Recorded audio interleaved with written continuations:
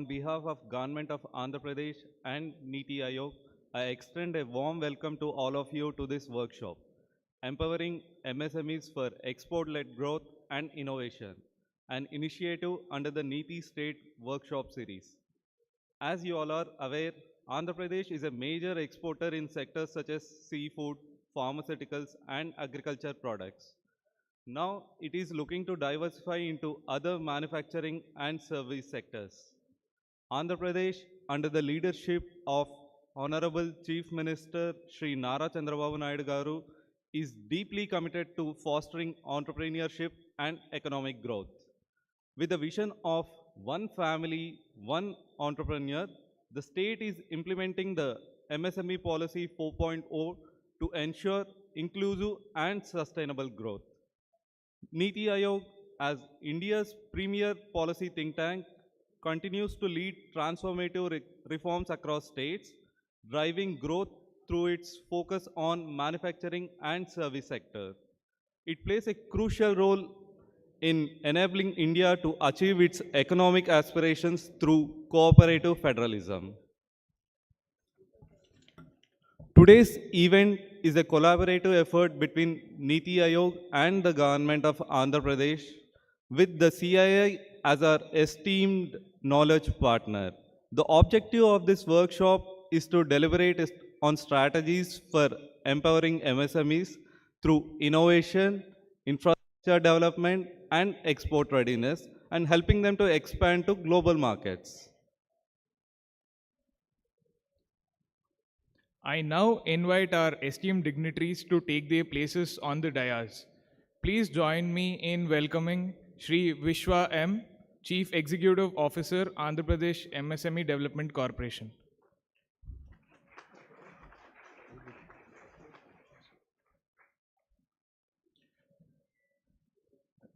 Now let us welcome Dr. M. Shankar Prasad, Principal Technical Advisor, Hon'ble Minister for MSME.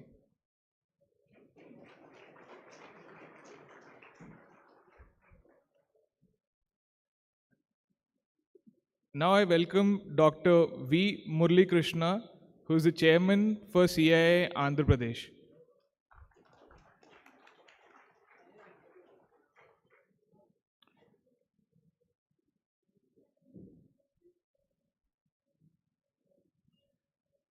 Now I would like to welcome Dr. Shekhar Babu Gaddam, IFS, Chief Executive Officer, AP Food Processing Society.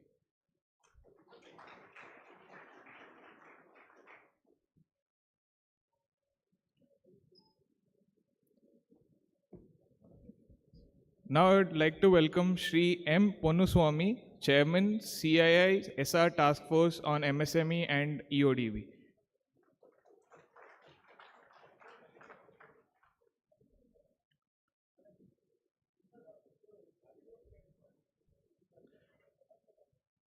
Now I would like to welcome Shri Shivashankar Rao Tamireddy Garu, Chairman, AP MSME Development Corporation, onto the dais.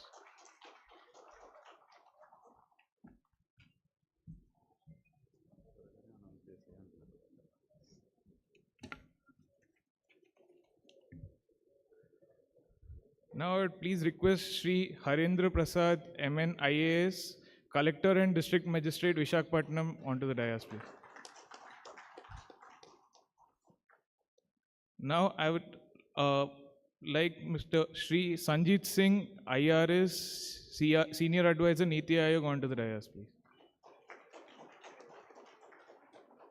Lastly, I would request Shri Kondapalli Srinivas Garu, Honorable Minister for MSME, SERP and NRI Empowerment and Relations, Government of Andhra Pradesh, onto the dais.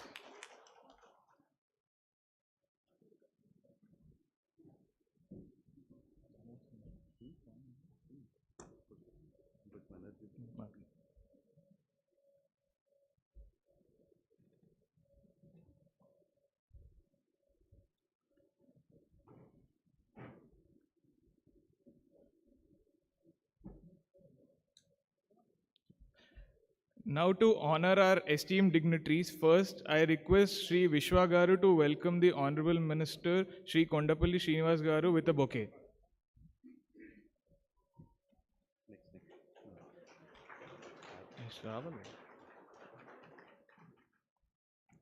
Now I request Shri Vishwa Garu to welcome Shri Sanjit Singh IRS with a bouquet.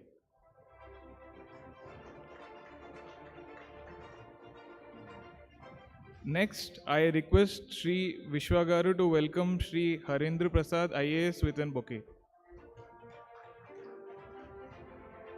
I now request Shri Vishwa Garu to kindly welcome Shri Shiva Shankar Rao Tamireddy Garu with a bouquet. Now, I request Shri Sudarshan Babu, Executive Director, AP MSME Development Corporation, to welcome Shri M. Ponuswamy Garu with a bouquet.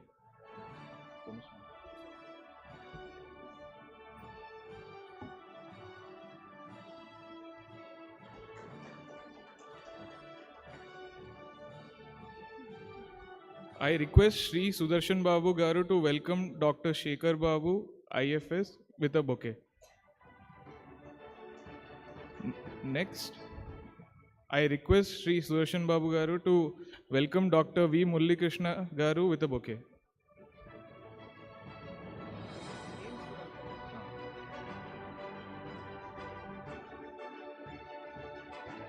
Now, I request Shri Sudarshan Babu Garu to welcome Dr. M. Shankar Prasad Garu with a bouquet.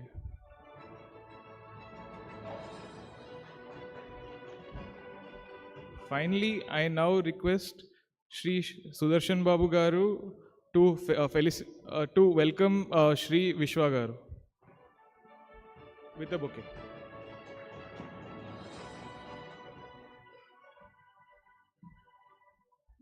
Next, I invite all the dignitaries to rise and proceed for the lamp lighting ceremony to formally commence this workshop.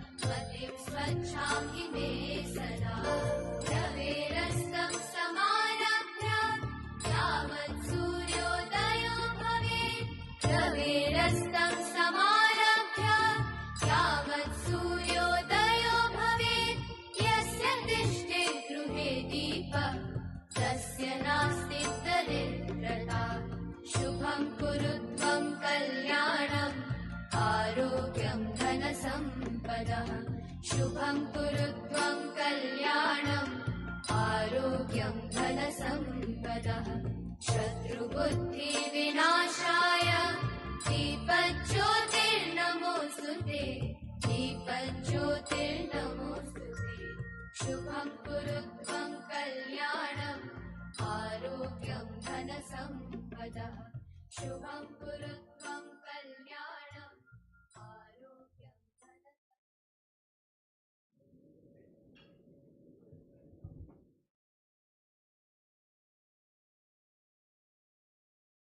Now we will commence the event and start with the inaugural session.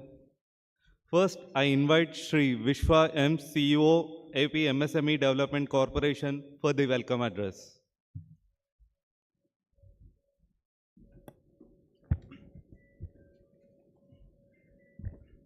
Respected Shri Kondapalli Srinivas Garu, Honorable Minister for MSME, SERP and NRT Empowerment, respected Shri Sanjit Singh IRS, Senior Advisor, Niti Ayog, respected Shri Harindra Prasad IAS Garu, Collector and District Magistrate, Visakhapatnam, respected dignitaries on and off the dais, friends from the media, and my dear MSME entrepreneurs. A very good morning to one and all. It is my honor and privilege to welcome you to this important event, Empowering MSMEs for Export-Led Growth and Innovation.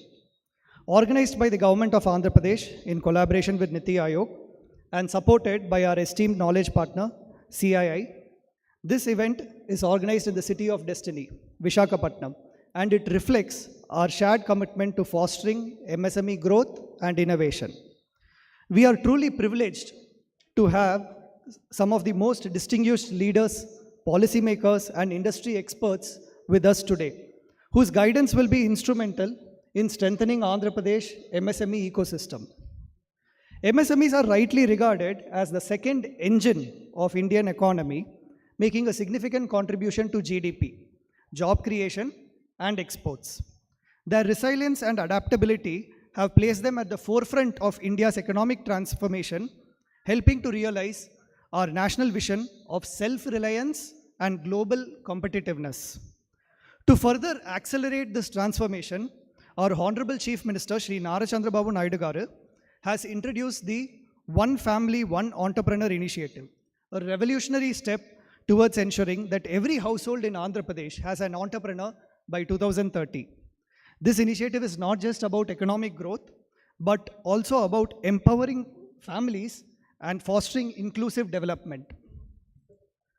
Andhra Pradesh is committed to positioning itself as the champion state for MSMEs, creating an ecosystem where business can thrive, expand, and compete on a global scale.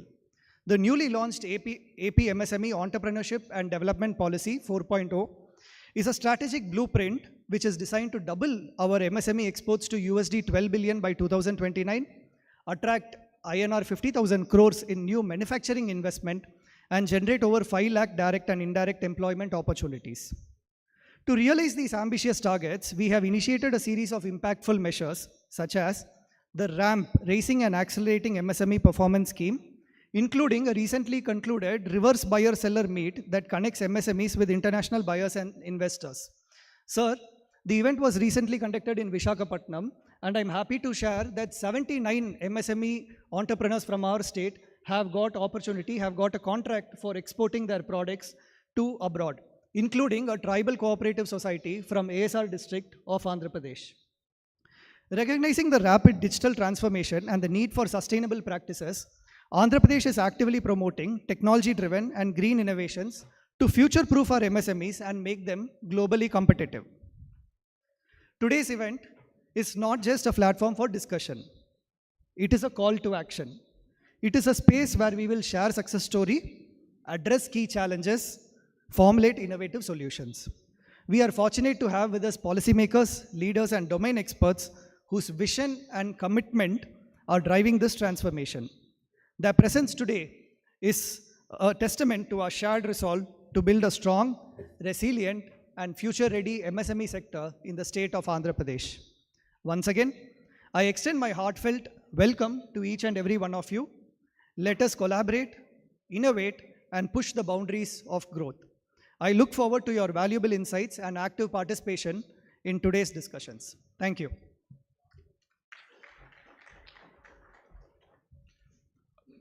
Up next, we have a special address by Shri M. Ponnuswamy, Chairman, CII SR Task Force on MSME and Ease of Doing Business.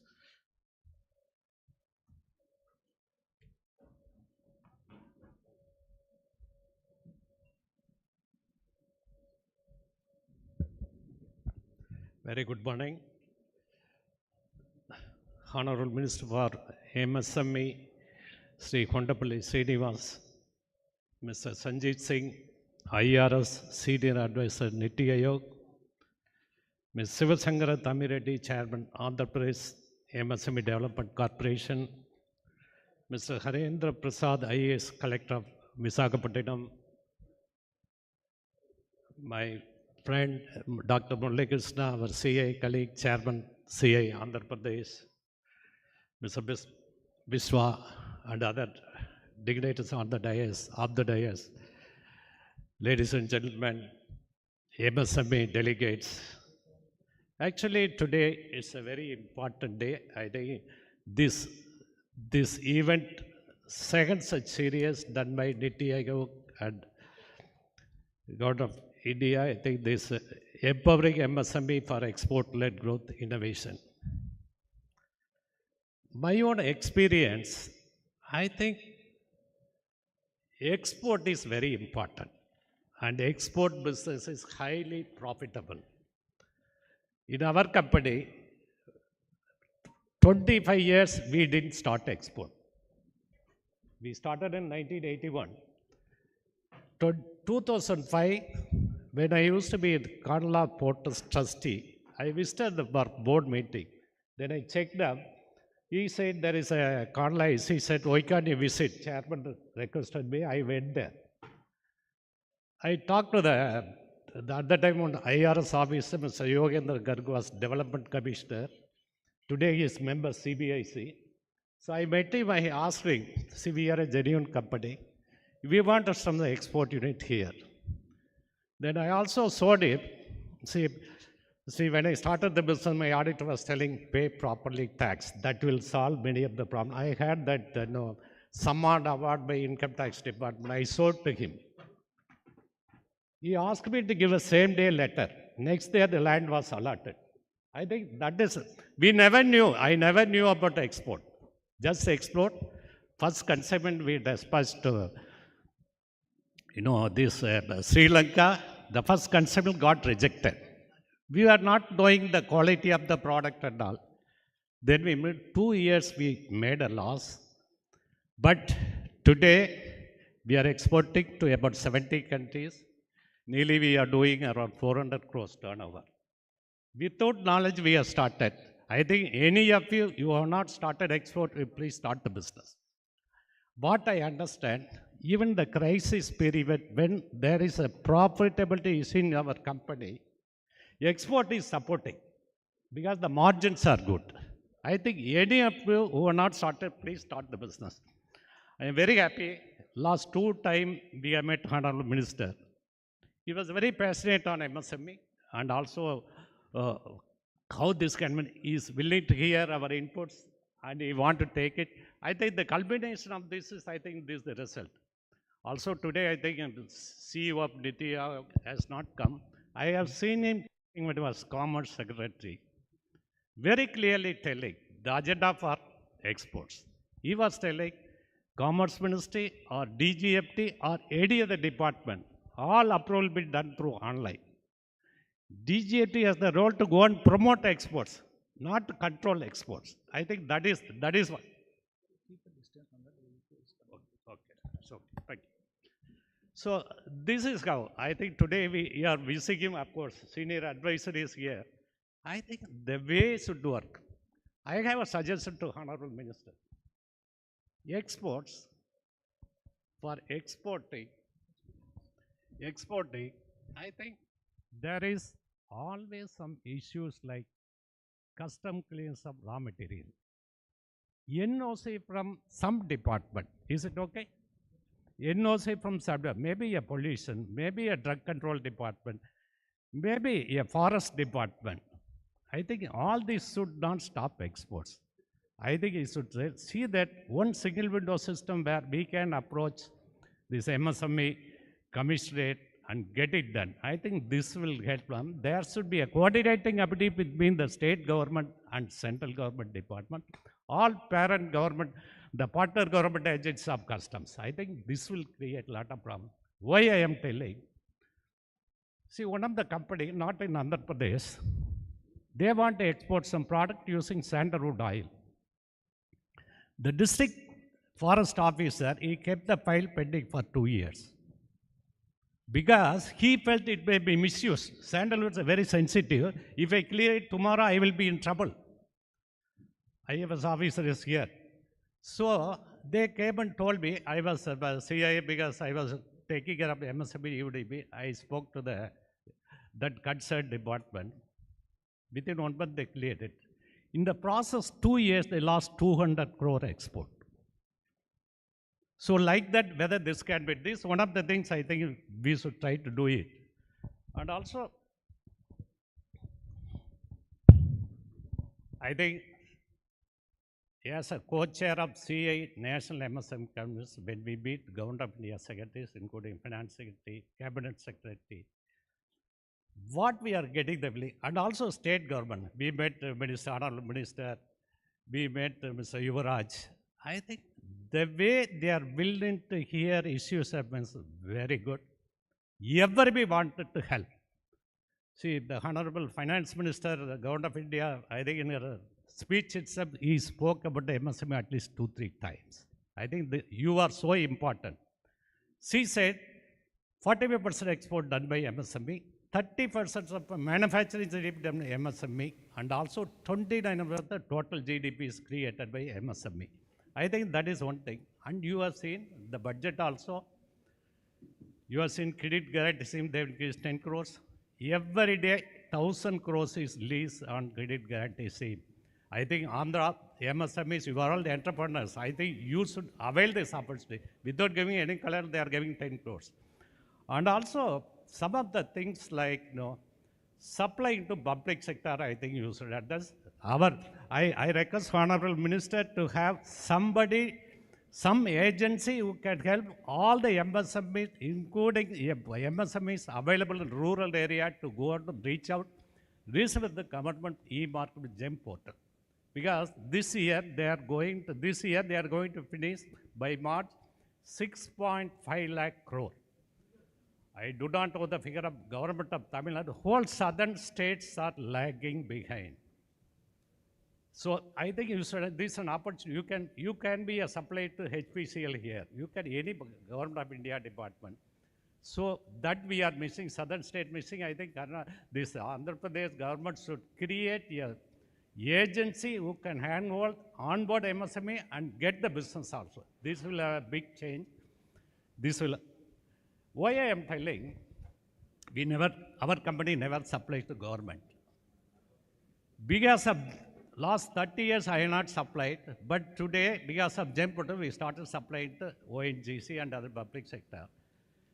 With this experience, our export on oil field chemical to throughout the world, the business is 10 times more than what we are supplying to ONGC. We never knew that business because we've gone to ONGC. Now we are supplying, what are the big companies in the world? Like that, if we are supplying some chemical to Chennai Petroleum. Worldwide we can supply. And an MSME in Andhra Pradesh, if they can supply to a company, a multinational company, you have automobile company here. There are several multinational companies in Andhra Pradesh. Not only Andhra, you take all over India, you be a vendor. I think the Andhra Pradesh government support this making vendor to also the MNC. See, our company supplies to Hon'ble in India, Nippon Paints here. Some manufacturer, R&D developed product. First time India that product is made. So that product, we are now exporting global companies. At least 10 countries we are exporting. I think this is how we should change. First become an exporter, supply to public sector undertaking. With that experience, go to other countries, MNCs and local big companies. I think you should vendor level program. We can CA also can work like that. So I also want to tell, because a lot of MSMEs there, I come from a village. My both parents have not gone to school. Very remote village. We got electricity connection only when I was 20-year-old. So that much remote. I studied BSc Chemistry, came to Chennai. I worked for some time and started business 81 because family I could not manage with my salary, 650 rupees I was getting. In fact, when I was school, I never had footwear. So poor. But when I ventured business, try to follow some rule and regulation. To reach what? You should not be content with one customer. You should not content. If you are supplying to Andhra Pradesh, go to all other states. You are supplying to all over the state, go to other countries. I think this is how we should do it. So this will definitely have a lot of effect on you personally and to the state. And also, I think Andhra Pradesh is doing well. I think that the MSME state contribution is 28%. MSME engaged in manufacturing 79, balance are in service sector. Your state has done very well in seafood. I think you constitute around 32% of the share. Also, you have done very well in pharma. I think there is big this thing. And lot of women entrepreneurs are there. I think I told most of the things. I will request, maybe I am sitting in the next panel also. We will definitely work. And also one more thing I like to tell here. ANRF, Anusandhan National Research Foundation, Indian government is allocating 50,000 crores. Our request to MSME and government is how much MSME can be given. I think that we are working. In fact, when last time I met Chief Economic Advisor, he said, you come, we'll shift to the science and technology demand, how this can be done. I think MSME should get, Andhra Pradesh should lead in getting this ANRF fund for helping MSMEs. So also, IIT Madras, what they are telling, we'll do free energy audit. Somebody is contributing. He is also, we have thousands of startups. MSME has any issues, we'll try to give problem. I think we should approach like that. With these words, I think Andhra Pradesh has a lot of opportunity for export. We should export market. I think you will be great success. Thank you for giving the opportunity. Thank you very much.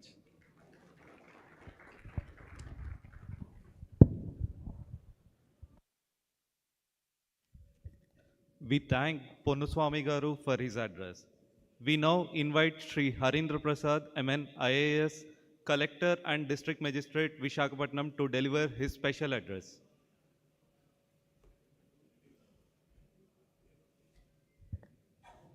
A very good morning to all of you. Respected Shri Kondapalli Srinivas Garu, Hon'ble Minister for MSME, SERP and NRI Empowerment and Relations. Respected Chairman MSME Corporation, Shri Shivashankar Garu. Respected Shri Sandeep Singh Sir, Senior Advisor NITI-Ayog.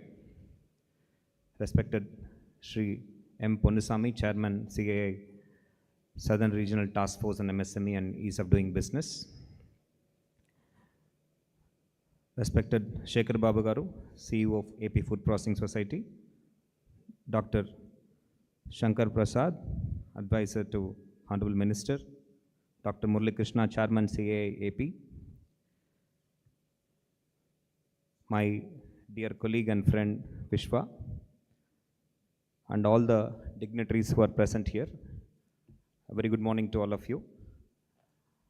It is a wonderful gathering today. We are taking baby steps towards realizing our dream of achieving Swarna Andhra Pradesh, the developed state of Andhra Pradesh in the year 2047. As our Honorable CM has mandated, every family should have an entrepreneur. The dream of having an entrepreneur in every family can be realized only if we start focusing on the key growth drivers in the economy. Amongst the key growth drivers, MSME sector plays a crucial role because this sector, in terms of economic contribution, in terms of employment potential, plays a pivotal role for the growth of the state all these years and also in the coming years. So given the potential this sector offers, it's high time that we give the necessary emphasis to this sector. That's what this government has been doing. The government has come up with a plethora of policies encouraging the MSME sector, encouraging them, primarily the existing players, to do the technology upgradation, to improve their product capabilities, promote the exports on the one side, and also for the new entrepreneurs to plunge into this space and tap the potential of this particular sector.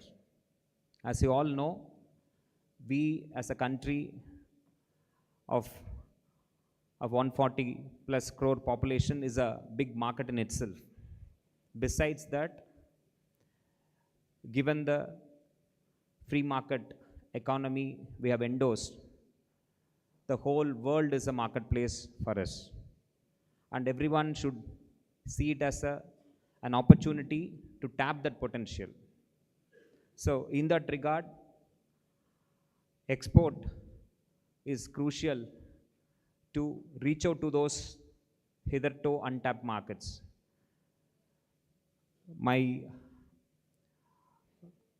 The speaker who spoke before me, Mr. Ponusami, clearly elucidated how important export is and how he reached out to 70 plus countries starting from one.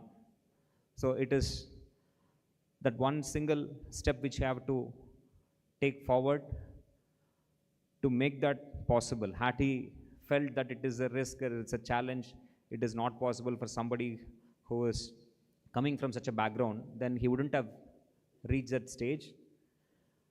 Every one of you, given the risk-taking potential you have, having got the entrepreneurial zeal you have, each one of you should aspire to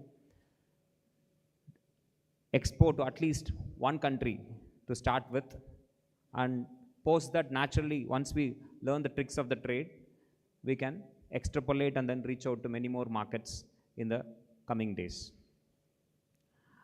Coming to Visakhapatnam as a district, as a city, this is more like the home to the MSME, I would say, in the state of Andhra Pradesh. Given the presence of 2 ports and a steel plant, which is mother to many ancillary units in the foundry and then other space, Visakhapatnam is ideally placed to tap the potential of MSMEs who are wanting to invest here and also to expand here and then to export to other countries. So we have got the air connectivity, we have got the ports in place, and Kakinada also is close by, and we have the industrial space also with APIC to expand your presence and use this facility to reach out to many more markets. And the government, with the new industrial policy and MSME policy, has given a lot of incentives for the young entrepreneurs to expand their business, get into this, including women entrepreneurs, people from the deprived caste. They have announced incentive, be it in the fixed capital or on land or on the other conversion charges and stamp duty. A lot of incentives have been announced. And the dynamic leadership of Honorable CM has led to significant investments coming into the state. If you remember, in the month of Jan, Honorable Prime Minister was here, and in his presence, we inaugurated the bulk drug park, the green hydrogen plant, and a plethora of other initiatives were launched from the city of Visakhapatnam. So the region is going to see stupendous growth in the coming years, and all of you should be part of that wave of opportunity which is in front of us. As we speak, there are 12 lakh people employed in the MSME sector in the district, out of which close to 3.8 lakh women are employed. That's a significant aspect of this MSMEs, which contributes a big way in employment of women, though it may not be as high as the state of Tamil Nadu, but we are definitely catching up. So creating women employment, it naturally translates to women empowerment. Empowering a woman empowers the whole family to come out of poverty. So that is what this sector is doing. And amongst those units which are here in Visakhapatnam, close to 22% of them are manufacturing space. So these are not mere traders. They are into manufacturing, which is a significant number. So it's high time we all work together from the government side, from the industry side, through the help of CII and other industrial bodies. We can realize the dream of achieving a developed Andhra Pradesh by 2047.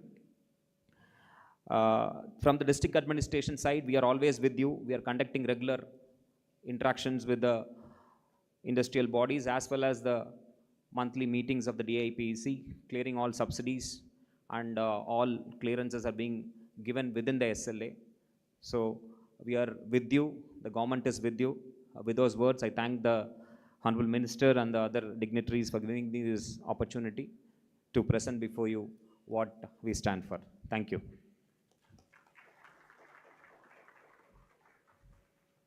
Thank you, sir, for your valuable words. Up next, we have another special address by Shri Shivashankara Rao Tamireddy Garu, Chairman, AP MSME Development Corporation.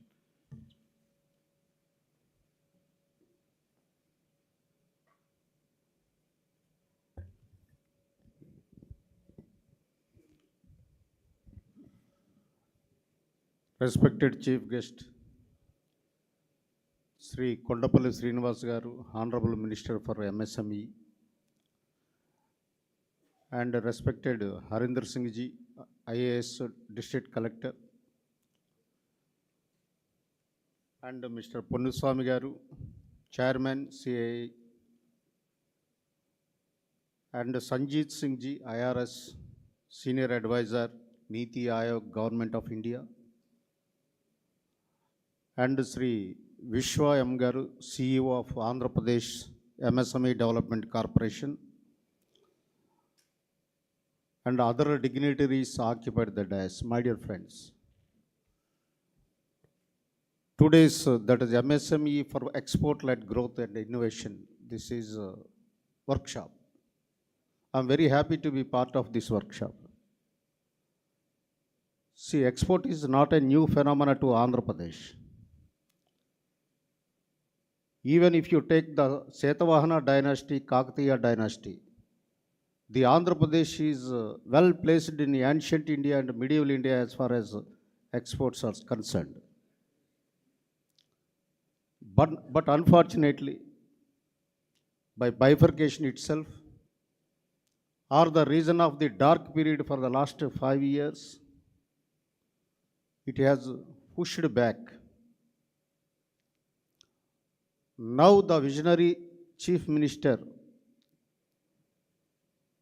our country knows, and even world, Sri Nara Chandrababu Naidu garu, and also the dynamic and progressive, positive, young and energetic, because all are aptly, I am using the words to our Minister, Sri Kondapalli Srinivas garu. This MSME of Andhra Pradesh scenario is gradually changing towards achieving the goals of our Chief Minister to get every house an entrepreneur by 2030.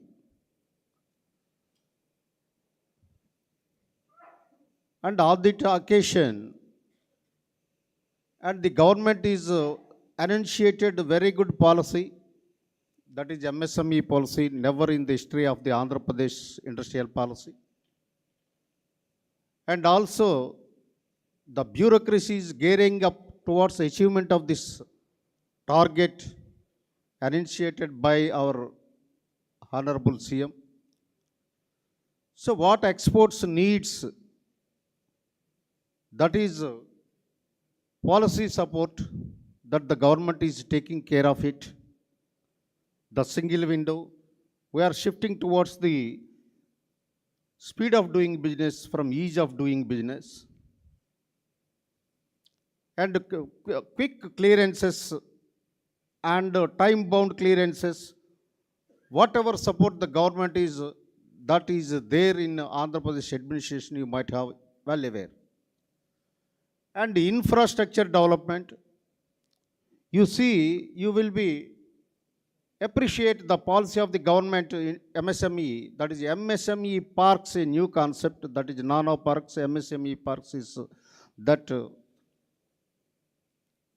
came into the existence. Apart from APIS's alignment of something, and also the government of Andhra Pradesh inviting the private people to develop a parks. That is a game changer. I will definitely call Honorable Sir in presence of you. It is a game changer to the MSME policy of Andhra Pradesh. That is private parties developing the MSME parks. And financial assistance, which is a major concern for both the state as well as stakeholders. Even in this constraint stage, and most of the budget is allotting to the MSME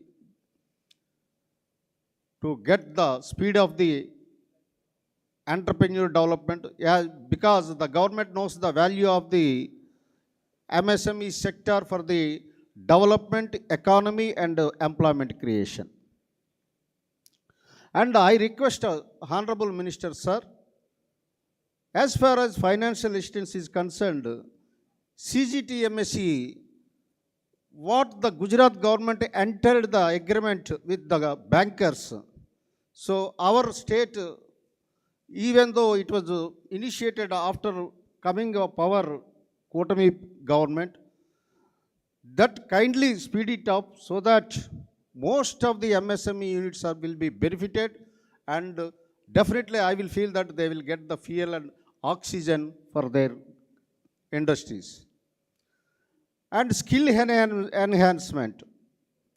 You see, under the RAM program and skill development, so whatever the technology updation, government is very updated, imparting the training programs to all the people. So for exports, what is the needed is support from the government. That is why last 5 years dark phase I am telling you, Kakatiya period, Mr. Ganapati Deva, Abhaya Sesanam inscription was announced. That means any foreign traders come to the Kakatiya dynasty, the state will protection, guarantee, and whatever need we will give. So such a environment now our present government headed by the Honorable CM is giving to the all entrepreneurs in the state, unlike the earlier situation. And also we have to see, unlike, I have really taken aback when I seen that Tamil Nadu government target was $100 billion by 2030. What a great target they have set for themselves. Whereas Andhra Pradesh up to 2027, 376 lakhs MSMEs to be established, where we achieved 163,000 units so far. So there are opportunities. There are potential. There is a potential in Andhra Pradesh. For example, I will tell you one sector, that is shipbuilding. You take, for example, Goa, at the 100 kilometers of coastal line, the state is having 22 shipbuilding manufacturing units. Whereas in Andhra Pradesh, even though it is having 978 kilometers coastal line, we are having only 2 places, that is Visakhapatnam and Kakinada.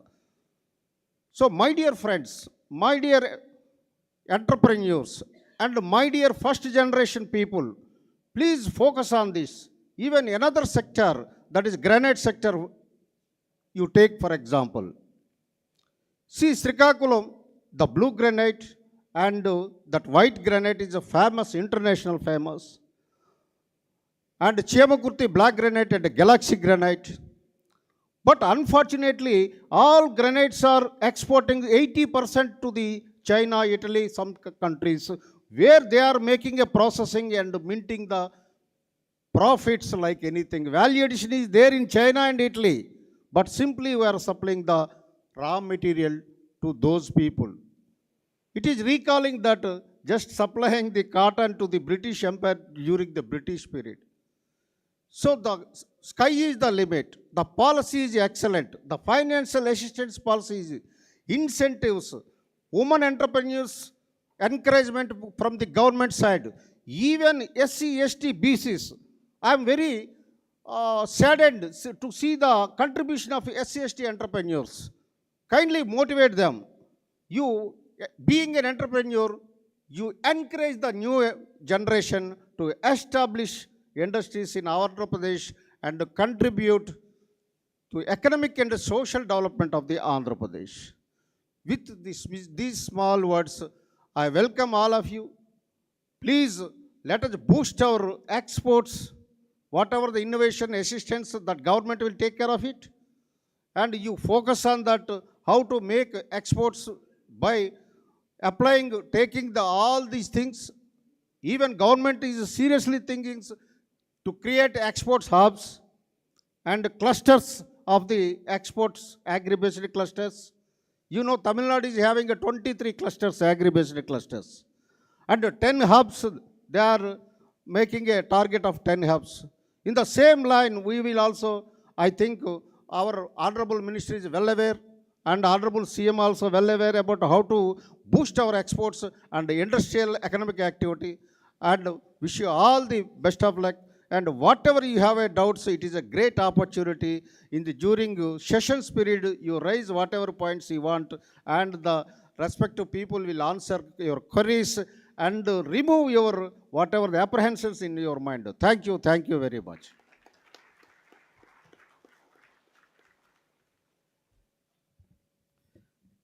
Thank you, Shri Shivashankara Rao Tamireddy Garu, for his address. It is now my privilege to welcome Shri Sanjeet Singh, IRS Senior Advisor, Niti Aayog, for the keynote address of the day.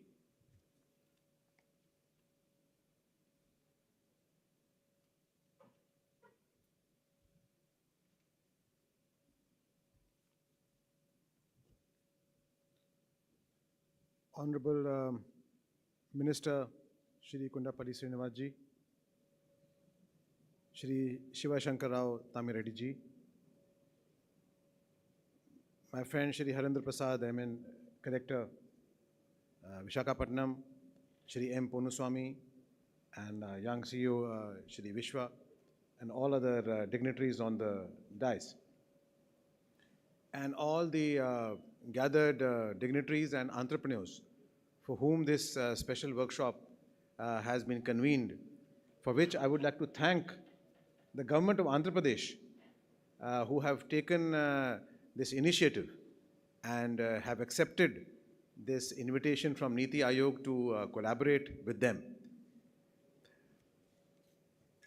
Honorable Minister, I recall that in 27 July 2024, in the 9th Governing Council meeting, which was chaired by the Honorable Prime Minister, the Prime Minister laid down the vision of Vikasit Bharat at 2047, where all the Chief Ministers, including Honorable Chief Minister Andhra Pradesh, were present. And he had said, when states grow, India grows. There's no other way that India can grow if the states don't grow. And I recall, I was sitting very close to Honorable Chief Minister Andhra Pradesh, and he made a very powerful speech, laying down the vision of Vikasit Andhra Pradesh. And he had said that a Vikasit Andhra Pradesh will play a key role in realizing a Vikasit Atmanirbhar Bharat in line with Honorable PM's Vision 2047 for our nation. And that call was taken up by many chief ministers in that meeting.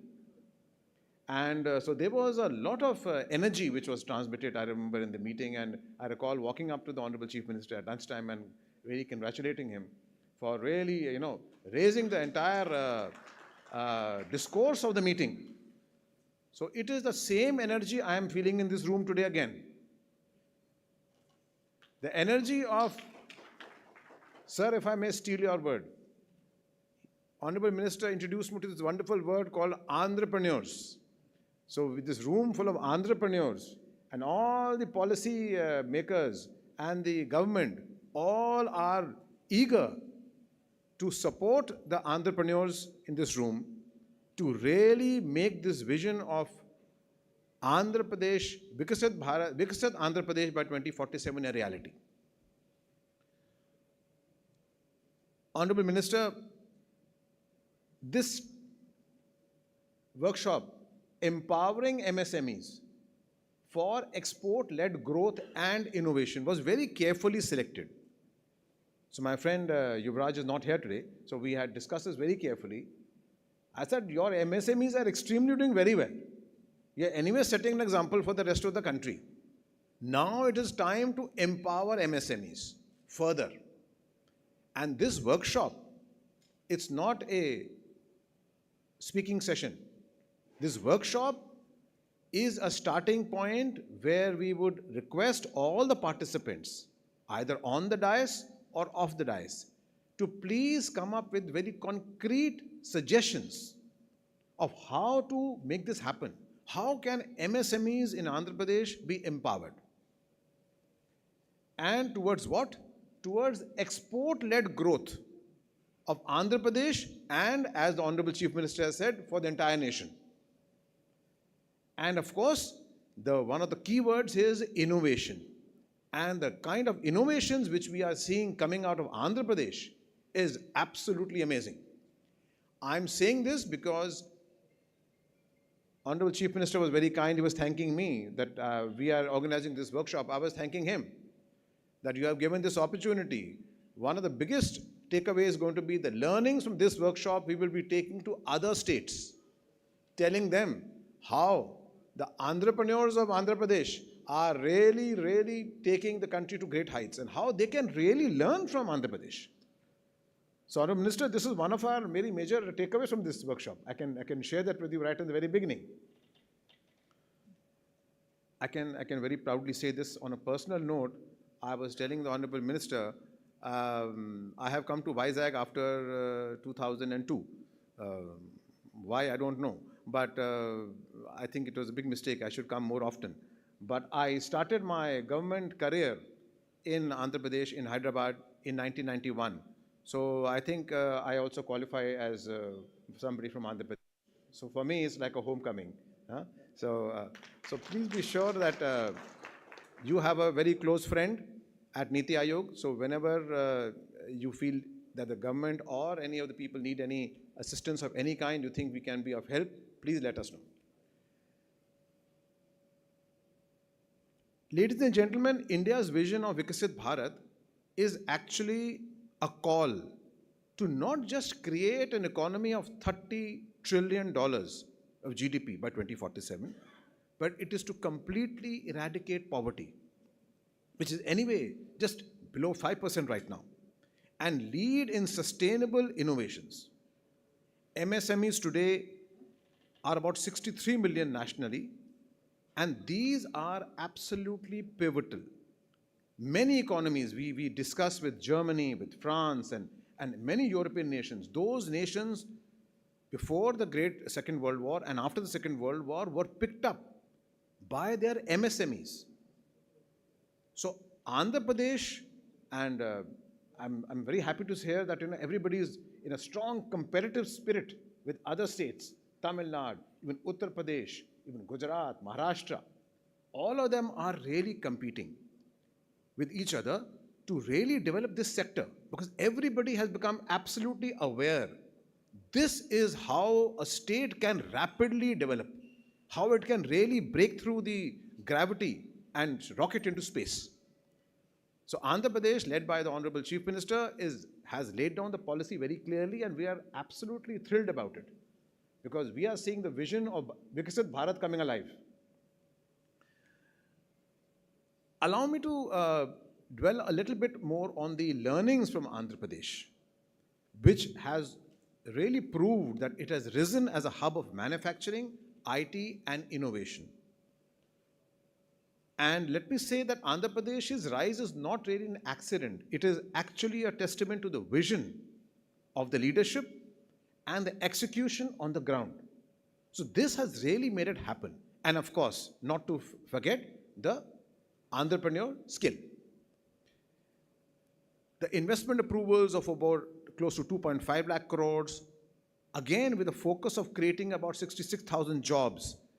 The State Innovation Promotion Board's 1.21 lakh crores approvals with a target of creating about 80,000 jobs. And the Honorable Chief Minister N. Chandrababu Naidu's plan for setting up MSME parks across all 175 constituencies, starting with one in each district, aiming to create 20 lakh jobs by 2029.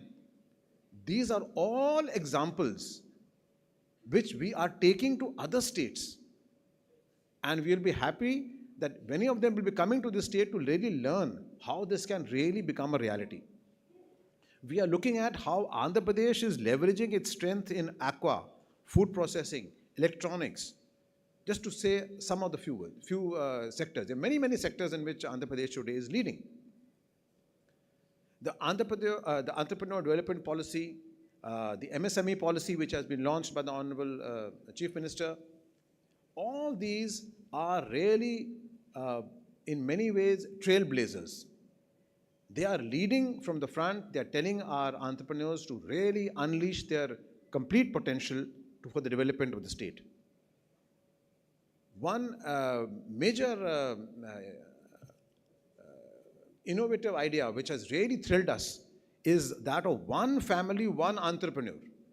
This is really unique. In fact, I'm going to be sitting down specifically with the Honorable Minister and the MSME Chairman to really understand more about this. So how we can really replicate it in other states.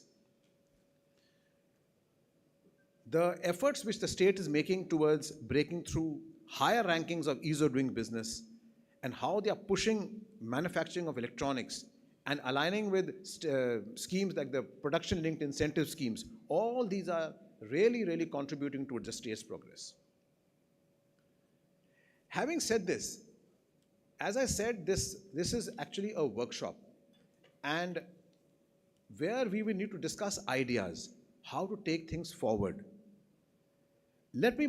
Allow me to speak a little bit about Andhra Pradesh's innovation successes, which we are looking very carefully. So the coir industry exemplifies this, that once it was a traditional and now it exports geotextiles with technical upgrades. Similarly, in food processing, organic millet snacks and value-added aqua products. These are all keeping with view the future markets, the global export markets, how we can really capture them. So these are really very innovative, and they can really create a huge market. Similarly, the Open Network for Digital Commerce, ONDC, which has generated about 5 crores in MSME transactions, has linked rural vendors to global players in digital platforms. And we are again looking to Andhra Pradesh how this can be really scaled up to the next level. Now, having said this, there are a lot of challenges which we in the government, we at NITI Aayog recognize, and I'm sure all the entrepreneurs here will know them for real, because they are the ones who are really carrying out this business every day. Finance continues to be a chokehold, not only in Andhra Pradesh, but in all parts of the MSMEs in India. Similarly, market access. How do we access markets globally? There are a lot of barriers. So how to reach them? I know the shrimp export from Andhra Pradesh has really broken through this, whether it be traceability, whether it be taking on the challenges of antibiotic-free shrimp export, all that has been done. So how can we create more such best practices which other MSMEs can also replicate? Similarly, digital adoption. However, Andhra Pradesh is leading, but still, how can it do even better? Similarly, the infrastructure gaps, whether it be like cold chain storages, which are all challenges to our horticulture exports, and other such infrastructure, which again, the government is doing a lot. But does it still pose an important challenge? Last but not the least, gender inclusion. Women-led MSMEs, which Honorable Chairman also mentioned, is something which we are very keenly looking at. And we are really hoping that Andhra Pradesh can really show the way forward in this direction. So therefore, I look forward to rich deliberations today on our MSMEs strategies for empowerment. These can include, for example, strengthening access to finance, boosting digital transformation, enhancing market access, fostering innovation ecosystems, and empowering women and youth. These are just a few. They're not all the points which we can deliberate on. We can deliberate on much more. Skilling, for example, the Honorable Minister mentioned. These are something very, very important we need to work on. Ladies and gentlemen, I would like to, in fact, end my this speech with leaving you a picture, a vision. Please try and picture Andhra Pradesh's aqua MSMEs exporting IoT-tracked shrimp to the world. Cored geotextiles from Andhra Pradesh in all parts of the world, greening global landscapes. Please try and picture the food processing MSMEs of Andhra flooding the markets with organic millet. So all these are powered by innovation. So there are many, many, as the chairman mentioned, sky is the limit. So please, let's unleash our innovative potentials and really reach the sky. I would like to thank once again Honorable Minister and the government of Andhra Pradesh for this wonderful opportunity to have this workshop. And the learnings from this workshop, we will be extremely delighted to really imbibe, and we'll be happy to have a follow-up workshop if needed. So thank you so much. Jai Hind. Thank you so much, sir, for your generous words. Now, I invite our chief guest, Shri Kondapalli Srinivas Garu, Honorable Minister of MSME, SERP and NRI Empowerment and Relations, to deliver his chief guest address.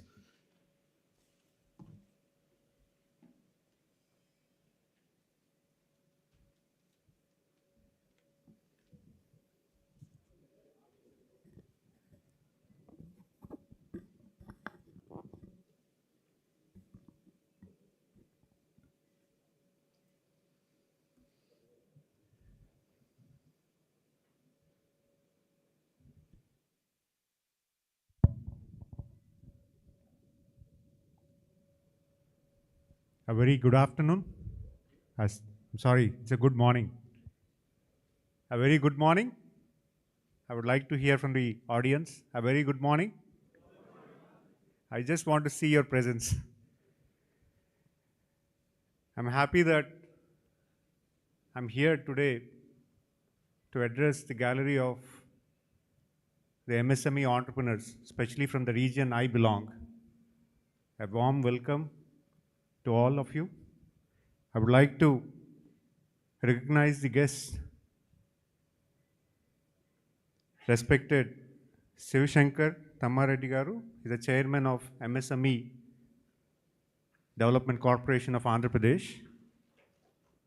He is a man who has been supporting me and trying to bring all the issues with respect to sectors that the industry needs.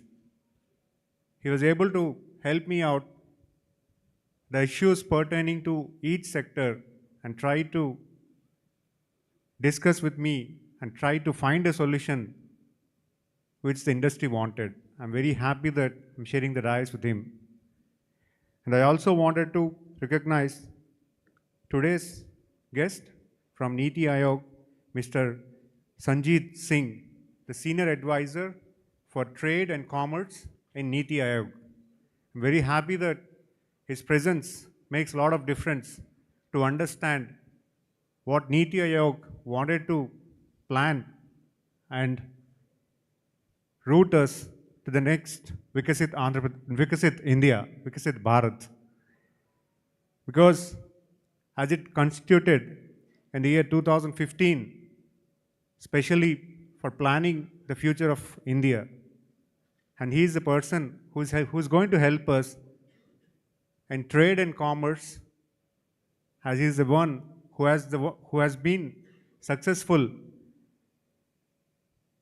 in rural development, trying to connect 160,000 habitations with the motto of Pradhan Mantri Gram Sadak Yojana, which actually We have seen the success of it in 2014 to 19, where most of the rural villages have been connected, well connected with the vision that he has empowered.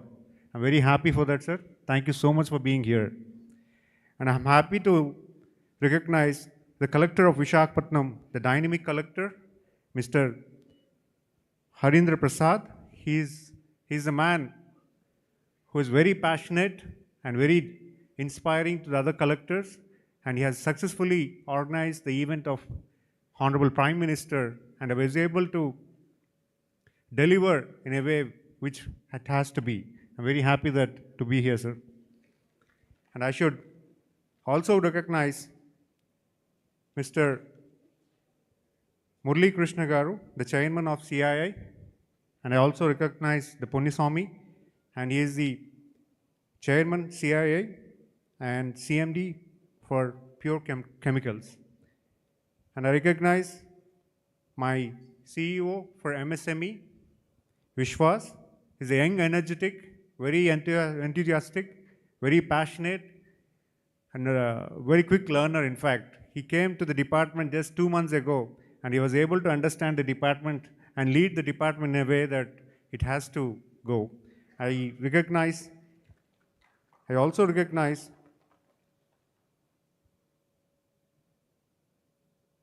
my CEO for food processing as a very excellent officer, and he will lay a very good foundation for food processing industry. Definitely, I'm sure that there are a lot of aspirations in the state, because our GDP is 27% with agri products, and he's the person who could actually formulate the food processing in Vikasit, Andhra Pradesh. I'm very happy for them. And I wanted to thank all of you for being part of this meeting, because it's a wonderful meeting where we could address the MSME industrialists who are here to listen to us and try to learn something from this meeting. And I would like to, first place, I would like to tell you that the entire world is looking at MSMEs, because it is the only industry which could employ more people, which could actually make you more self-employed and also create employment for other people. And this is the only way where the GDP can grow very fastly. And we can also raise the people under the poverty line to bring away from the poverty line, because this is more essential. As you know, the entire world is seeing a big gap in the rich and poor. And how do you make the poor away from the poverty line? So we need to empower, we need to employ more people, we need to make sure that the social economic condition of the poor has to be increased. So MSME play a vital role in the growth of the state, nation, and the world. So how do we empower them? That's what Honorable Chief Minister wanted us. He wanted to understand how do we do that. Because as a state, after separation from Telangana, we have lost a lot of assets. We have lost a lot of revenues. And we have lost a lot of knowledge that we acquired. Most of the knowledge centers, knowledge universities were all remained in the United Andhra Pradesh. So in 2019, Honorable Chief Minister, he has done the first step to lay a foundation on the education system. He was able to bring in a lot of government and private institutes, and he was able to lay a very good foundation for MSMEs, because he was able to identify that back then itself that MSMEs will play a vital role. For that to facilitate, he was able to identify one MSME park in every constituency, but which did not get fruitful, but we are in a plan to do that right in this government. But definitely, he is the first person in India who actually formulated single window applications for all the entrepreneurs. Anyone who wants to establish an industry, he is the first person. Back in 2001, he has planned to establish a single window clearance from all the departments for any industry to establish an industry. So now in 1419, he was the first person to bring in the ease of doing business. He has given the timelines based on the type of the industry, whether it's a green, orange, or red. Based on that, he has created a very simplified method which was appreciated entire country. And now he wanted to establish how do we do the speed of business. How do we make sure that the industry gets readiness with all the information and with all the approvals in a faster way. Because this is what is essential as an entrepreneur. Because not everyone could get all the information on all the approvals at one time. Because there are a lot of lapses in the government administration, which we wanted to simplify that. Because we are working closely with the bureaucrats, we're trying to assess what are the issues based on each sector. So likewise, we're trying to adopt the best way. We have created the best policy in terms of policy, and the guidelines are already there. And we also have a MSME parks being established, identified, and the guidelines are also released. So this time he wanted to make sure that the MSME facilitation has to happen in a proper way. The facilitation could be in terms of infrastructure, in terms of knowledge. So if somebody wants to establish something, how do they establish? Because APIC can only is only a limited space that the industries could find in. So how do we increase the number? Government alone cannot increase the number. So we found a model where we could adopt on P3. There are 3 models which we identified. The first model is a complete private land converting into an industrial park, where the industrial park will have all the recognitions of type of park, whether it's a green, orange, or red. And similarly, you have the park which could also have a combination of a government land and a private land. And there's a third model where the government land being developed by a private firm. So this will enable us to expand the industrial parks for everyone. So what is the necessity of an industrial park? It is actually going to simplify your approval process, where there could be a common facilities in the park, where there could be proper infrastructure that could actually reduce the capital cost and operating cost for an industry. So for that, we are planning in a big way. So that such infrastructure, such facility is still lacking in Andhra Pradesh. This has been found by Hon'ble Chief Minister.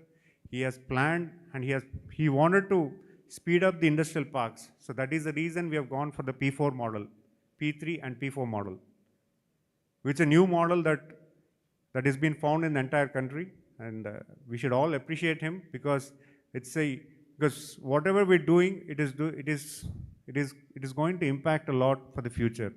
So he has taken a very nice initiative that I believe which we all should appreciate. And I also wanted to say the knowledge, because many of us as an entrepreneur, we don't know where to start and how to start. Because every entrepreneur thinks that one person is successful in that industry, we have to repeat the same industry. So what is that? How do we do that? There's a lot of aspirations in the young youth. They wanted to establish an industry, but where to start and how to start matters a lot. So for that, he has prepared, under the guidance of NITI-Aayog, he has prepared a vision document for Vikasit Andhra Pradesh. So how Andhra Pradesh is going to aspire their development by 2047 as a long-term goal, and by 2030 as a short-term goal. In 2030, what are the aspirations that the state is looking at? He has enmarked Padi Sutralu, where you could see that all the 10 sutras that he has mentioned, which is actually a possibility of creating a MSME industries. I would clearly like to mention that the Padi Sutralu he has mentioned is clearly an indication that there is a potential growth in those Padi Sutralu, because those are the key factors where the government is wanted to work in the next 5 years or in the next coming years until to 2047. Because the state has lost the development growth. There are a lot of unemployed youth. There are a lot of poverty line issues. So we want to empower them in the best way that the government could run the government could excel with a growth rate of 15%. So he identified in the vision document that he has produced, he identified 3 sectors. The first sector is agriculture and manufacturing, and then service sector. So he has seen what is the history of Andhra Pradesh in the last few years and what is the growth rate of Andhra Pradesh in the 3 sectors. And he wanted to ensure how to improve ourselves in these 3 sectors in the state of Andhra Pradesh. Because all the 3 sectors is very essential, because he wanted to categorize the agriculture, because agriculture is the Andhra Pradesh has got a very good potential in agriculture, because we are geologically we have a lot of advantages. We have river connections, we have water facilities very good, we have very good, if you could interconnect all the rivers, every land can be given irrigation water. So there are a lot of aspirations in that. So agriculture is going to be one of the key factors where the government wanted to focus, where the agriculture produce can be processed and exported. This is one of the good factors that the government wanted to clearly observe and develop. And also there is a manufacturing. So manufacturing, there are a lot of aspirations. How do we empower manufacturing? What is the support that the manufacturing could be given?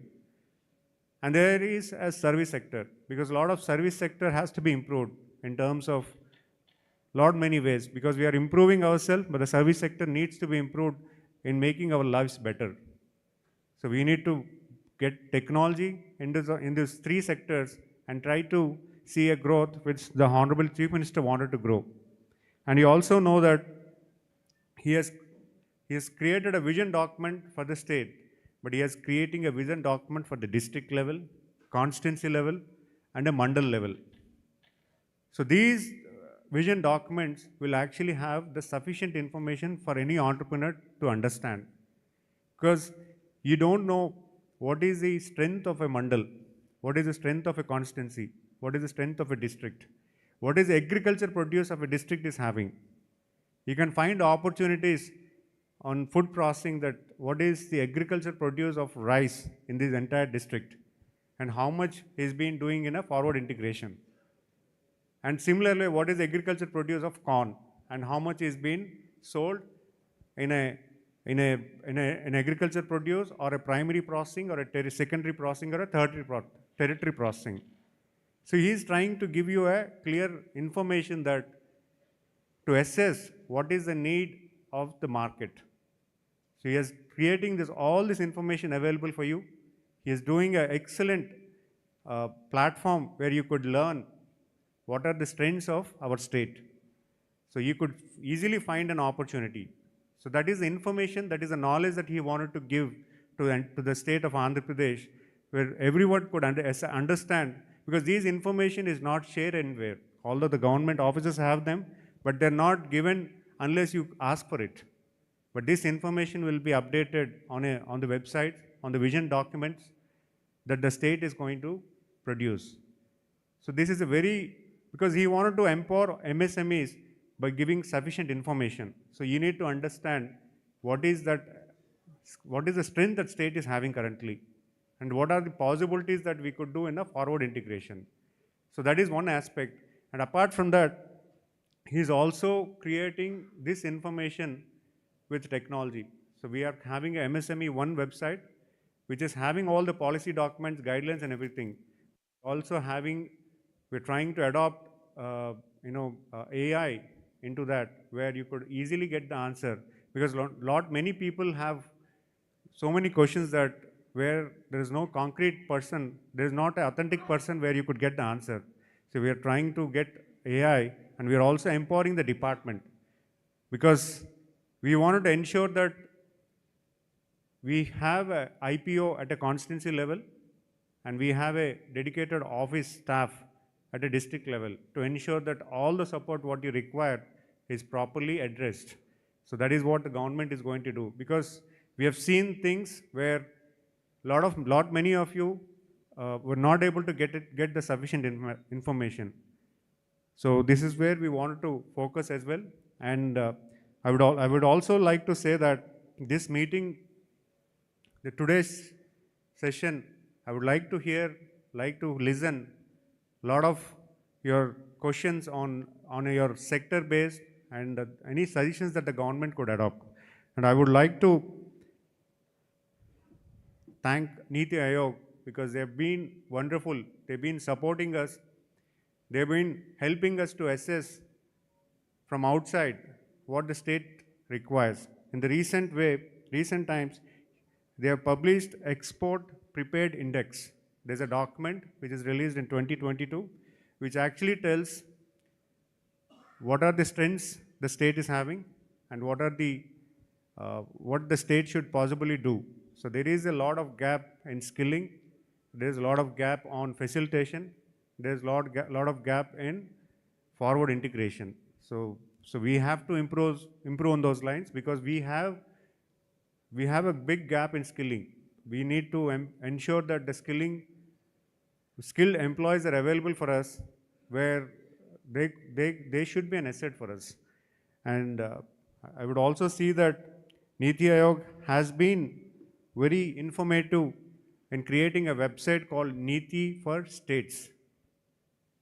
So there is a website called NITI for States, where you could see all the activities that the state government is doing in terms of skilling, in terms of trade and commerce, in terms of everything the entrepreneur could look at. So definitely, please go through that website. There are a lot of policy information of not only this state, for the other states. There are a lot of trainings that the governments are doing, not only Andhra Pradesh, the other state training information, the potential of other states, the adoption of other states. There are a lot of information that the NITI Aayog is providing that. Try to follow that and see where it could be useful for you. And I'm hoping that this session is definitely helpful, and we wanted to hear more from you. And I would like to thank my department for creating such event in a very grand way in my home place. Thank you so much.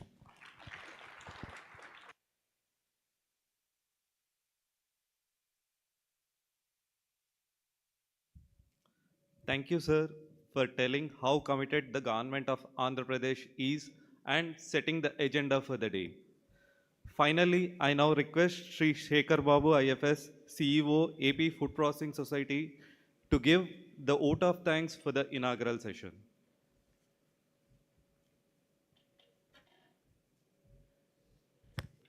Good morning all. At the outset, I take this opportunity to propose vote of thanks.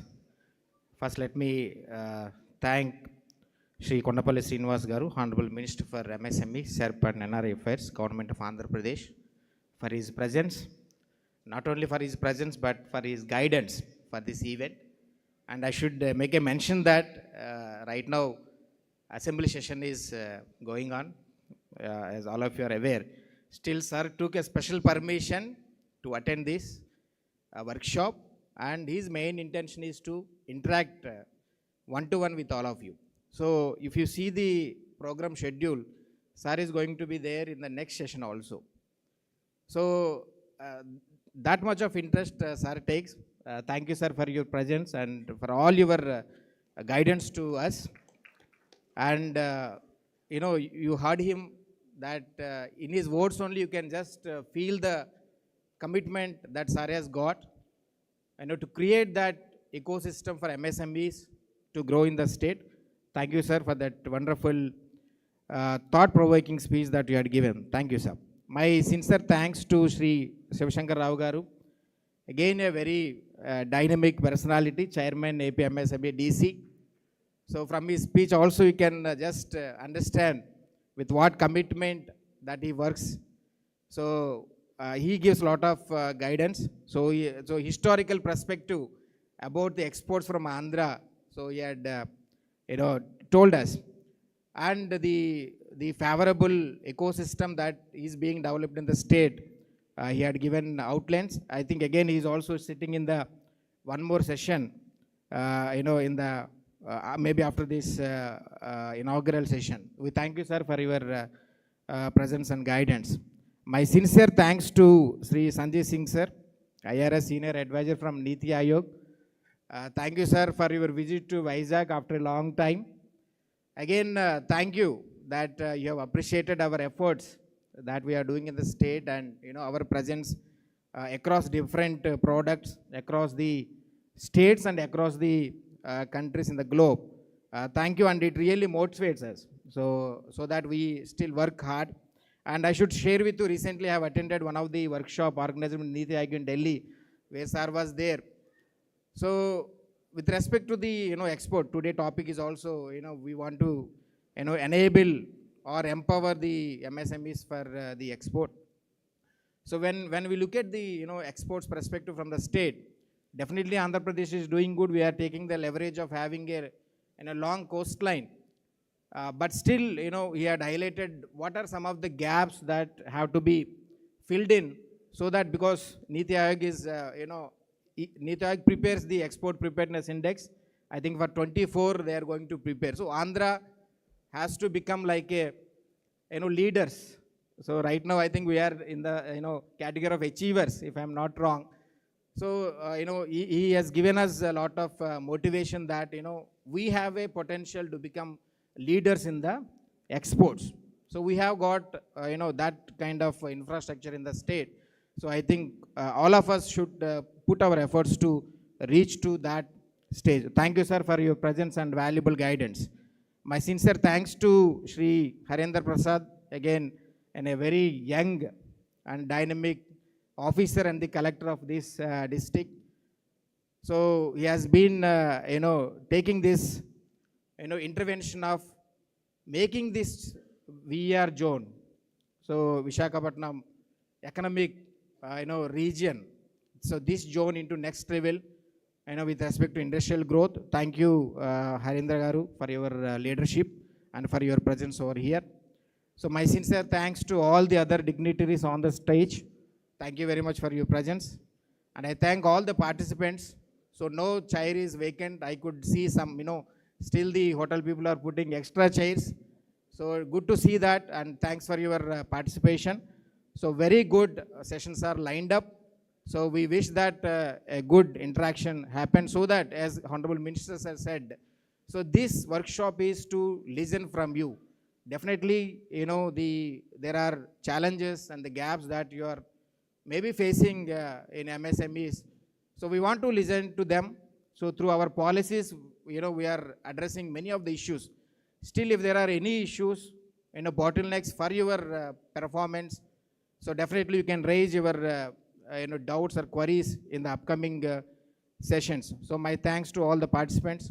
So my sincere thanks to the press and media for your participation in this event. Last but not least is my sincere thanks and appreciations to Mr. Vishwa, my colleague, CEO MSME DC, and his team for arranging this wonderful workshop today in this beautiful city of Visakhapatnam, and my sincere thanks to NITI Aayog for guiding to organize this event. Once again, thank you all. So we are wishing that we'll have a wonderful sessions, interactive sessions after this inaugural session. Thank you once again. Thank you all. Thank you, sir, for your kind words. Now, as a gesture of appreciation to our distinguished guest, we present mementos and felicitate them. I request Shri Vishwa Garu to present a memento and felicitate the Honorable Minister Shri Kondapalli Srinivas Garu.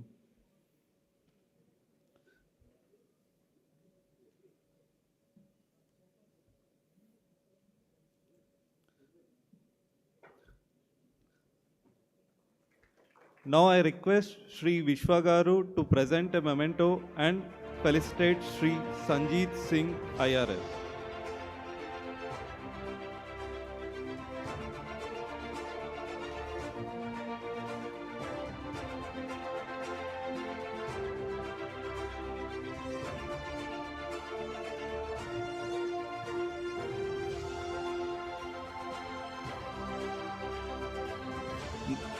Next, I request Shri Vishwa Garu to present a memento and felicitate Shri Harindra Prasad, IAS.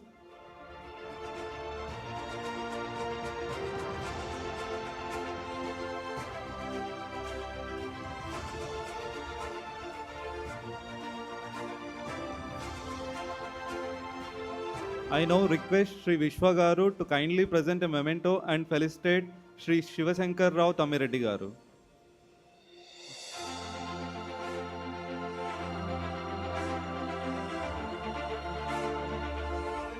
Next, I request Sudarshan Babu Garu to present a memento and felicitate Dr. Shekhar Babu, IFS.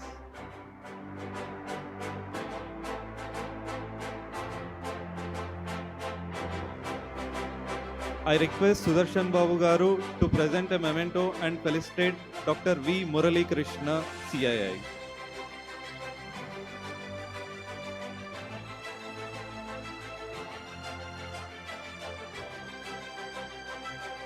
Now I finally request Shri Sudarshan Babu Garu to present a memento and felicitate Shri Vishwa Garu.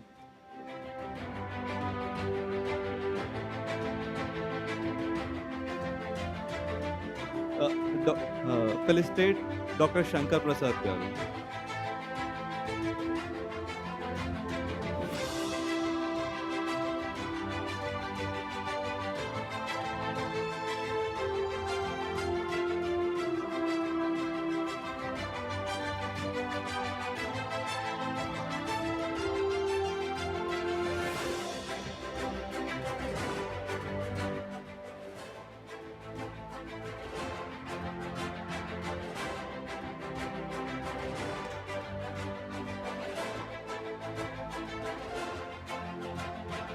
We will now take a short break for tea and refreshment. Kindly reassemble in 15 minutes by 12:20 p.m. Thank you.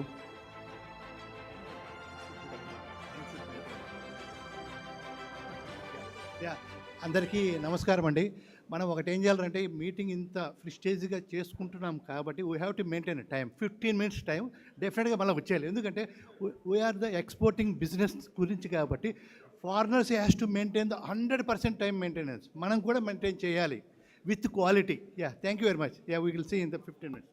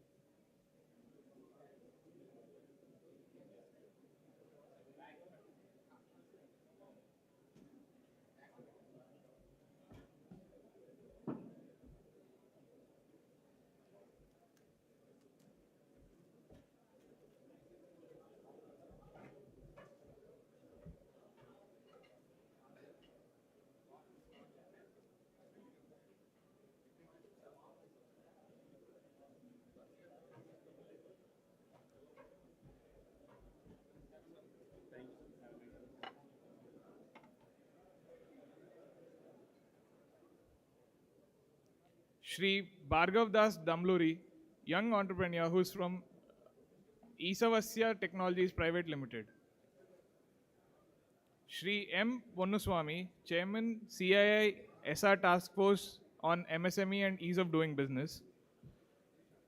Shri Vishwa M., CEO AP MSME Development Corporation. Shri K.S. Vishwanathan, IAS, Metropolitan Commissioner VMRDA Visakhapatnam.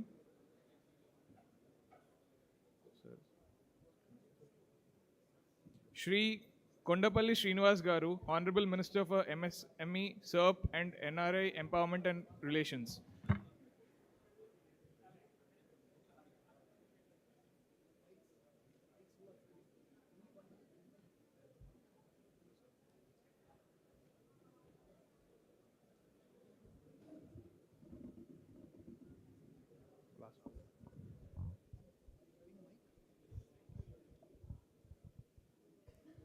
I now hand over the stage to the session moderator, Shri JSRK Prasad, to lead the proceedings. Thank you. Thank you, Andy. Check. Good afternoon, everyone. I welcome you to this panelist session of infrastructure, the strong foundation and export support. So as our Honorable Minister was mentioning in the morning about the importance of MSMEs. MSMEs contribute to 70% of the global GDP across the globe. But as per the latest World Economic Forum report, they say 65% of the MSMEs are in the danger zone. I think we'll dwell upon that in the coming time in the session. What we need to understand is MSMEs today in the economic war where it's across the globe, which is happening every day, MSMEs or the entrepreneurs are the soldiers on the front line. In a military strategy, the front line cannot extend beyond the supply chain of ammunition or the refillment of fuel or food or whatever it is. They cannot extend the front line beyond that supply chain. And in business, you cannot extend your market beyond your cash flow or your human resources. Similarly, as a nation, the MSME, which is the front line of the economic warfare, we cannot extend these MSMEs beyond the support of the infrastructure or ease of doing business and cost of doing business. These two things play a vital role in supporting the MSMEs in the war of this economic war. I think we have excellent panelists today from either sides of the table, both at the receiving end and the giving end from the government side. So we have the Honorable Minister, Shri Kondapalli Srinivas Garu. Thank you, sir. Thank you for joining with us. And we have Mr. Ponuswamy Garu, who is a senior most member in our CII and national coordinator for MSME. And we have Sri Vishwanath Garu, Commissioner, and who has been looking after the zone of from Kakinada to Srikakulam development. And we have Mr. Bhargav, who is the youngest entrepreneur. We have Mr. Manish, who is in the space of, who is in the domain of space business. And we have Mr. Vishwas, who is the CEO of MSME Corporation. To begin with, we'll start from the receiving end to hear about their challenges on the infrastructure and their suggestions on that in their particular domain. I'll start with the youngest entrepreneur, Mr. Bhargav Das Damluri Garu.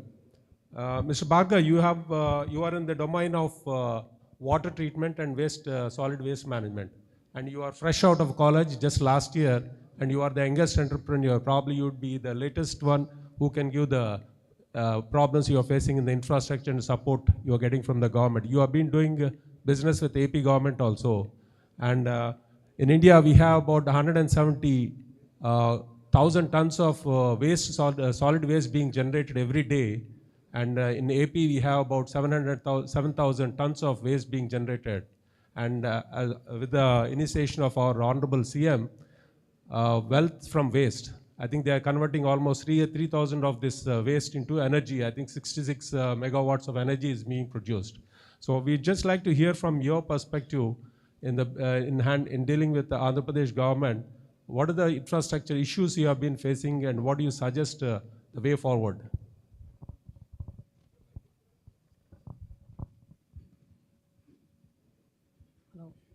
Hello.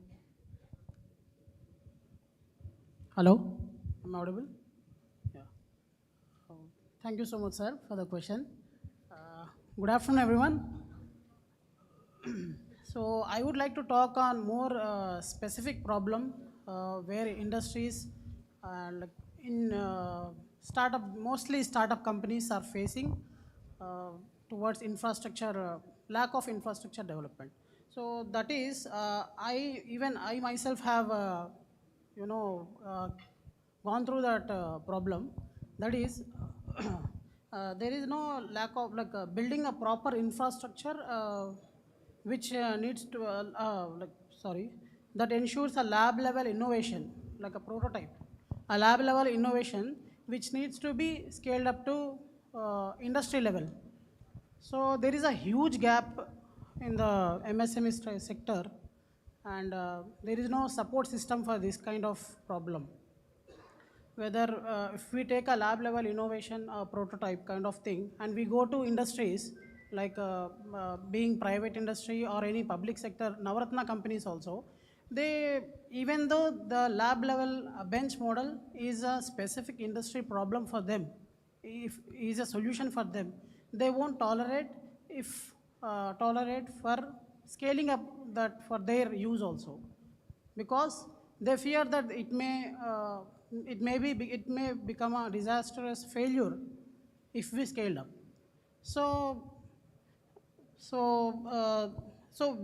for tackling this type of a problem, I have a small suggestion for our minister. So if we can develop an infrastructure which provides shared resources like well-equipped labs and industry relevant technical consults in specific technical consults and reliable energy source, shared logistics, and and a common marketplace to buy and sell that innovative products. And of course, an interest-free fund where an entrepreneur can use it for scaling up his innovation model. And central government has announced 1 lakh crore of 1 lakh crore rupees of interest-free grant, where they will be allocating this fund for scaling up of innovation. I think we can have a word with central government and we can tap that fund at least 10 to 15%, where our MSME and this lab level bench models can come into the marketplace. Thank you. Yeah, thank you, Bhargav Garu, for your inputs. And we have with us Mr. Manish.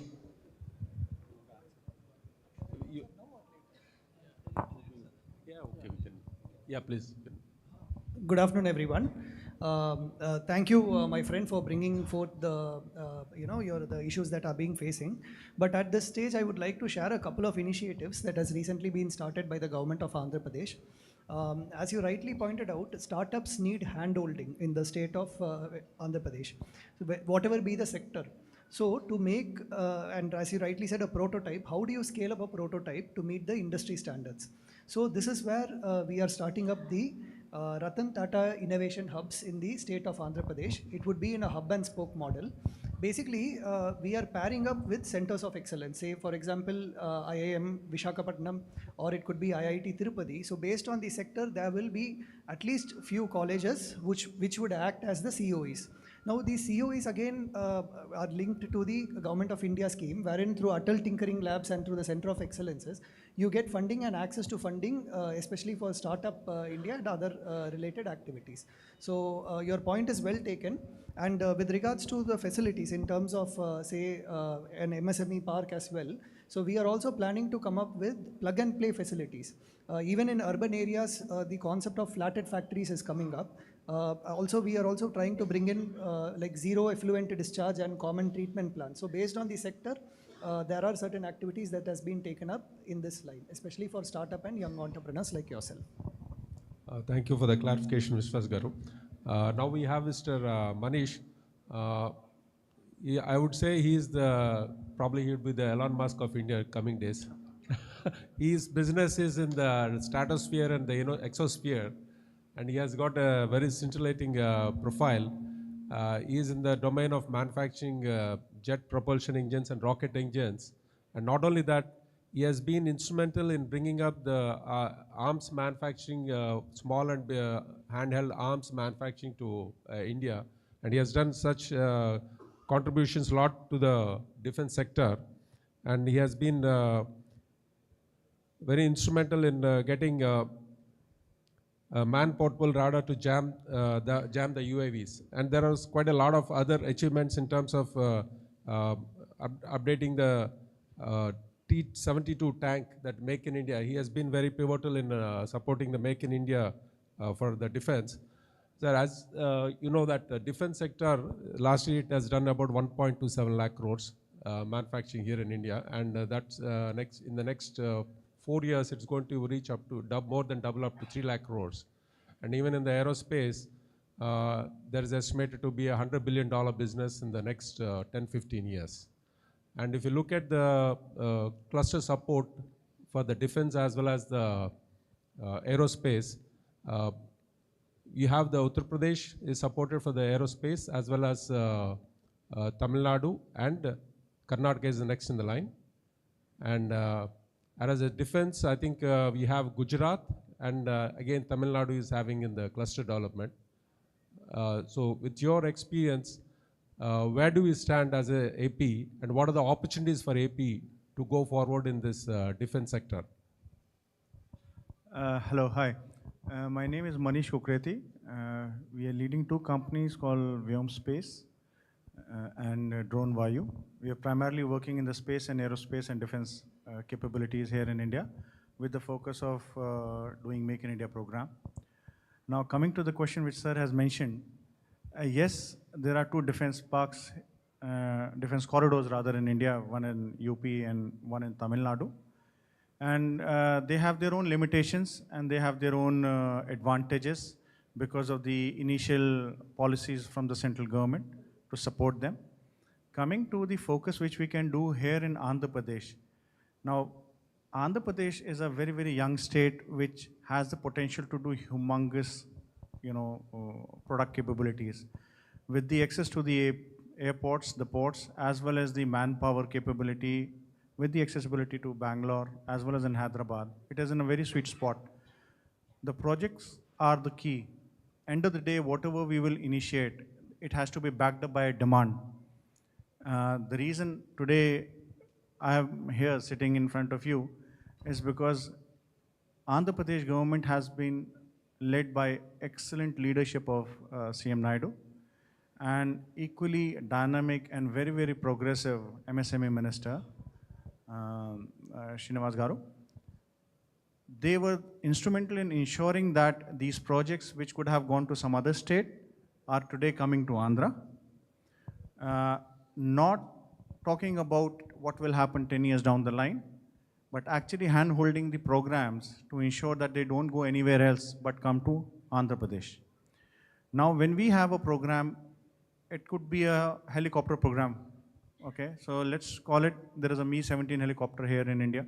We are having 300 of them for the Air Force, and there is a possibility of manufacturing components for that, and we can use these helicopters to be utilized for a short haul civil aviation as well as for the military application. But to ensure a project of that scale comes to Andhra Pradesh, what is the key requirement? The key requirement is the state actually develops an ecosystem which is directly affecting and complementing the core competence which is required for that product to be produced in this particular state. Whichever state handholds that particular program actually takes that project to their state.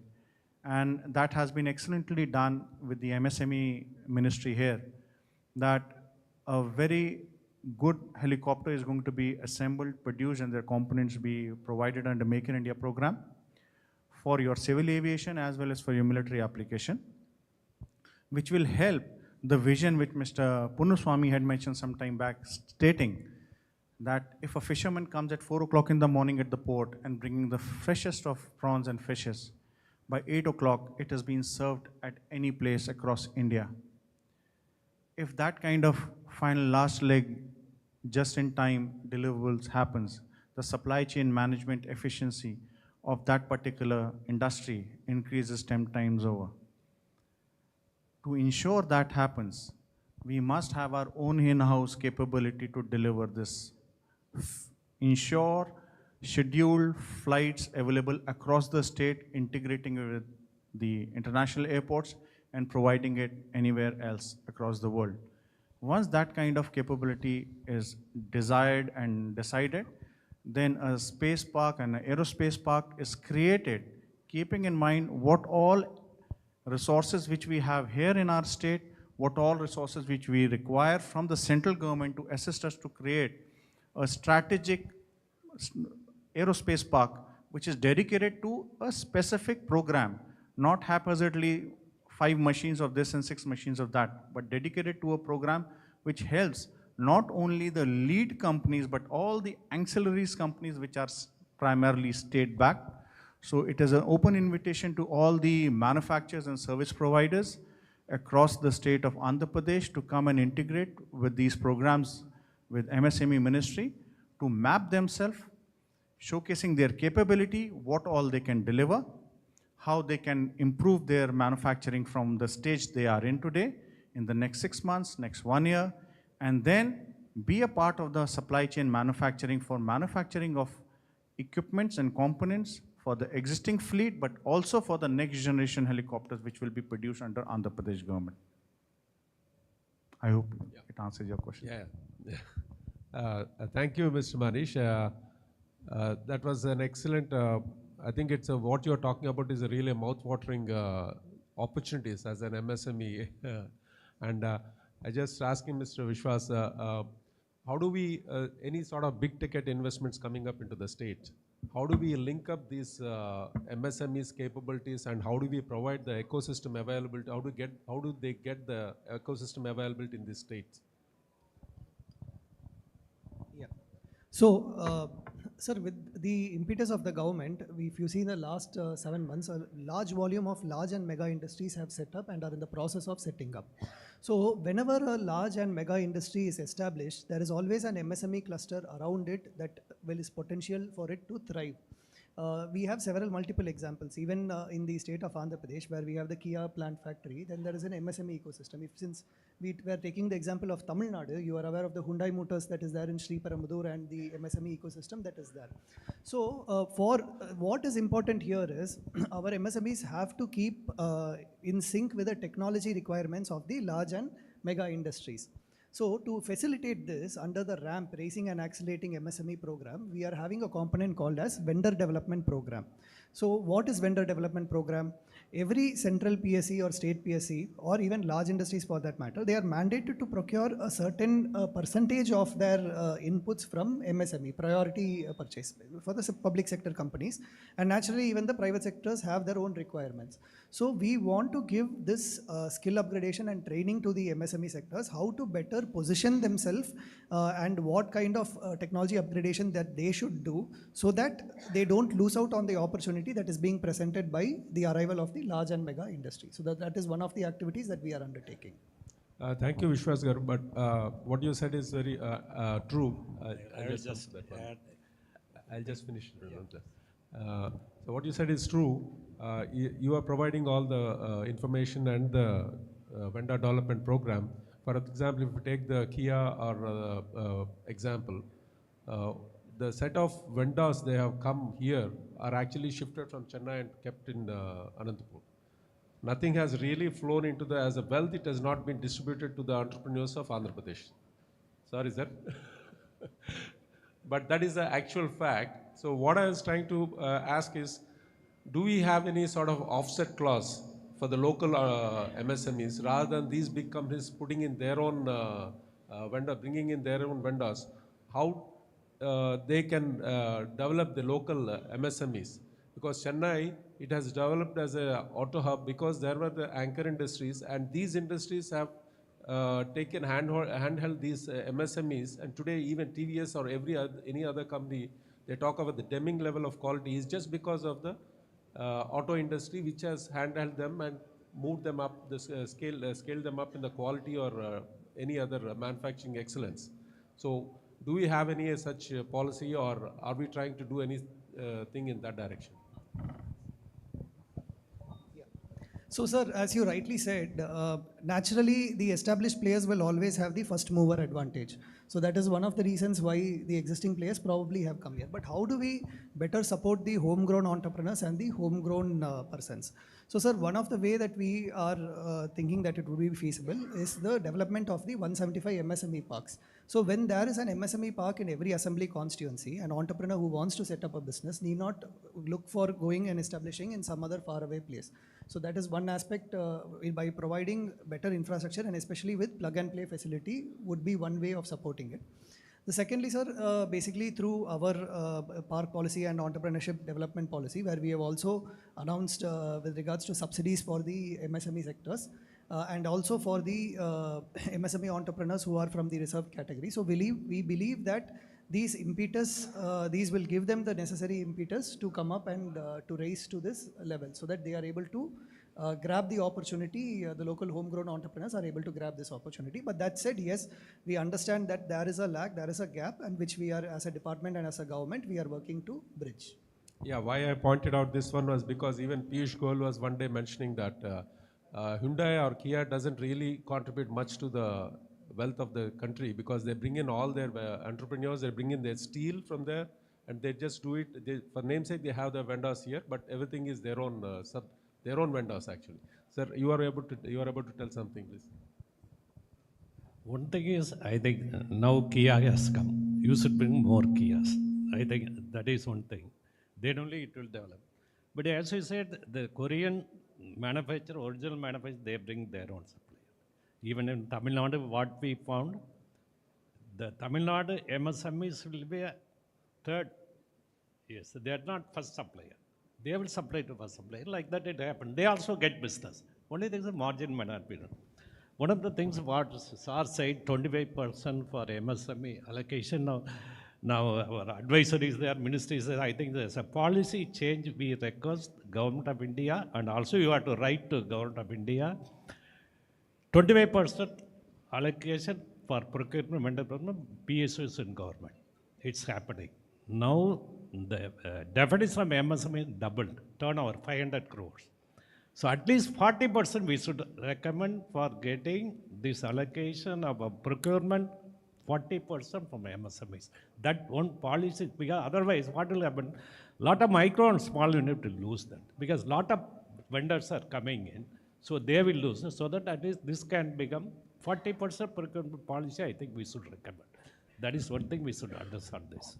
Sir, can I intervene?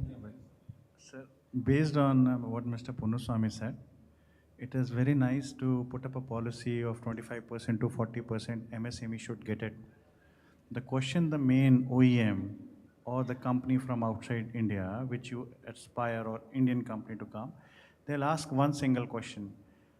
Are you skilled to do this work? Are you trained to do this? Do you have the certifications with you so that you will be qualified manufacturer, subcontractor, or even a person who can actually be absorbed in one of the factories which come in? The answer to that question is going to be no, because that was never exposed to the state. So one of the key visions of the current state government which we have interacted right now is also to start developing, after identifying the right suppliers, that means the right MSMEs companies who have interest in that particular domain, to be trained exclusively in that particular skill set so that they are certified to be absorbed not only for the domain which or the company which they have identified for, but also the ancillary companies around it. Because unless we don't have the manpower which is trained and ready to work with the certifications which are renewed every 3 to 6 months and eventually 1 year on a trainer program and then subsequently going down, we will not be in a position to absorb the business which is coming in the state. The reason why people go to Tamil Nadu, primarily when you keep mentioning Tamil Nadu, is because there is a skilled manpower available to do the work which the user is asking you. Same is the case for Bangalore. When people go to Bangalore for any IT work, anything, because there is a manpower available. Similar in Hyderabad. If we want to develop our state as the state which has to be the leader, there are only two things which we need to do. The first thing, let's not compare ourselves with Tamil Nadu. They are not the world standards for you. When we are talking about something, it has to be produced locally, but has to be focused on the global market. That means whatever you do has to be globally accepted in terms of the quality, the demand, and the long-term vision of the consumer, saying whatever is produced in Andhra is what I want sitting in California, or for that matter in Japan, whether it is a product or a service. And to make that happen, we need to be ready, trained, and being supported, of course, by the state government and central government, which is, of course, they are very, very keen to do right now. So let us focus on a program in which central government finances and supports handholds dedicated core competence on each of the programs, not on an industry. Now imagine that you are saying that you want to produce an helicopter. There are 15 kind of helicopters. Which one are you going to be expert on? Because every helicopter has its own standardization, their own certifications, whether you go to a European or an American. The question which for us is, the standards which we are going to create has to be global, certification done locally, approved locally, and the standards of the state cannot be compared anywhere in India. The world's best have to match us, and they must come to the state and say, even if I do not produce a product in Andhra and I'm maybe having a facility in Tamil Nadu, the manpower which is in Andhra has to be imported there. And that will be the greatest export, whether within the state or, for that matter, anywhere in the world. Thank you. Thank you, Mr. Manish. I think Honorable Minister will answer for that question. Before that, I would just like to mention that Honorable Minister himself as an entrepreneur in the retail and the real estate and the food agro business, and he is a US written, US educated. He has been in the IT domain, and he has come back into India, and he has been doing a lot of social activities in blood donation camps or many other things. And he has a family legacy of his grandfather being a 3 times MP, and of course everybody knows here that one. And not that one, but the most important thing about the minister is he has been very approachable, very amiable person, and at the same time, he just not listens, but take actions on that one, because we have interacted with him quite a number of times. We had the stakeholder meetings in Vijayawada also. So we are lucky to have him here today with us, and he sitting here in today's panel is itself shows how much he is committed towards the promotion of the MSMEs in this state. Thank you, Honorable Minister Garu. Thank you very much for coming here. Now maybe you can take the... Thank you, sir. As Manish has rightly said, skilling is one of the important factors which every industry has to look at, because especially the MSMEs, we can't afford for skilling our own employees, and which might be expensive. So which the government has to look at. So we're trying to assess the skilling part, how best we could do.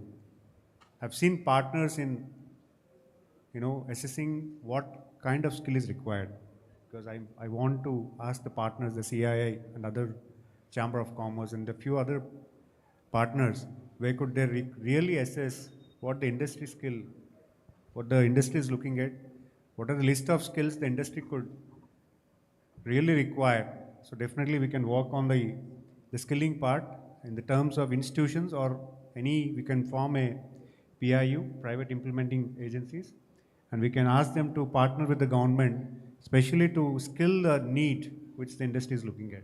So we definitely want to work on that line, because we would request the partners to take an initiative to understand the required skills on a zone-wise. So especially, we catered the entire state into 5 zones, especially this is Zone 1, which is Visakhapatnam zone. So if you could assess all the industries, what are the list of industries that are there, you can take the large industry and the small industry and assess the skill which is required for the industry. Definitely we can partner with them, and we can definitely get the students getting into those aspirations of the state is requiring. So definitely we'll plan for that. And as rightly said, definitely once a large industry comes into place, we need to understand what ancillary units could potentially come into picture. Because since we are not understanding the large industry which is coming into the state, if you're not understanding the large industry, what could be potential of what the potential that the large industry might require, taking a support out of their manufacturing list. So definitely it is a loss for the state, because other states could take advantage, like what has happened in Kia. So we have to understand the industry first. especially in the case of helicopter manufacturing. So we will try to get all the required information from the large industry and see and communicate the partners that these are the potential, opportunities that the state could arise. So we could communicate the partners first place so that you could communicate all the entrepreneurs in a way that these are the potential industries which could come in and you could take a major role and try to motivate somebody who could place in that small industry. So we'll do that definitely. And coming to the question of the young entrepreneur in terms of innovation.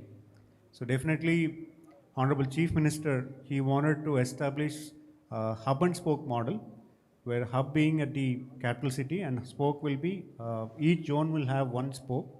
Spoke will actually partner with one of the educational institute along with a private partner, a corporate who could join us.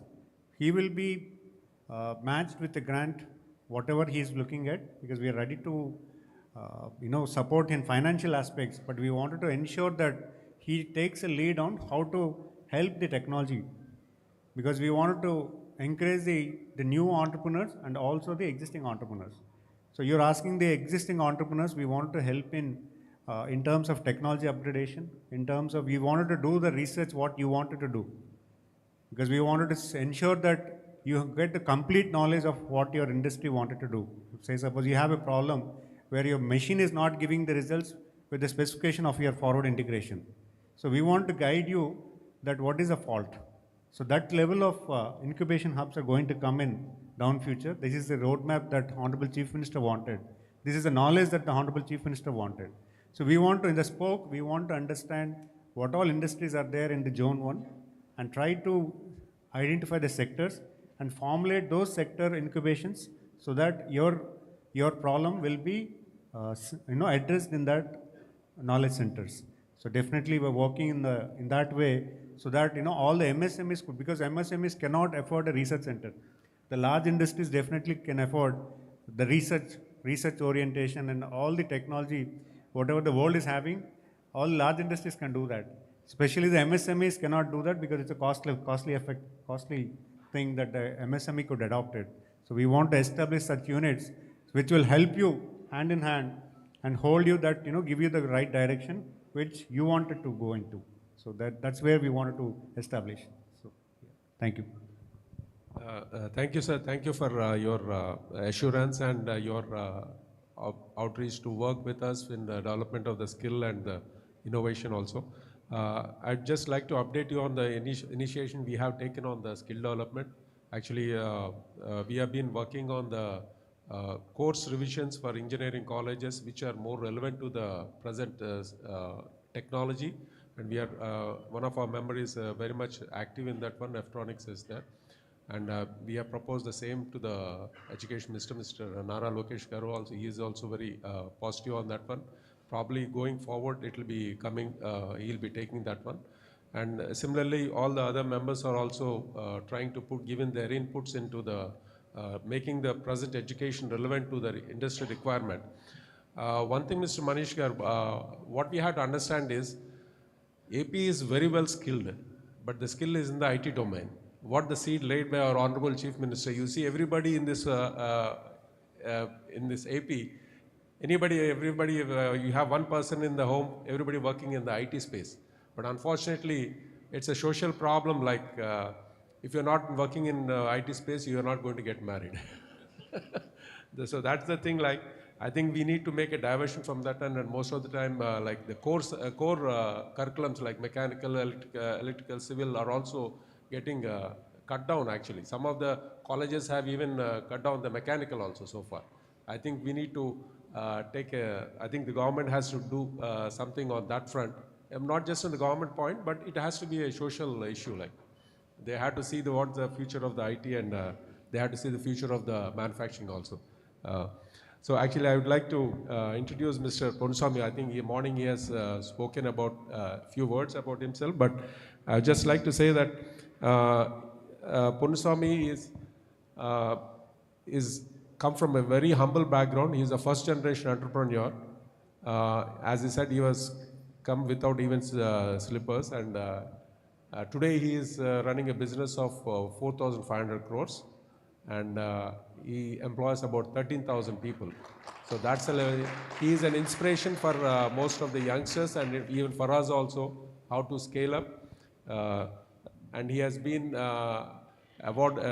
he has received a lot of accolades from government as well as the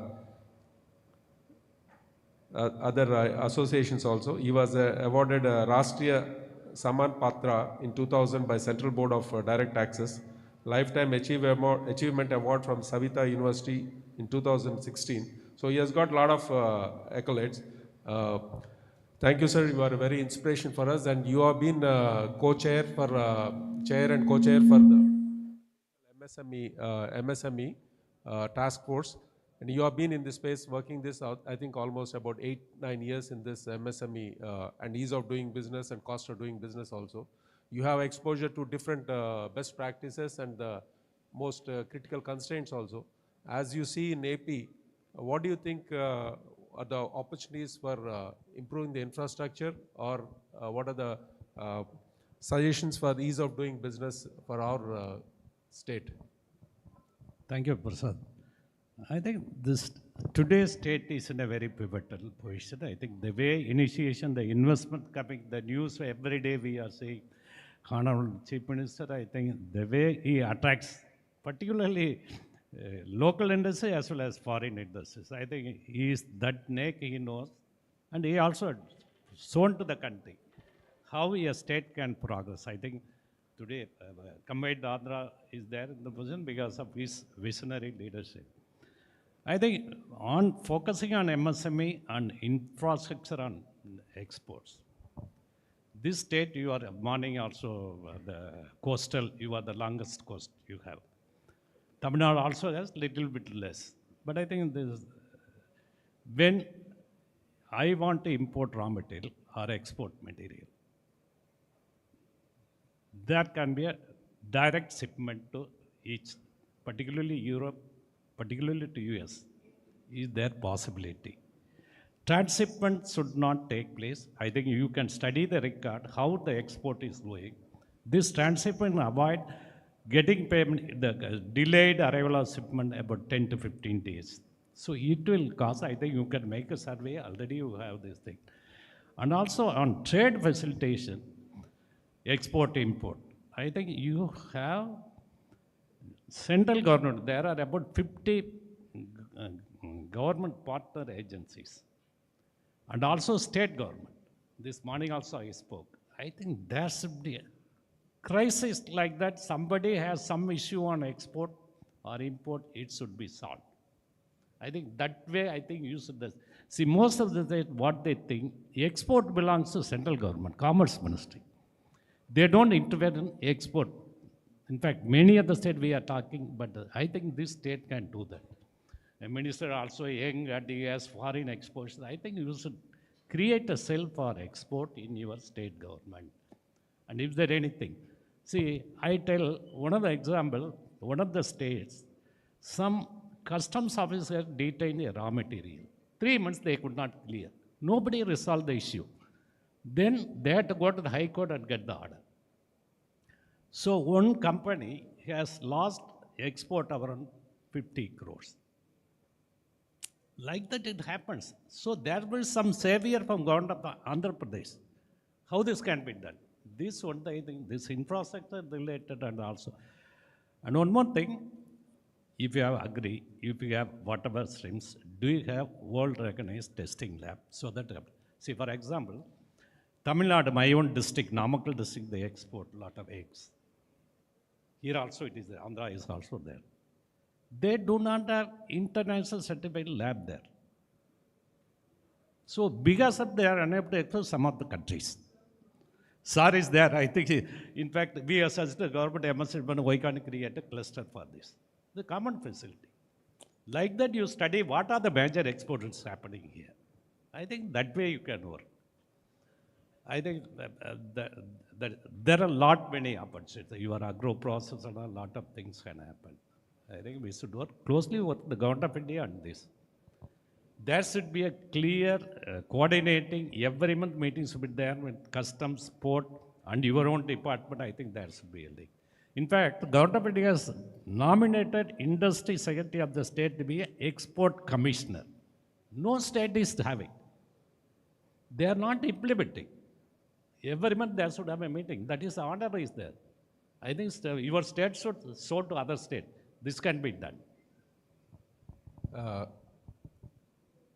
Thank you, sir. Thank you for your kind advice in terms of having a nodal agency for export from the state side, and as well as you are rightly pointed one of the critical issue with both, not just with the exports point of view, even for the local also, as Mr. Bhargav was just mentioning before, standardization and testing labs, common facility labs, this is a big challenge, and we are also facing the similar challenges because some of the testings we don't find any labs doing that in India also, so we have to send it for abroad.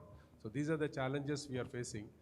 Sir, would you like to say something about the standardization or support in terms of nodal office? As it rightly projected, it's a problem for the entire manufacturing system, sir. It is not a problem not only for exports, but it's a problem that every MSME has. Because as you rightly said, standardization, because standardization of the product is very essential. So how do we standardize that? So for that you need a mechanism. So for every product on a sector based, we need to have a proper lab systems, testing mechanism. So testing mechanism should be certified. The lab which is going to do, it has to be accepted internationally. So that level of testing has to happen. So how do we ensure that? So for that you need a proper mechanism which has to be adopted. So for that we're trying to accumulate that in our incubation centers, in the sector based, in the zone based spoke model. We are trying to make sure that the testing labs are also adapted in the same spoke. So that is where we want to see. And apart from that, as you rightly said, the procurement should be increased from 25% to 40%. So what is the labs that we profoundly see that the product standardization. So the specification of a requirement has to be very clear. Because what is happening is, if the specification is not clear, the MSME units, the way they interpret the things, will actually make a different product what the specification is not meeting. So due to which the large industries are procuring from the large itself. So for that we need a proper mechanism where the specifications are given in a very detailed manner which the MSME could follow and adopt, and given they could actually manufacture in the way that the product has to meet the specification. So we need to formulate such a mechanism to support the MSMEs, because I've got in one of the government procurement, I've requested why can't we procure from MSMEs? So then there's a question of quality of output, because the quality of output from one industry, it might vary to other industry. So he has a fear that if the quality product is good, if there is a defect in the product, definitely the government will be will have to address that if it is shown publicly that the product is not matching to the level what the government has to deliver. So how do we do that? So for that, a proper specification guidelines have to be given, and make sure that the specifications are well published, and make the industry the industry is going to participate is given a proper training that this has to be done in this way. So we need to have such mechanism to increase the procurement from the MSMEs. So for that we need a proper hand-holding system. So we need to understand where the problem is. So definitely we have to mandate all the state PSUs and also try to get the large industries procuring from the MSMEs, because large industry is also the bigger scope. So at least we can involve them. If you have a mechanism in the MSMEs, that will make an way to the large industry to procure from them. So for your question, definitely we are We are trying to adopt that in the spokes, because these spokes are aligned with a big corporate giant. Because we are trying to get a big giants like Tata and Aditya Birla Group, and we have a GMR here. We're trying to align with them. So when they have a proper system and mechanism, so they wanted to give the best output. So their standardization, their certification is very much well accepted in the entire world. So we have wanted to ensure that their company credibility is also being given an importance to the certification. So that's where we wanted to ensure that. Thank you. Thank you, sir. You're right. One more suggestion also. If some mega investment is coming, while signing MOU itself, you can suggest, we have a list of MSMEs who can be a vendor. The database you can submit. Instead of bringing their own supply, if some Bombay-based company, they will bring their Bombay supply. He said, Tamil Nadu, you said, from Tamil Nadu vendors are coming. So like that, can we have some database on MSME production and give them so that they have a choice. We need not force. At least we have people. They will be definitely interested. Already existing investment, quickly they can supply. I think that also, database you can spend some money and do it. And one more suggestion, this government procurement, as I said in the morning, South state contribution is very less. UP, Delhi, Maharashtra, Gujarat constitute about 60%, 60-70%. We hardly contribute about 10% southern states. The Andhra contributes about 2%. This year they are procuring 6.3 lakh crore. Within 2 years it will go to 10 lakh crore. Can we aim for 10%? 10 lakh crore per year they are going to buy means, if we are trying Andhra aspire to become 10% share, I think it's only 1 lakh crore. How much MSME will be done? This year they procured from MSME 42% of the 6.35 lakh. It may be service as well as goods supply. So this also I think you should have specific, MSME department should have specific agenda on onboarding all the rural MSMEs everywhere who are there. You have to take, I think already you are on the work, but you can do even taluk level. Straight away ask GEM people to register. Registration that be the same place. Like that you can do. I think that will be a great help to them. Main problem for MSME throughout India is awareness what they have opportunity, and also awareness of what government gives subsidies. What are the facilities, what are the bank giving loan? Instead of getting bank loan, they will go to private finance, get a 24-30% interest. They are not aware. Without guarantee, they are giving 10 crores. And last year, this year, they are going to, they have distributed about 2.5 lakh crore. So we should be part of it. A fellow in this small village having a role should be a part of these programs. I think that is our vision. We will definitely do it. Yeah, thank you, Ponuswamy Garu. I think you have rightly highlighted the point which we are missing, and an opportunity we are missing in the GEM portal. I think that is something with startling figures to only 2% of the total share. I think we really need to work and promote on that one, sir. Now I request Sri Vishwanath Garu, IAS Metropolitan Commissioner, VMRDA, Visakhapatnam. Sir, there we have, you take care of from Kakinada to Srikakulam. The PCPR, which has been in the papers for quite a long time, is yet not yet materialized. And what is the progress on that one? What are the opportunities for the MSMEs in that region, and as well as what are the big ticket investments coming up in this region and opportunities for the MSMEs in this region? Thank you. Thank you for inviting me here. Respected Honorable Minister and all the panelists with me and the ones who have joined us here. So I'm actually an urban development person, not an industries person. I'm the MC VMRDA. But what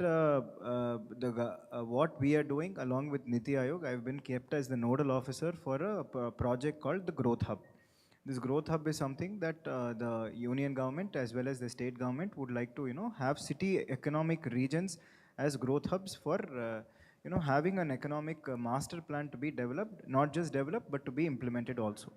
So as how our Honorable CM had released the Swarnandhra vision for 2047, we are taking it to the next level in this region as per his directions for this Visakhapatnam economic region, and that is what is this, what you said between Srikakulam and Kakinada, though it is not my jurisdiction, it is something that I have worked very closely with in NITI Aayog. So what we were focusing on is that there are multiple things that this region has a lot of positives, lot of potentials for us to focus on for bringing a lot of for this economic growth. We have identified certain sectors. Say for example, you have the petrochemical and chemical, as you said, the PCPAR region. PCPAR region initially was proposed between the south of Visakhapatnam, right from Gajwaka, right to Kakinada, but the major issue that we had was the failure of an anchor industry to come and set up here. So the only success story that was there is in Gujarat. Here, there are post, I think, the interactions that have happened with the industries department, multiple big players are showing interest. And for setting up of an anchor industry, and the government is also very closely interacting with the potential investors to set up in which region. Land banks are also available. But beyond that, we understand that there are a lot of infrastructure gaps, not just inside the industrial complex, but beyond. So for that, the government is also very closely interacting, because we are not only, for a manufacturing cluster to be formed, we have a lot of raw materials that come from hinterland states of, say, Jharkhand, Chhattisgarh, Orissa, and we are fortunate enough to be very close by, and we have a very beautiful port infrastructure right from, say, already existing Vizag, you have Gangavaram, you have Kakinada, and the upcoming Mulapeta port, you have a Kakinada gateway port, you have Nakapalli, also, with this steel plant coming up, that is also being developed. So these infrastructure gaps are something that we have studied, we have mapped. We have tried to, try to link the raw material areas of Jharkhand, Chhattisgarh, Orissa, as well as our own area, map what are the type of economic, what are the sectors that we need to focus on. So here we understand that, just 2 minutes, and then I'll see how we can, address some of the points that some of our friends have raised. So we've understood that you have this chemical, petrochemical cluster that can be developed here. We have a pharma cluster that can be developed here. Already you have a pharma cluster here, but I'll come to it later. We have a steel plant that is already here, which is being revived. You have another new private steel plant that is coming up. A huge steel complex can be developed here. And this steel complex can also feed multiple other ancillary steel industries, which will again end up, acting as raw materials for, say, for example, some defense or some other ship breaking, ship recycling, ship manufacturing also can be routed through that. So that is also something that we are looking at. We are also looking at medtech, replicating this medtech zone that is a big success here. So medtech devices and other devices that can be developed here. We are looking at food processing clusters. We are looking at developing tourism. But beyond this, as they said, how we are going to develop, it is very good to say all this on paper, but how we are going to develop, as the Honorable Minister has also said, it is something that has to be a holistic approach.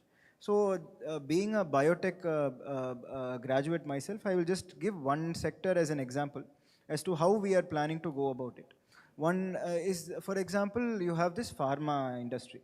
This pharma industry, the major focus across India is that we are more into generics, more into low quality drug manufacturing. And the major focus was always on, you scale up and go to, say, active pharma ingredients, APIs or KSMs. So that is what we were thinking. But overall in our interactions, what we understood was that is also something that is already, we have leaders across the world. As Manish had said, we want to be the leaders of the world in the future. So we understand where the future is going to go. So we are coming up with concepts of a drug discovery complex. A drug discovery complex, for an example, I'm just saying, is you will have a research institute in that complex, say a NIPER or some kind of a research institute there. You will have, say, already a bulk drug park has been sanctioned. So you will have a area for MSMEs to set up. You will have some kind of an artificial intelligence unit set up, because, say, for example, for for a bulk drug park, for drug discovery, major time is taken for testing. So you would be, now that technology has come, for us to use artificial intelligence to understand what are the failures and reduce the time taken for us to come up with a successful drug. So integrate that. Integrate, as our panelists said, there are regulatory mechanisms here, certification institutions, that please put them in that same complex. All of them are there. You have skilling institutes are there. So all of them interact with each other. The industry, you have the research institute, you have the technological institutes, you have the regulatory institutes, as well as the supporting infrastructure outside. So this is something that the government is coming with an action plan. We have understood the major areas that we have to focus on and how to get the best out of us. So we don't, drug discovery is not something, again I want to say, some drug,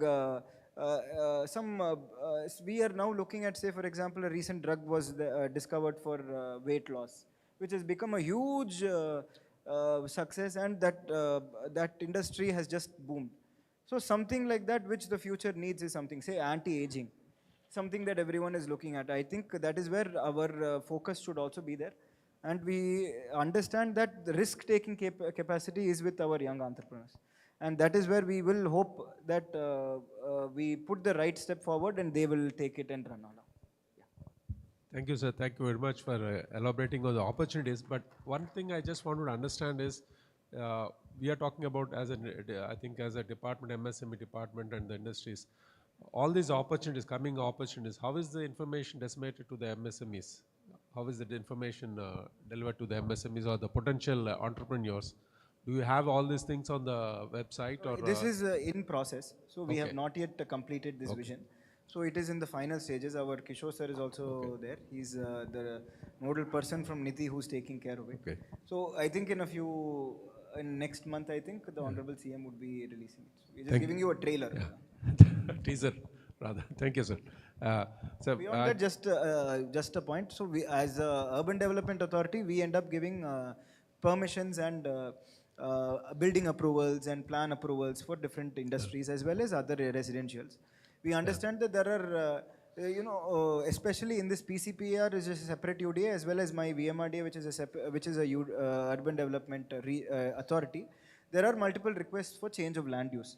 So change of land use happens when you call it an agricultural region, and a lot of people have to shell a lot of money, which again dissuades people from setting up of an industrial unit. So we understand, and for example, this PCPAR, the draft master plan was readied in 2015, and then the final master plan is still not ready. So we've got directions, very clear directions, saying we have to close it within 6 months, and we are already starting updating because it is the most industrialized part of northern Andhra. And even now we put it as an agriculture region, we collect unnecessary money and we end up dissuading people. So we have taken it upon us to have a complete interaction with the industries, with MSMEs, with APIAC, with all other clusters and other stakeholders. We will update our own list, our own potential industrial areas, where we as an authority will not be your problem. We will properly zone it, and we will ensure that those who come are aided and not let down. Thank you, sir. Sir, before I think we are running short of time, I just have a couple of questions. One is, which you already talked about before, about data. I think I told before, the 65% of the MSMEs are in the red zone. The one reason is, today data is an asset. That's what CM has, he knows very well, and he has been leveraging on this data. What we are seeing is, even today the mom and pop stores or the Kirana stores have been taken over by the big wigs like D-Mart or Reliance or anybody, Walmart or anybody. It's all because of they have the data about the sales data or whatever it is. Similarly, this could happen even to the MSMEs also. If the person who owns the data or who gets the data, he can definitely understand the potential of the business, and probably he may come as a big, large industry, putting all his money in that one. And all the small industries are going to be washed out in that process. So how do we support the small industries with this data? Already you are doing it in terms of produce, but on the manufacturing side also, How do you have any plans for that side also? Another thing is, the future is going to be the digital manufacturing. So we are talking about lean manufacturing and all these things, but tomorrow it's already started, digital manufacturing, and that is going to challenge the MSMEs. It's because the computer penetration into the industry MSMEs is, as per what I've seen, the data is less than about 10%. That's very startling figure. These are the big challenges MSMEs are going to face. And how do you like to put the digital infrastructure for the state? And are you looking in that direction?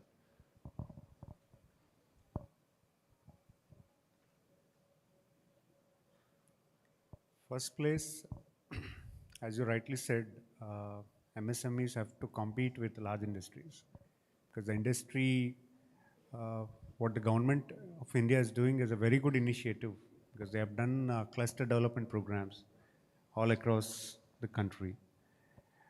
And for that, as an MSME, we have to compete with the large industries, first place. There are I think there are multiple questions in your question. It's not just one answer. But I'll answer each of it. So for the first place, as an MSME, we have to work together. We have to work together as a team to compete with the large industry. For working as a team, how do we work with? So you need to understand, defining the market.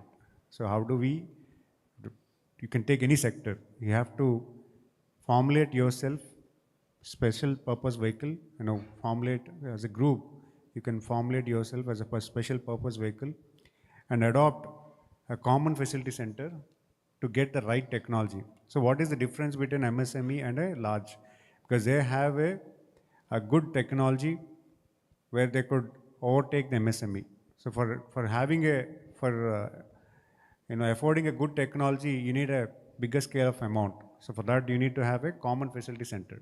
So you have to have a common facility center where you could compete with the large industries, so which should reduce your capital and operating cost.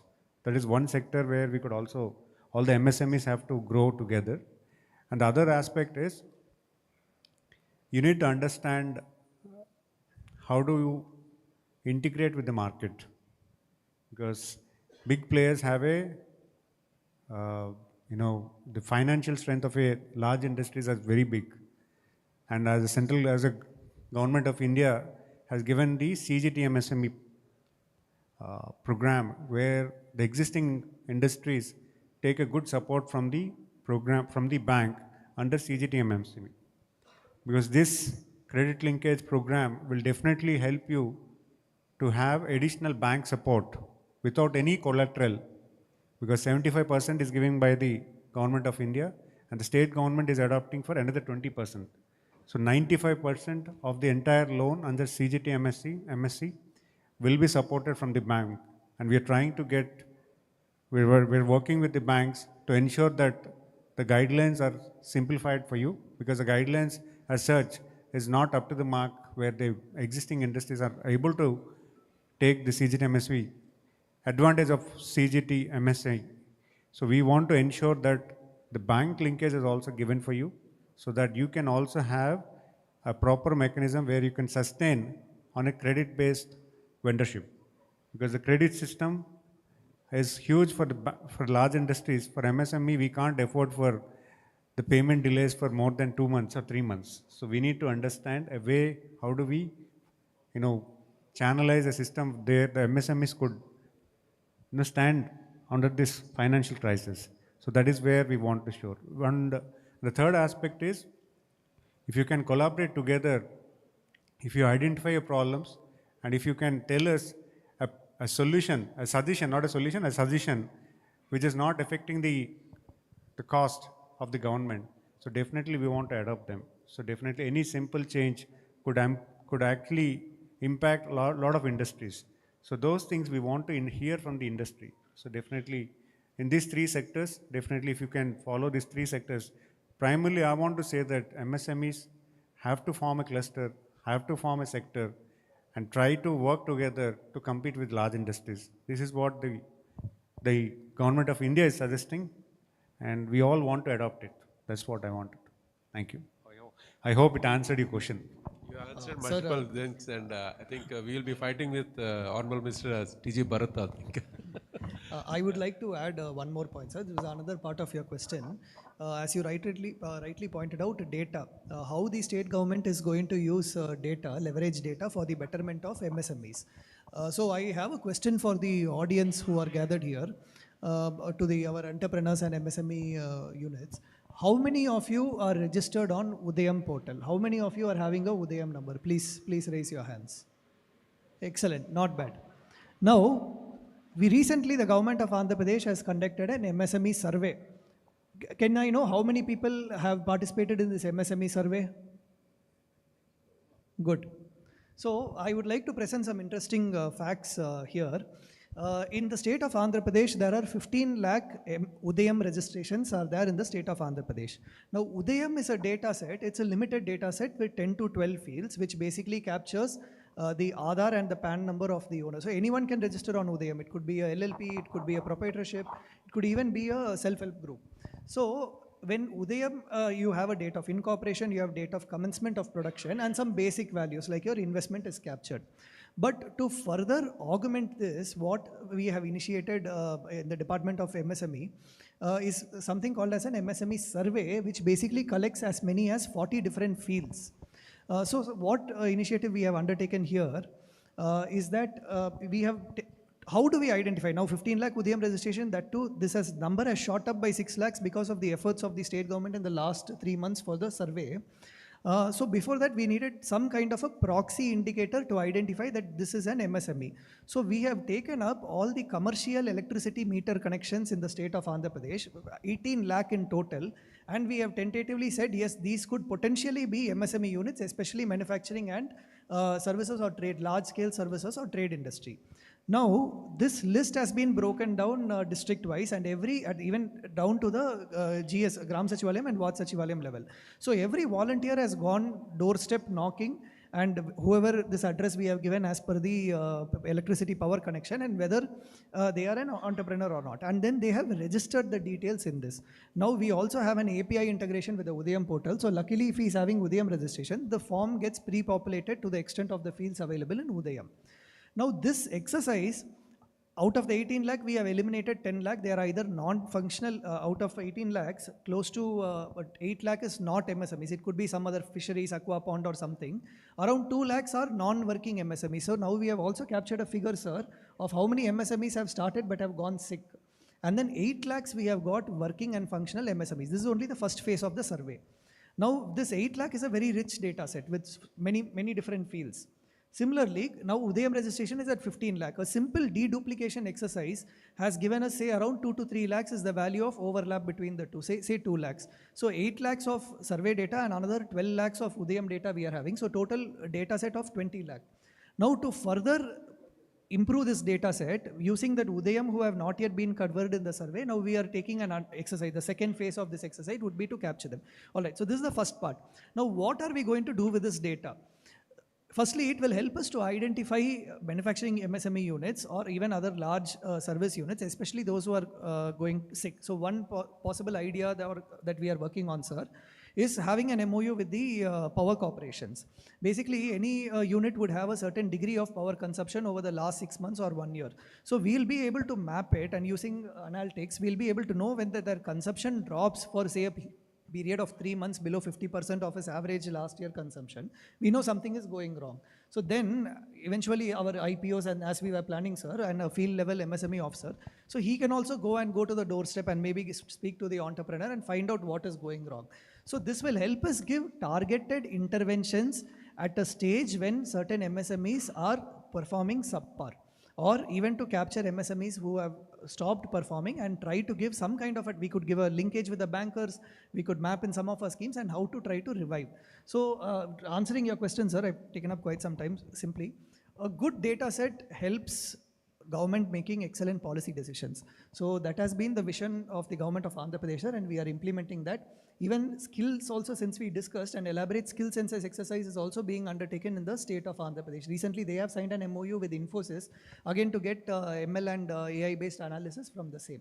So we are working on the data front, and eventually this data set will be open source. It will be accessible to the general public also, so and how they can better track the large investments coming and maybe set up something there. So a lot of brainstorming is still to be done. Thank you. Yeah, I appreciate your preventive intervention for the MSME support, sir. Thank you very much. And now the floor is open for questioning. I would just like to keep the questions crisp and straight and be to the point. And please, if you have any suggestions, make it straight.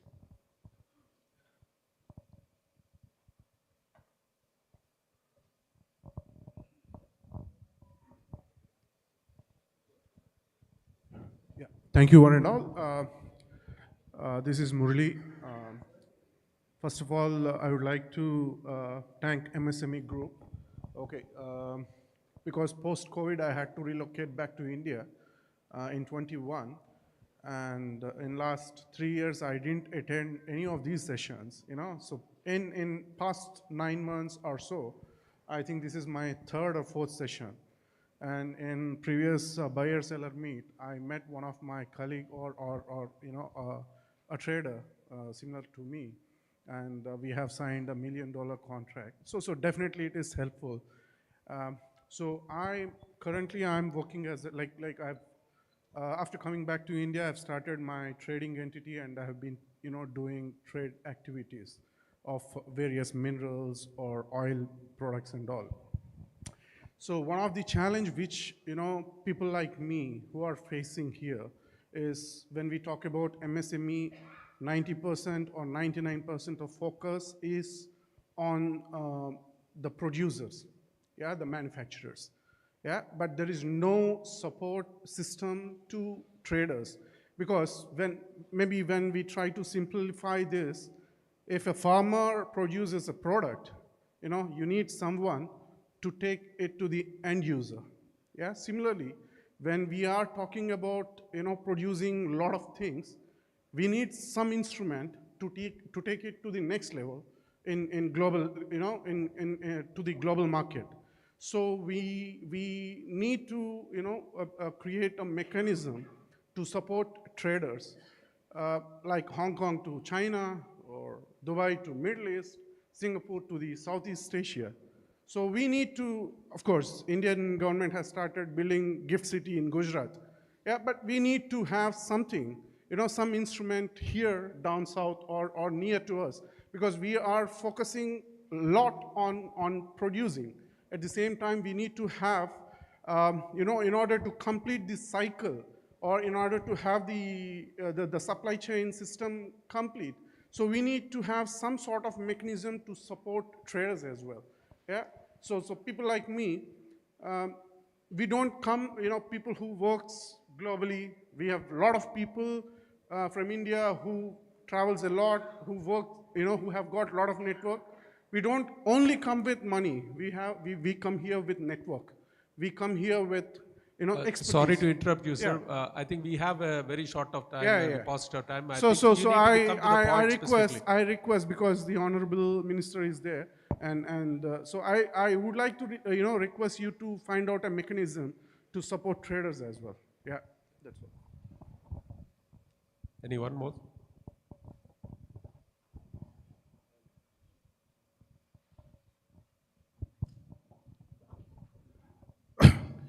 Good afternoon.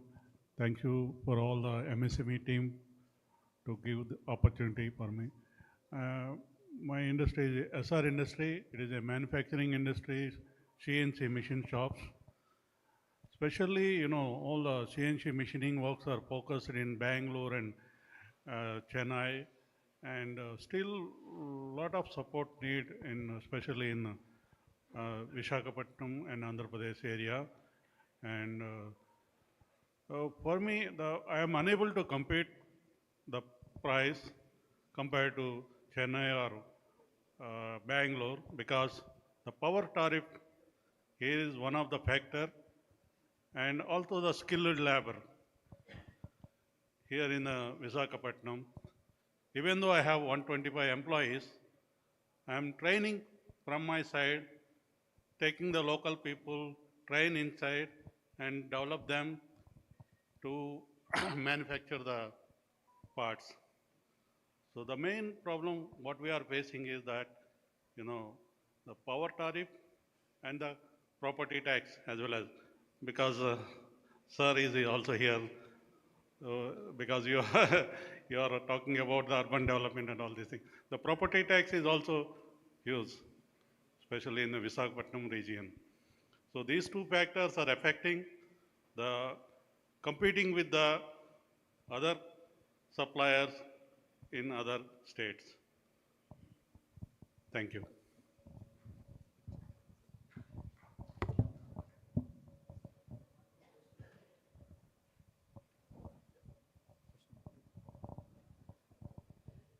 Good afternoon. I am Dr. Yarlagata Geeta Srikanth, representing AP Chamber of Commerce and Industry Federation and also Confederation of Women Entrepreneurs. I am into tractor, trailer and agriculture equipment manufacturing in Vijayanagaram and Srikakulam, sir. So, few suggestions and questions I have for the MSME minister and all the dignitaries on the dais. We have a lot of scope in the waste management industries here. In each and every mandal, we can, if we can provide some place free of cost to the investors, maybe most of the investors will come and establish the waste recycling and management plants. And as the young entrepreneur Bhargav told, we need a lot of lab and research facilities to be developed in Andhra Pradesh. It would be better if we can tie up with the education institutes to establish the lab facilities, so the biotechnology or different department students can work with us. And one more confusing thing is to Niti Ayog also, sir, I want to tell. MSME, all the NSIC, KVIC, Khadi board, everything comes under MSME only. But the offices are scattered in different places, and it is a paving to a lot of confusion for the MSMEs also. So I wish all these offices should be under one roof, so that it will be easy to approach to all the MSME people. And my humble request to Srinivas Garu is, first of all, immediately, maybe as a short-term goal, we have to restructure and build up the good infrastructure in the district industry centers, and they should be the hand-holding centers for all of us. If a tribal woman or rural woman comes to DAC center, they should give the hand-holding support until from starting the DPR, detailed project report, supporting in the loan approvals and to establish the units. And one more thing is, all of us know while COVID, so many industries got sick. We should develop one sick industrial revival policy. They are almost being destroyed. At least we should facilitate them to sell their industry to someone before it goes into scrap. That is very much needed, because government is always promoting Startup India, Stand Up India, but not to the sick industries. So that is one of the points from me. And the hub and spoke model which Chandrababu Naidu garu and the team designed is really great. We are looking forward for the Tatas and all the other institutes to come into Andhra Pradesh. But I wish you take into consideration the existing skill development centers. We have here HPCL with 1 lakh SFT skill development in 40 trades. And also we have a Bolineni Med Skills in Srikakulam. And in Vijayawada, the Lorry Owners Association has started a very big skill development center for the heavy truck drivers, but they are not able to maintain it properly. They need some help from government also. So please consider all the existing centers, and one maritime academy is closed in Vijayanagaram. They are ready to give the facility. Excellent infrastructure is there. So let us revive those. Instead of investing a lot of money again into a new skill development center, if we can take all these centers and collaborate with the government, we can reach more people. And we need more upskilling centers also. And my big question is, are our youth ready to work? Sir has said employment problem. We AP chambers have tied up with HPCL skill development. Whenever the batch is coming out, they are informing to us. We are trying to arrange interviews, whether it may be beautician training or welders or fitters or artificial intelligence students. Our chambers members are giving employment also, but the students are not retaining. They are working for 1 week, 2 weeks and coming out. And the major issue they are telling is they want accommodations. So all over India, we have to develop working women's and working men's hostels near the VSCZs or near the industrial estates. Because they are giving starting salary 15,000 or 18,000. Whole money is going for the accommodation and food charges. So they are not able to save much money. So that is need of the hour. I wanted to put in front of NITI Ayog also to take action on that.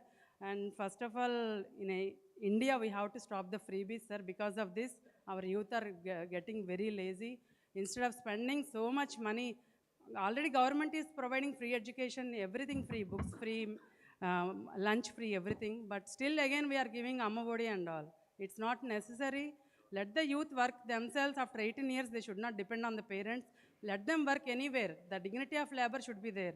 From here, students are going to abroad and washing dishes, working in petrol bunks, everywhere they are working. But here in India also, the youth should develop the culture of doing hard work wherever they be, and they should not depend on the parents in the young age. And the database, we are not getting data anywhere. Even women entrepreneur data is not there with DICs or MSMEs.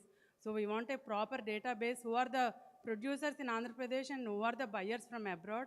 And we want more buyer-seller meets to connect the, because we are working a lot with that. I have done my doctorate on tribal women entrepreneurs. They are suffering a lot. They are selling their products in a very less price and they are not able to save money. Pineapples also, they are selling each pineapple for 10 rupees. For 1 year, one tree gives only one pineapple, but from past 15 years, we are fighting, but we couldn't establish a single pineapple or fruit processing units there.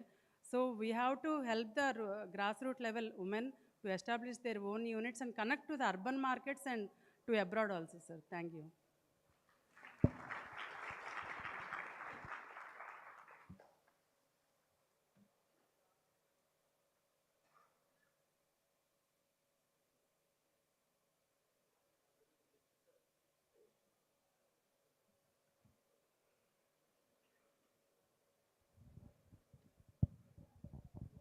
Honorable Minister, sir, I come from the Rayalaseema area. Andhra has the biggest coastline, but as far as the ports, commercial ports are concerned, there is one less known port called Krishnapatnam port. We are still dependent on Chennai Ennur port because Krishnapatnam port is privatized and their priorities are not aligned with the state priorities or the industry priorities. For one example, if there is a requirement of high grade coal, and if a vessel is destined to dock at Krishnapatnam port, we don't know it can get diverted to any other state for whatever commercial reason. So if this can be looked into, that hub can develop with the help of Krishnapatnam port, both in case of import of essential items as well as export. Thank you, sir.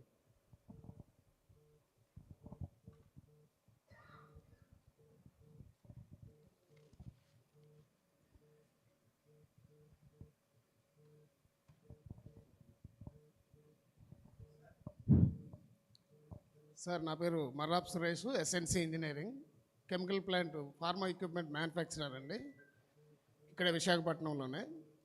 అయితే ఫైనాన్షియల్గా strong ఉన్న వాళ్ళతో ఇబ్బంది లేదు, కానీ ఈ చిన్నగా వ్యాపారం మొదలెట్టే వాళ్ళకి గవర్నమెంట్ నుండి ఒక సపోర్ట్ కావాలి సార్. ఎందుకంటే ఏదైనా ఒక ఆర్డర్ తీసుకునేటప్పుడు వాళ్ళు అడ్వాన్స్ ఇస్తారు ఎవరికైనా మ్యానుఫ్యాక్చరర్కి, end user.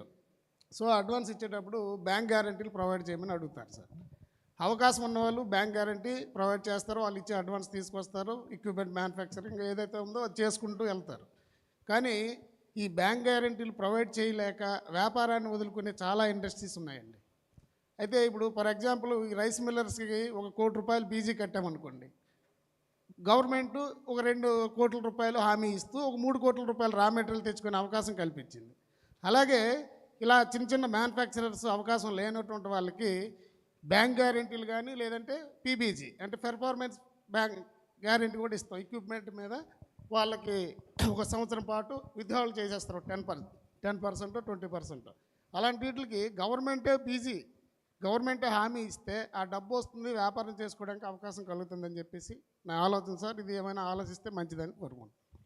I think we are running short of time. I think it's over now. I think we'll close the questions and Honorable Minister will answer some of the questions. First question is about trade.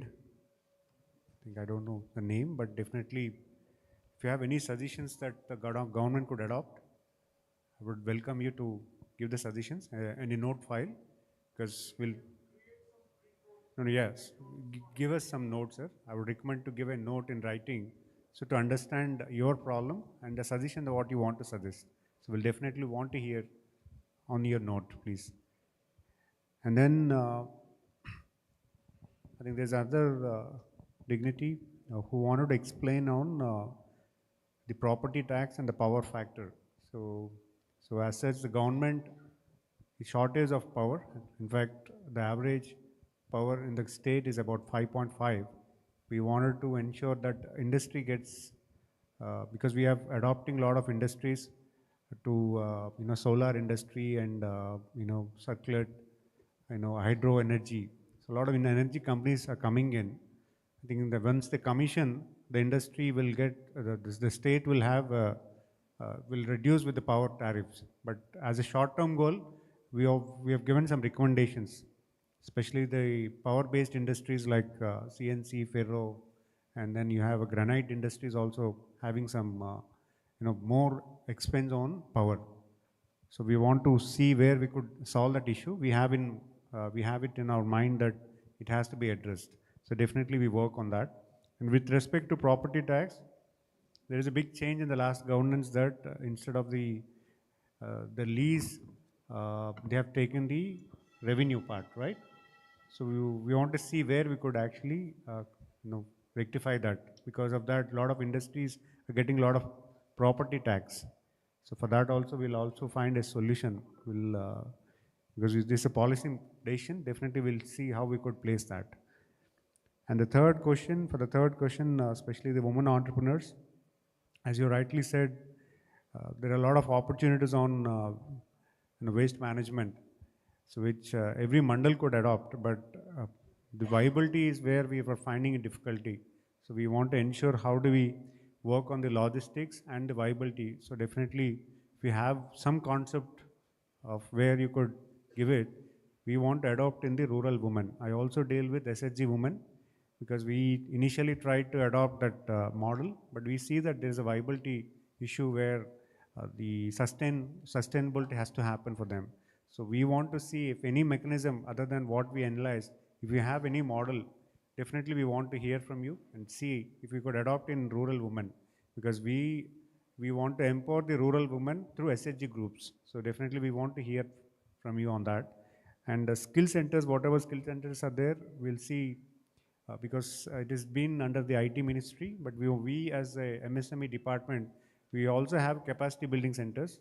So we have MSME Technology Park, Technology Center in Agnampudi, which is helping a lot of skilled people to get trained on CNC and process engineering and a lot of other aspects. Where we also having few extension centers. We're also collaborating with NSIC to establish a center in Vizag as well. So these centers will actually do the skilling part. Apart from what we have, our own state government initiatives, we are also adopting the central government schemes, which the MSME Development Corporation is doing, and NSIC is also doing it. So we'll also see how the existing centers. So what is difference? There is an integration that we could do to get a sustainable model on the skill development. So we have the seed skill development corporation and the seed app. So both are together. So they give a certain portion of amount for all for the skilling aspect. We can formulate them as a PIA. And as you said, there is a difference, and the workplace being far to the house, there's a viability of the salary issues coming up. A lot of employees are not able to continue the salary because of the low pay. So we'll see how we could see. In 1419, there is a concept of economic cities. So where the workplace is surrounded with a residential. So we had a couple of models where the Honorable Chief Minister tried to adopt, but that got deteriorated. We want to see how we could ensure on those aspects. Creating a housing around the industrial parks will make a walk-to-work concept. So we'll see how we could do that. And lastly, the Krishnapatnam port, sir, definitely we'll try to understand the problem. We'll see what we could do, because it's a big subject. So definitely I'll give to the concerned ministry, and the secretary is very common to us. Yuvraj Gar is heading that. So we'll talk to him. Yeah. And lastly, my colleague has rightly said the bank guarantees issue. So we see because we have a threads concept for for the payment issues, but whereas the bank guarantee, we have CGT MSC, which is actually giving support on the bank linkage without collateral. but I don't know how far it is helpful on the bank guarantees. We'll try to assess that. Thank you. Thank you. Thank you, sir. Thank you for giving your time for hearing our problems, and also the panelists for giving the insight into the opportunities coming up in the states and how the government is going to support. Being an entrepreneur in the export space, I also empathize with what are the most of the questions you have put forward. But one thing, two things I think we need to understand is, one is the enterprise is our baby. We have to find our way to fight it out for the survival of the enterprise. All we need to ask the government is for a level playing field. We should not ask, we should not put our bowl for special SOPs or incentives or anything. Just ask for the level playing field. The second one is, when I started the business 25 years back, the banker asked me, unfortunately there was no such sort of ecosystem to develop the support the entrepreneurs. The banker asked me, where is your market? I said, the world is my market. Exactly after 5 years, I started doing exports, and today I am doing exports since 20 years, and today I am now 100% export oriented. The thing is, I think we need to understand that we need to have a broader outlook, looking at the globe as a market, not just AP or the Visakhapatnam or AP or even the India as a market. I think that's the outlook we need to have. This, I thank all the Honorable Minister. I think as Shivashankar Rao Garu was mentioning before, the support of the exports which our country was doing before in the Satvahana times, I think before the 16th or 17th century, our India's GDP contribution to the world is about 25%. I think we need to go back to that future. That's what we should be doing. We should be leading the world in the global market. And with the support of with the visionary Prime Minister and the Chief Minister and the very young and dynamic MSME Minister here with us, probably we'll be definitely doing that one. Thank you all for joining us here with the this program and giving your valuable advices for the Minister, and we'll be coming, and definitely he'll be coming with action plan on this. So thank you all.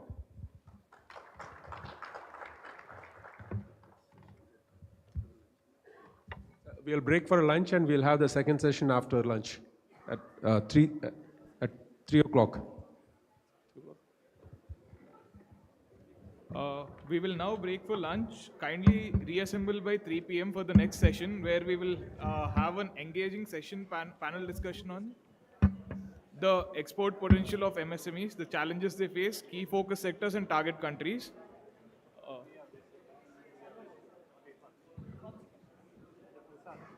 Now I request Shri Vishwa Garu to kindly come forward to present mementos to our esteemed panelists, Shri K.S. Vishwanathan IAS, Shri JSRK Prasad Garu, Shri Manish Kukreti ji, and finally Shri Bhargav Das Garu.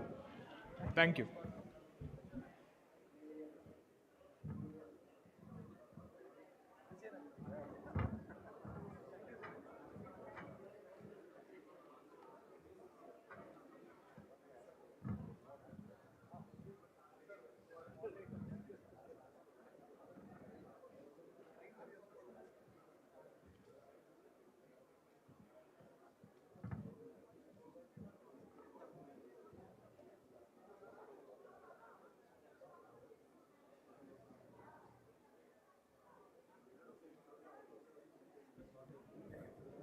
Next discussion 3 గంటలకు start అవుతుందండి. అందరు 3 కల్లా lunch finish చేసుకొని వచ్చేయండి please. Thank you. ఎవరైతే questions అడిగారో వాళ్ళు dais దగ్గరికి వచ్చి నంబర్ షేర్ చేయండి please. Whoever has asked the questions, please come near dais and share your mobile numbers. Thank you.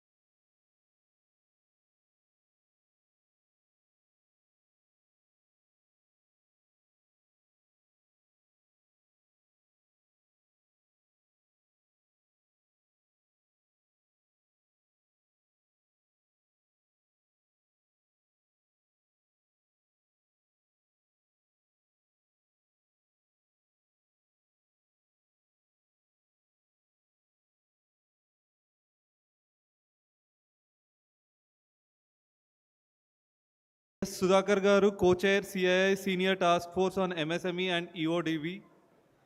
Dr. Shekhar Babu Geddam, IFS CEO, AP Food Processing Society, VCMD APTS. Shri Shivasankar Rao Thammireddy, Chairman, AP MSME Development Corporation. And Shri Sanjeet Singh Ji, NITI Aayog Senior Advisor. I now hand over the stage to the session moderator, Shri Sanjeet Singh Ji, to lead the discussion.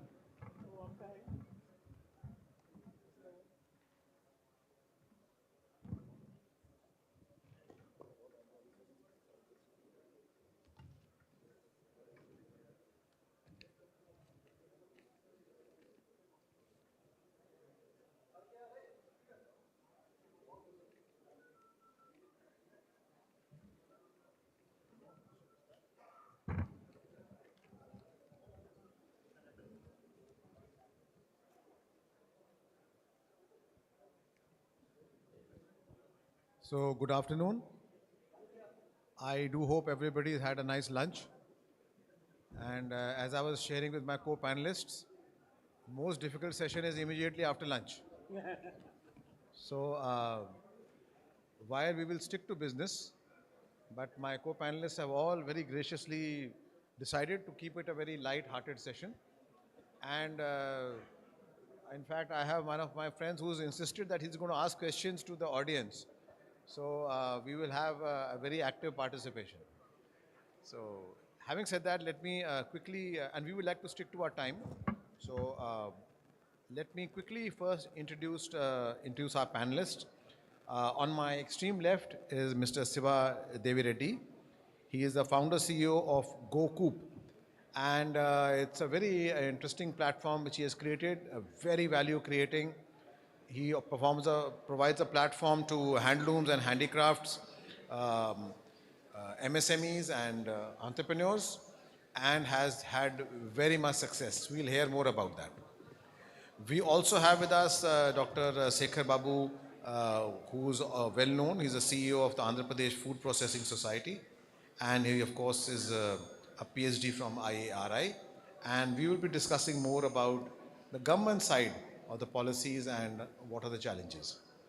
And on my immediate right is of course very well known, or he doesn't need any introduction, Mr. Thammireddy Sivasankar Rao. He's the chairman of the Andhra Pradesh MSME Development Corporation. And he will of course be answering most of the questions. We've already prepared him for that from the audience. And so we will of course, and on my extreme right is Mr. S. Sudhakar, who's also the managing director of Turbo Engineers, and also he's wearing the hat of the co-chair of the CII SR Task Force on MSME.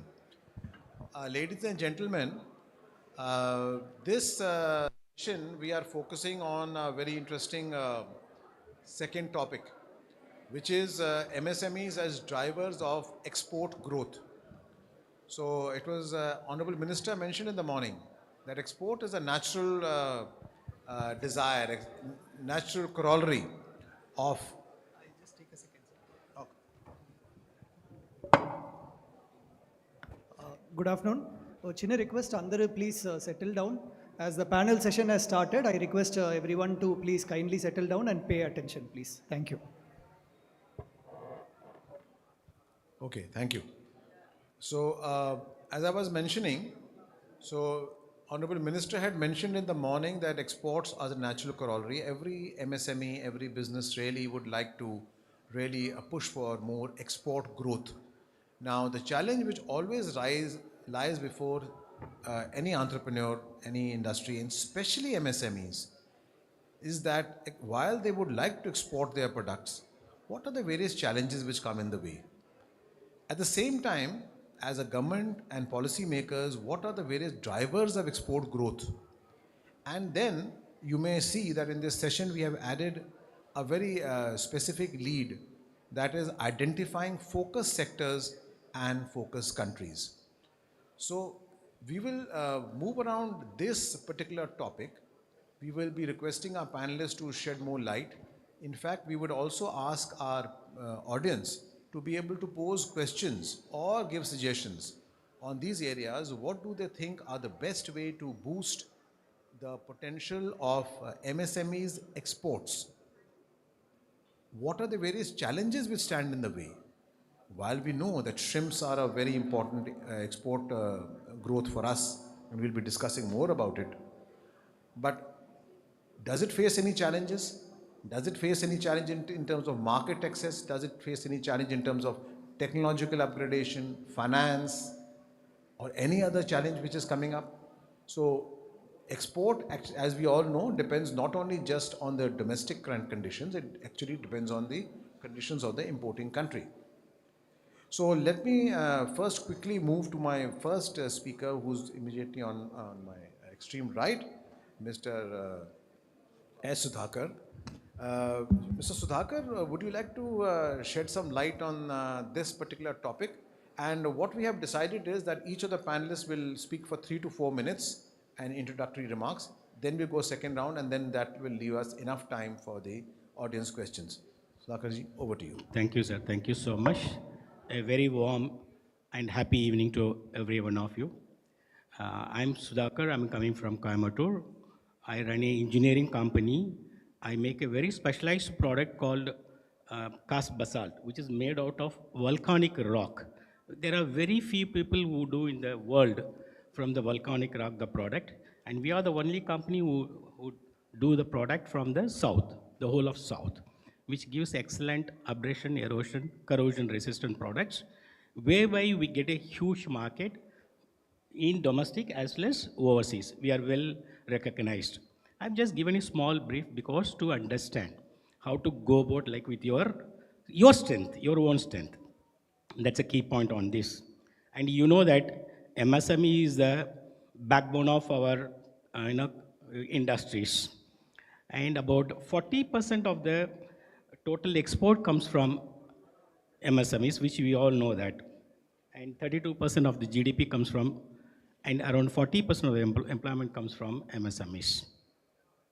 So as a, like we contribute so much on the country's economy and the growth, and we need to address, focus ourselves more on export market once you get settled down with your domestic market. See, as an entrepreneur, you'll have to scale up yourself. Today, they export somewhere in the 2024 about 600 USD of our country's exports.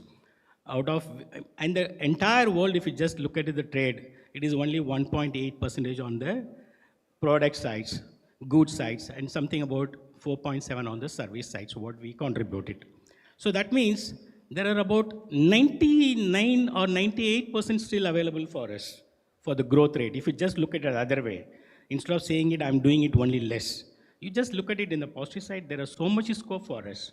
And then as a MSME, we have a lot of role to play around, and the market is very big.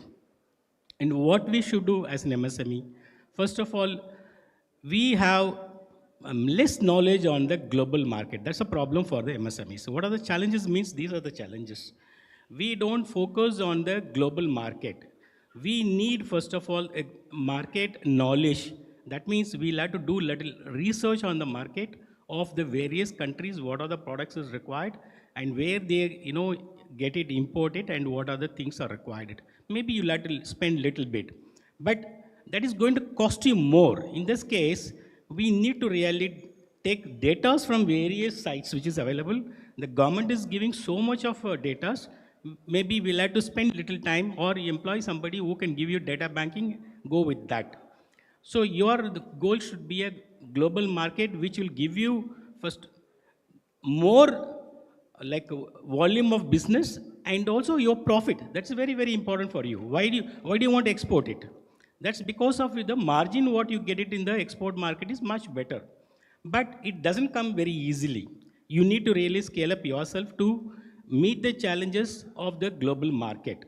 That means you'll have to scale up your first of all, your own thought, first of all, how to go for the global market, and you'll have to redesign your product to suit the global market, including the package and the, your shipment, like your logistics, you'll have to plan very well to reach your ultimate customer on time.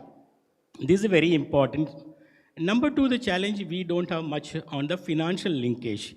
When you get a huge order, let us say, but you may not have a much finance to execute in time that order. That is also a challenge for you, which means then today the finance is very, very liberally available. There are so many institutions. See, in those days, only banking used to give the finance. Today, a lot of institutions come. Many, avenues are available for you for the finance. That means you have the choices. You can approach them with your, whatever your orders which you have.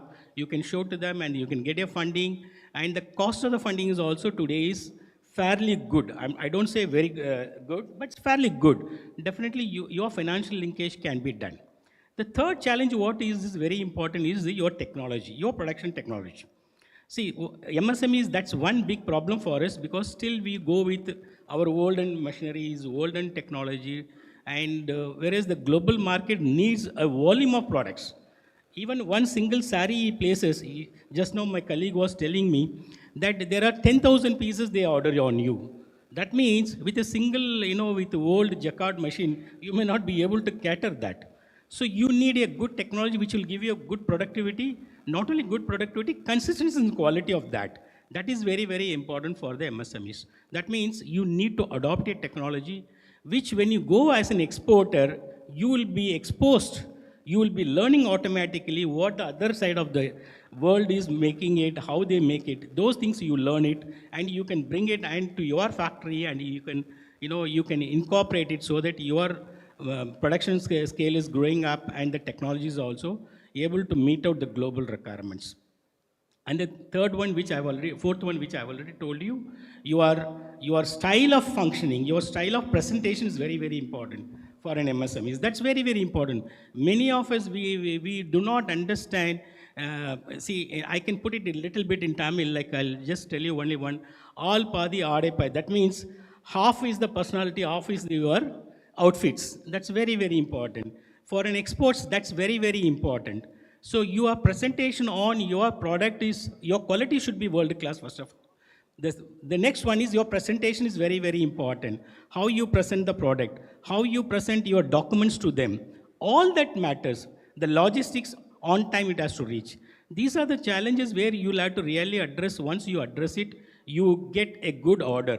Once you get a good order, indirectly you are going to serve the nation. That means you are bringing economy so much to the country. That means the country's image on the global goes up. So these are the various factors why an MSME should go for export, and what are the challenges it is there. See, the product and sector-wise, what we should focus is, I would request you, any MSMEs, let's go with your own product, where you are strong, which product you are manufacturing, which product is good enough in your own territory, your place. Like, local product, whatever we were talking about one product, one district, whatever way. So those products, you identify it, and nativity products, which has got a great, scope in the worldwide.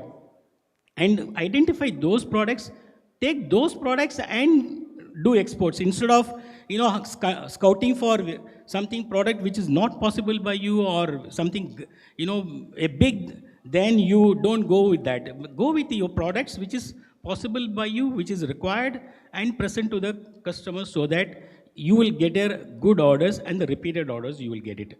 So these are some of the places where, the products which can be done. And the fourth point what we are talking about is your focus countries. Very, very important. For an example, in an MSME, first time I'm going to do an export. If I try to export to US, then that is going to be a miserable thing to me. Maybe my friend is in a software who sits in US, he can do it. But if I go with an engineering product for myself to US, my problem, I may definitely fail first time. See, instead of that, let us focus on a developing countries. This is very, very important for you, where the challenges will be less for you, where the requirements will be soft enough to you. Soft enough, I don't say inferior, soft enough to you to cater. So focus on those, developing countries. For example, LAC country which requires a lot of products, various kinds of products, including food, textiles, pharmaceuticals, whatever you name, those kind of things. And then UAE is nothing but UAE. For example, when I go, first time I went 2004 to Dubai, Then one fellow was asking me, are you from India or are you from Kerala? So for him, Kerala is a different country. That's how they think. So that means UAE is so, like, your own place, your native place. So where you can do a lot of business. You will not feel, any difference. You will not be having any discomfort. Identify that kind of, countries like UAE or Middle East where you can focus. Our our export to the UAE is also much more. Next to I think, US, that contributes much more for you. And something like Kazakhstan, Uzbekistan, these are the places where, people don't go much places, travel to them.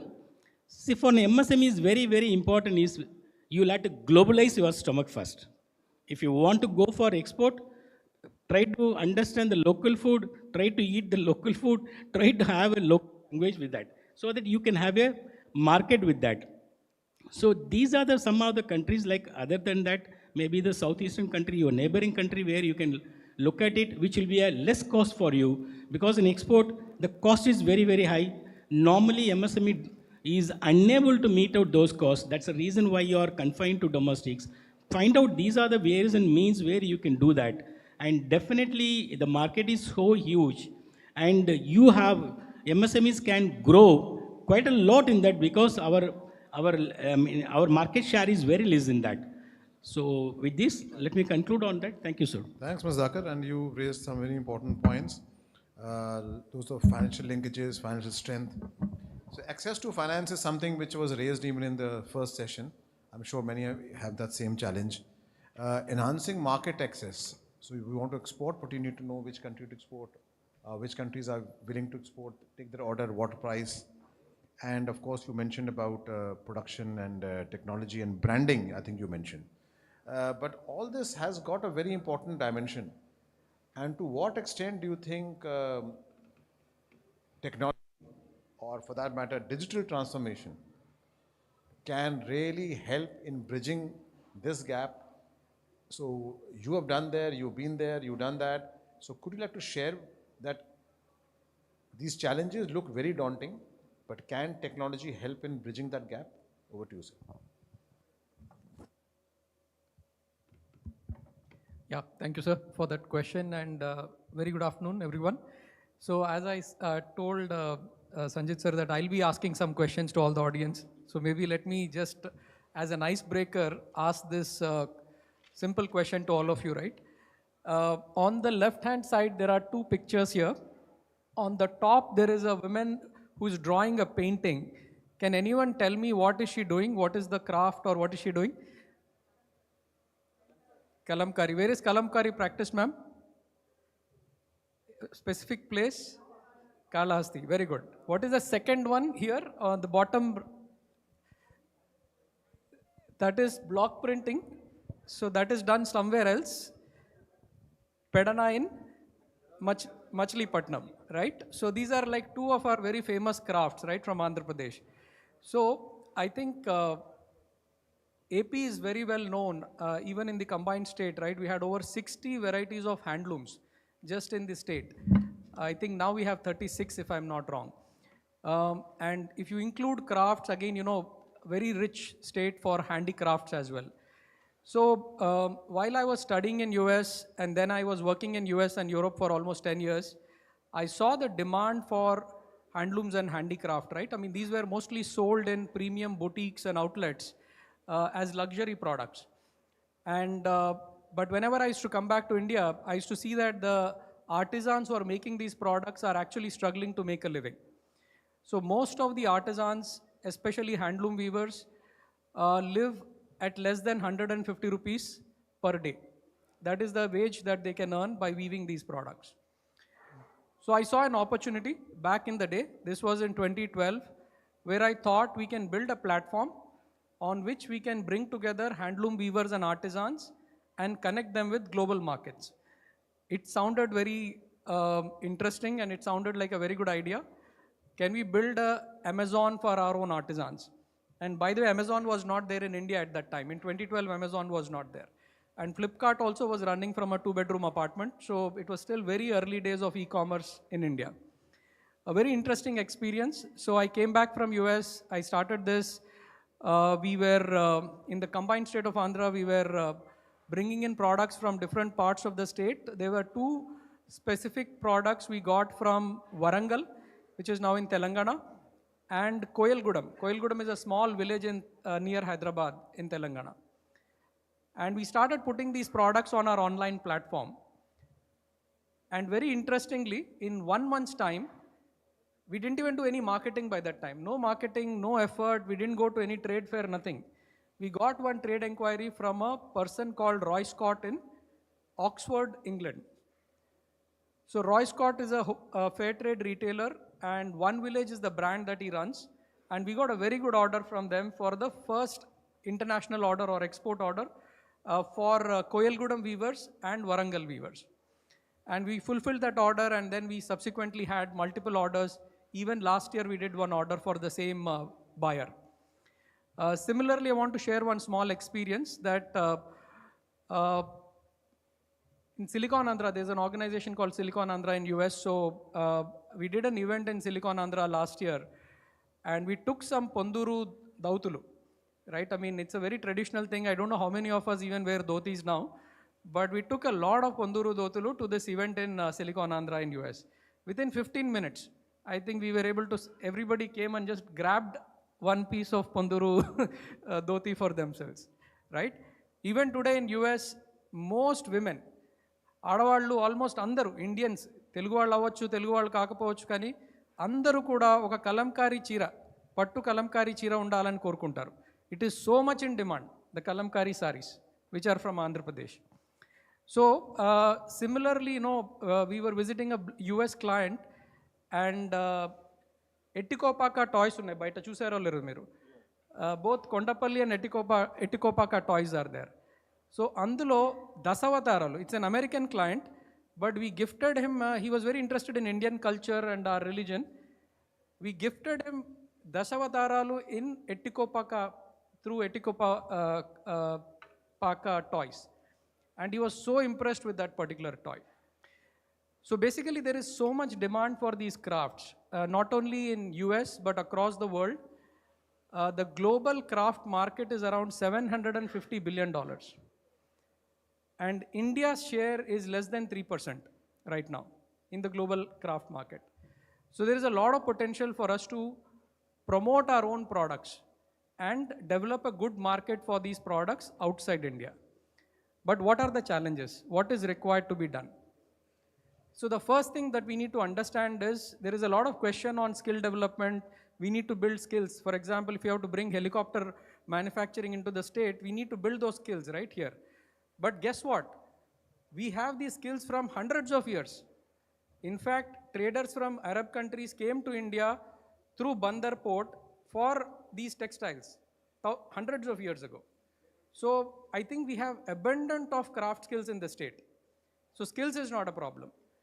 The problem is, how do you build a good supply chain? A good weaver can only make a good product if he has good quality raw materials. If you don't have raw materials, he cannot make the product. So you need to have good supply chain first. You need to have good product inputs. Today what I'm wearing, I'm probably one of the few people in this room who is wearing a handloom shirt. And maybe sir is wearing a handloom bandi as well. So why can't we all wear handlooms? Because sometimes we feel that these are not comfortable, quality baledu, design baledu. So can we not make them a good quality product? The same shirt is sold in US in Tommy Bahamas at $100. 8,500 రూపాయలకు ఒక shirt అమ్ముతున్నారు అక్కడ, మన హ్యాండ్లూమే. But మనము కొనుక్కుని వేసుకోవడానికి మనం ఇష్టపడం. So can we create some design and puts and make a product which is world class? Why does it have to be a sorry handloom shirt or a sorry handloom dhoti that we should wear? The third thing is market linkages, right? How do you connect to markets? Product is ready, supply chain is ready, now you have to connect to market. That is where e-commerce can play a big role, sir. Today you don't need to go to trade fairs, you don't need to do a lot of those things. Intlo kuchuni, there are people who are able to build 100 crore business just on e-commerce. And yeah, there are challenges. It's not easy. People face challenges. It's not been easy. But there is huge potential. There are millions of entrepreneurs who are e-commerce based entrepreneurs today. They don't go through any buyers importer ఏం లేదు, direct అమెజాన్లోనే వాళ్ళు 400-500 crores business చేస్తున్నారు. Especially in the North India, there are so many. Jaipurlo chuste, you will find lot of such exporters. Delhi, you will find lot of such exporters. I was telling also in food industry, coffee and tea. Just a coffee export chestunna vallu, they are doing 400-500 crores through Amazon itself. So e-commerce has huge potential, not only from a product sale point of view, but data, providing services around e-commerce. I think in an economy like Andhra, I think there is a huge potential for us to provide e-commerce based services because of the rich technology, talent and pool that we have. The last thing is, and probably also the most important thing, is branding. Ippudu inta pedda room lo manaki how many people knew what is Pedana, how many people knew block printing, how many people knew Kalamkari. Whereas France gurinchi maatladite andaru cheptaru France is known for its cheese, Italy is known for its fashion and leather products, right? So I think it's important now for the state also to brand its own products. Why can't we brand Kalamkari? Why can't we brand Ponduru Khadi? Right? So that is what is the power of branding. Once you start branding, market will start reaching out for you. You don't have to go and sell. People will start searching that where can I find Kalamkari fabrics? That is the power of branding.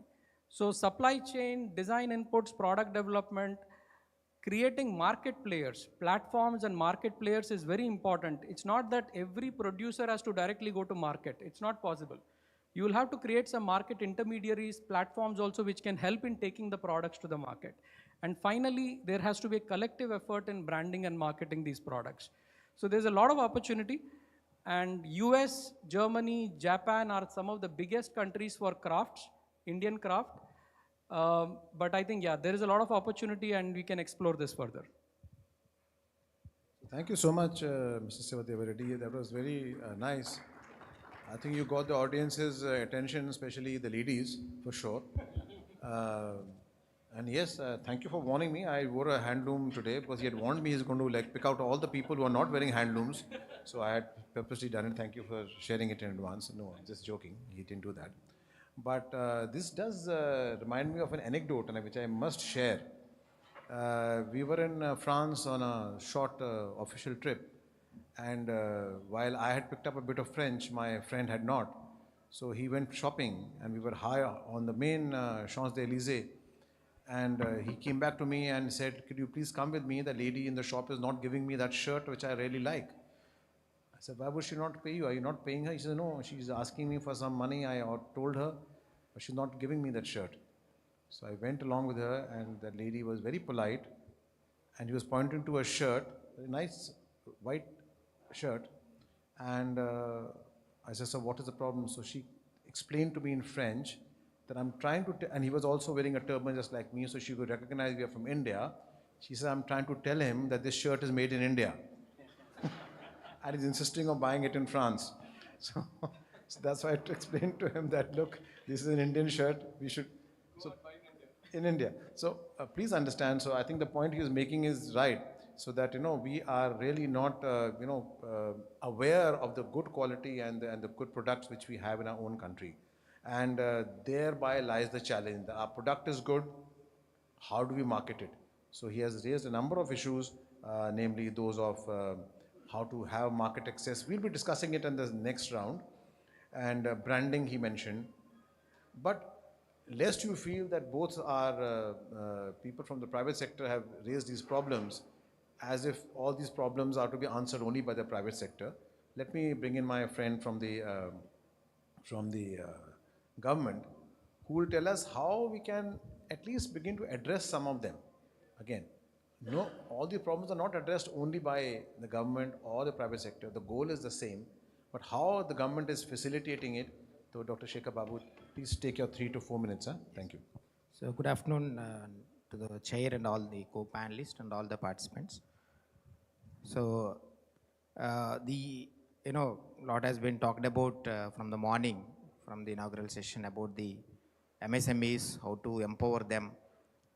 So so if you look at the state's scenario with respect to MSME, we have around 20 lakh MSMEs in the state, large in number. So mostly most of them are in the micro scale, and some are in medium and small category as well. So definitely MSMEs across the sector, be it as a food, be it as a handloom textile, pharmaceutical, so playing a key role in the state. So employment generation, contribution to GST, all appreciated. But when it comes to the some of the gaps that were expressed by some of the people, maybe co-panelists or in couple of other forums also, the challenges that the MSMEs are facing and how the government is going to address them. So largely we encounter that the logistics gap, infrastructure gap is a biggest challenge for MSMEs to function. So the other day we had another meeting in Vijayawada. So the MSMEs, they were expressing that, so we are not able to do exports to the full potential because we don't have an good opportunity with respect to the at the ports rather, right? They were requesting for a dedicated berths at the ports. So these kind of requests that are repeatedly coming from the MSMEs. So I just gave an example of logistics gap. So they wanted to have a separate or dedicated berths for the exports at the ports. Some of the MSMEs are still facing problem with the approach or access to the finance. CGT MSE, we day in and day out we talk about, but in the morning just I was asking MSME corporation CEO whether bankers have been called over here. So in every SLBC, we tell them that you implement this for the MSMEs. So yes, but still we get that kind of request from the MSMEs, entrepreneurs, that many a times they are not being extended with that. That is one kind of impediment that they are facing. So in order to address the issues that are being faced by the MSMEs, so government has brought very, very enabling policies now. So now just I would like to highlight few important the policy initiatives that the government of Andhra Pradesh has taken to address these challenges and also to support the MSMEs to grow and prosper. So exclusive MSME development policy has been brought in by the government of Andhra Pradesh, wherein, so if somebody wants to do any manufacturing activity or service activity or a trade, being an MSME, they are eligible for certain incentives from the government directly. So ranging from 25% to the 35% of your investment. So coming to the, since I look after the growth of the food processing sector in the state, so agri means agri, horti, aqua, all put together, primary sector, plays a very, very key role in the state's growth story. In the state's growth story, the agri sector plays a key role. Why? Because 60% of people there dependent on the agri. And having blessed with some of the perennial rivers and good agroclimatic zones that are in the state, so it supports growth of diverse crops, whether agri or horti. And blessed with long coastline, 974 kilometers of coastline that we have supports the aqua growth. So it's a very, very agri resource rich state. And likewise, you can also have a comparison with the MSMEs. Large number of MSMEs, they are working in this particular primary sector. So for the MSMEs working in the primary sector, agri, horti and aqua, just I would like to tell the the richness of this primary sector in the state. So we have around, as I said, 35% of land under agri or horti. 60% people depend on that. 35% this sector contributes for the state GSDP. We produce around 180 lakh metric tons of food. grains, pulses and oils, oil seeds. Then we produce around 350 lakh metric tons of horti produce. Why I'm just telling you all these figures is that there is a huge potential in this particular sector for MSMEs to play a key role. Out of our total production, how much we are processing? We are processing, if you look at fruits, we may be processing around 4 to 5%. If you look at vegetables, we are processing around 2 to 3%. Huge scope, again, for MSMEs to play in this particular primary sector. So just I given an example. Recently I had been to UAE. So just I was, having some dish, hummus. Maybe many people know it. That is made up of, white chickpea. And the size and quality, what I have seen, chickpea is very small. But whereas in Andhra, if you look at the, Kabuli chana, it's a bigger in size and it's a lot, huge demand for it. And here again, on the other hand, so we start procuring chana under minimum support price. So definitely there is a, mismatch, and there is a huge scope for, exporters in this particular sector, especially the MSMEs. So across the product portfolio, there is a huge potential in this particular sector. So some of the, in the topic it says that what opportunities that we have in this, because I'm just talking about the, agri sector. So today, our products are just now, sir was telling about the shirt in Paris, that was from India. Likewise, so if you visit, any country, I think, largely you find shrimp from our state. So we are the largest producers from our country with respect to shrimp. Close to 38% of exports of the country, shrimp goes from Andhra Pradesh. Again here, in this particular sector, morning also there was a mention about how this sector has really grown, overcoming all the hurdles, whatever initial hurdles, challenges, facing all that, sector had grown to that extent. So, the shrimp from Andhra is much sought after internationally. So that is the success story, of MSMEs. So now in the pre-processing, in shrimp processing, doing IQF, before that there is a step called pre-processing. So all the MSMEs are contributing for that. Then the large processor will process it and then export it. So government to enable this brought in a very, very landmark policies.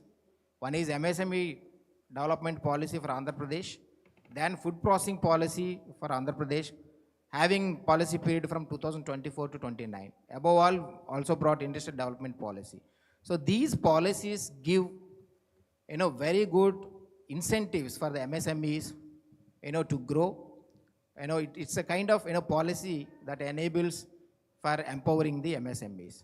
And one, just I was telling about the logistics gap that the MSMEs always that they tell about. We don't have, these logistics facilities, we don't have the, infra facilities. So having noticed the gaps that are there, what the MSMEs are facing, now government is in the process of bringing a logistics policy, connecting all the godown infrastructure, cold chain infrastructure, then to the ports, then to the ICD, connecting all. First, now we are in the process, maybe, it takes a couple of days, identifying the, clusters and what kind of gaps that the MSME clusters are facing, lack of storage facility, lack of cold storage or warehouses, lack of inland container depots, and lack of connectivity to the ports. So all these are being assessed, and very shortly government is going to bring in that logistics policy so that, whatever challenges that the MSMEs are facing with respect to export of their produce can be addressed. Again, my co-panelist said about the, importance of digital commerce. There, you don't need a kind of exporter. It's all happens digitally. You can definitely, leverage on that. But again, I'm also looking after the, I'm the nodal officer for the implementation of ONDs in the state. But, MSMEs have to really take that advantage. the numbers are not so encouraging. As I said, we have 20 lakh MSMEs. Not many MSMEs are onboarded onto the digital commerce platforms. So you have to, there are definitely challenges like, MSME say that once we onboard onto the ONDC, then we have a problem of GST compliance or GST, settlement every 3 months or quarterly. So these can be addressed. But, first step is that you have to, take advantage of these digital commerce platforms so that, you can really, perform good. Yeah. So maybe in the, yes. So thanks so So much thank you, for that. So, I remember there was a very senior officer from the 1972 batch of Andhra cadre, and I had met him long back, and I had joined the income tax department. So he said, you guys are terrible people. You really harass the business people, and among other things. But then I told him, sir, I'm with the Ministry of Commerce. So he said, okay, let me tell you some gyan. And what he told me was something very, very cryptic, and I remember it till date. He says, never tell a businessman how to do business. He's not asking you that. He's not asking the government, sir, how should I do my business? What he's asking you is, can you help me? That's all. If you can help him, please help him, otherwise get out of the way. He knows how to do his business. I have remembered that till date, and I try and live up to it till date. So now we are saving the best for the last. So we have Mr. Tamireddy Sankar Rao, who is the chairman of the Andhra Pradesh MSME Development Corporation. So, sir, in fact, how is the government really facilitating our MSMEs? You have mentioned that there are so many challenges. In fact, I would also like you to address that there are certain areas like agri, pharma, he mentioned handwoven and handicrafts, apparels, granite. So if these are the sectors we have, do they bring specific challenges to you that, look, we have these challenges, and do we try and sort them out? What is the mechanism we have of a regular feedback with which we have with the, so please do shed light on them. And because our friend just mentioned that ONDC, for example, is a platform available to our MSMEs, but they are not onboarding. So just going by the same maxim, don't tell a businessman how to do business. If he's not onboarding, there must be some good reason why he's not onboarding. So is there a platform available to us to understand from them, look, why is it that a platform which we have made available to you, you are not able to use? So could you just share that?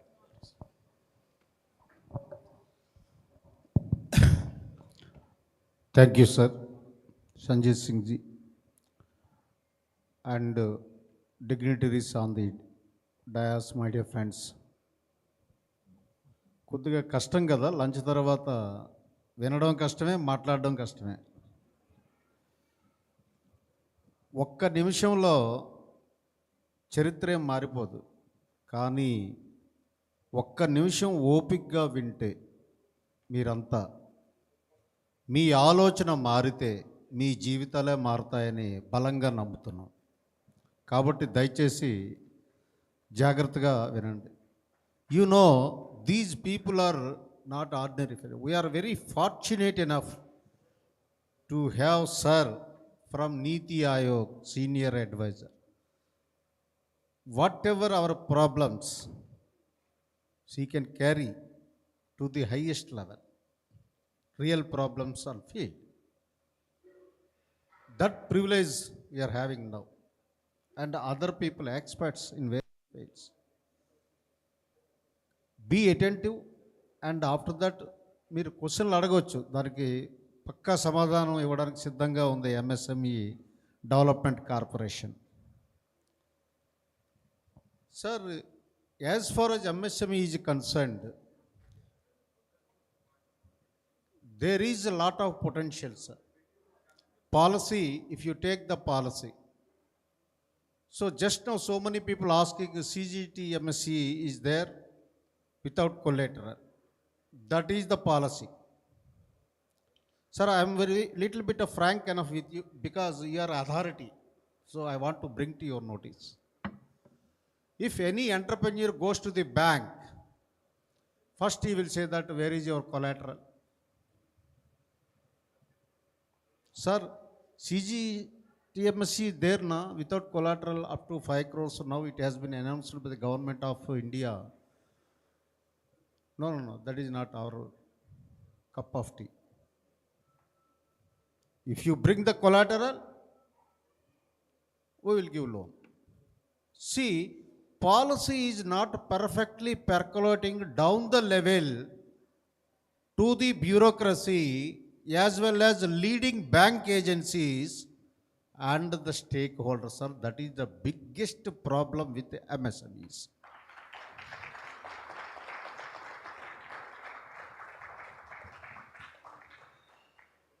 అందరూ చెప్తారు collateral అక్కర్లేదండి. నాకు ఓ సామెత గుర్తొస్తుంది, అందరూ శాకాహారులే. Dining table మీద ఉన్న చేపల పులుసు ఎవరు తినేశారో నాకు అర్థం కావట్లా. So all are vegetarians, sir.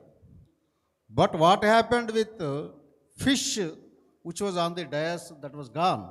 That is the edes in Telugu. Just I am using Telugu, sir, to activate those people.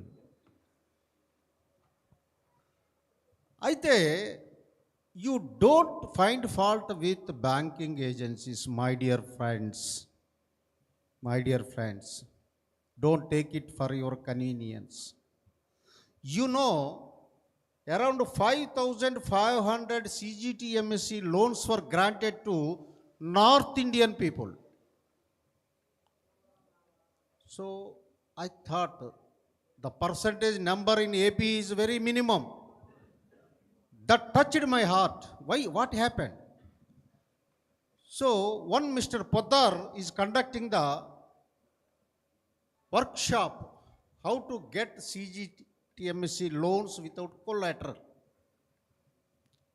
So I paid the amount as a young entrepreneur, not as a MSME chairman.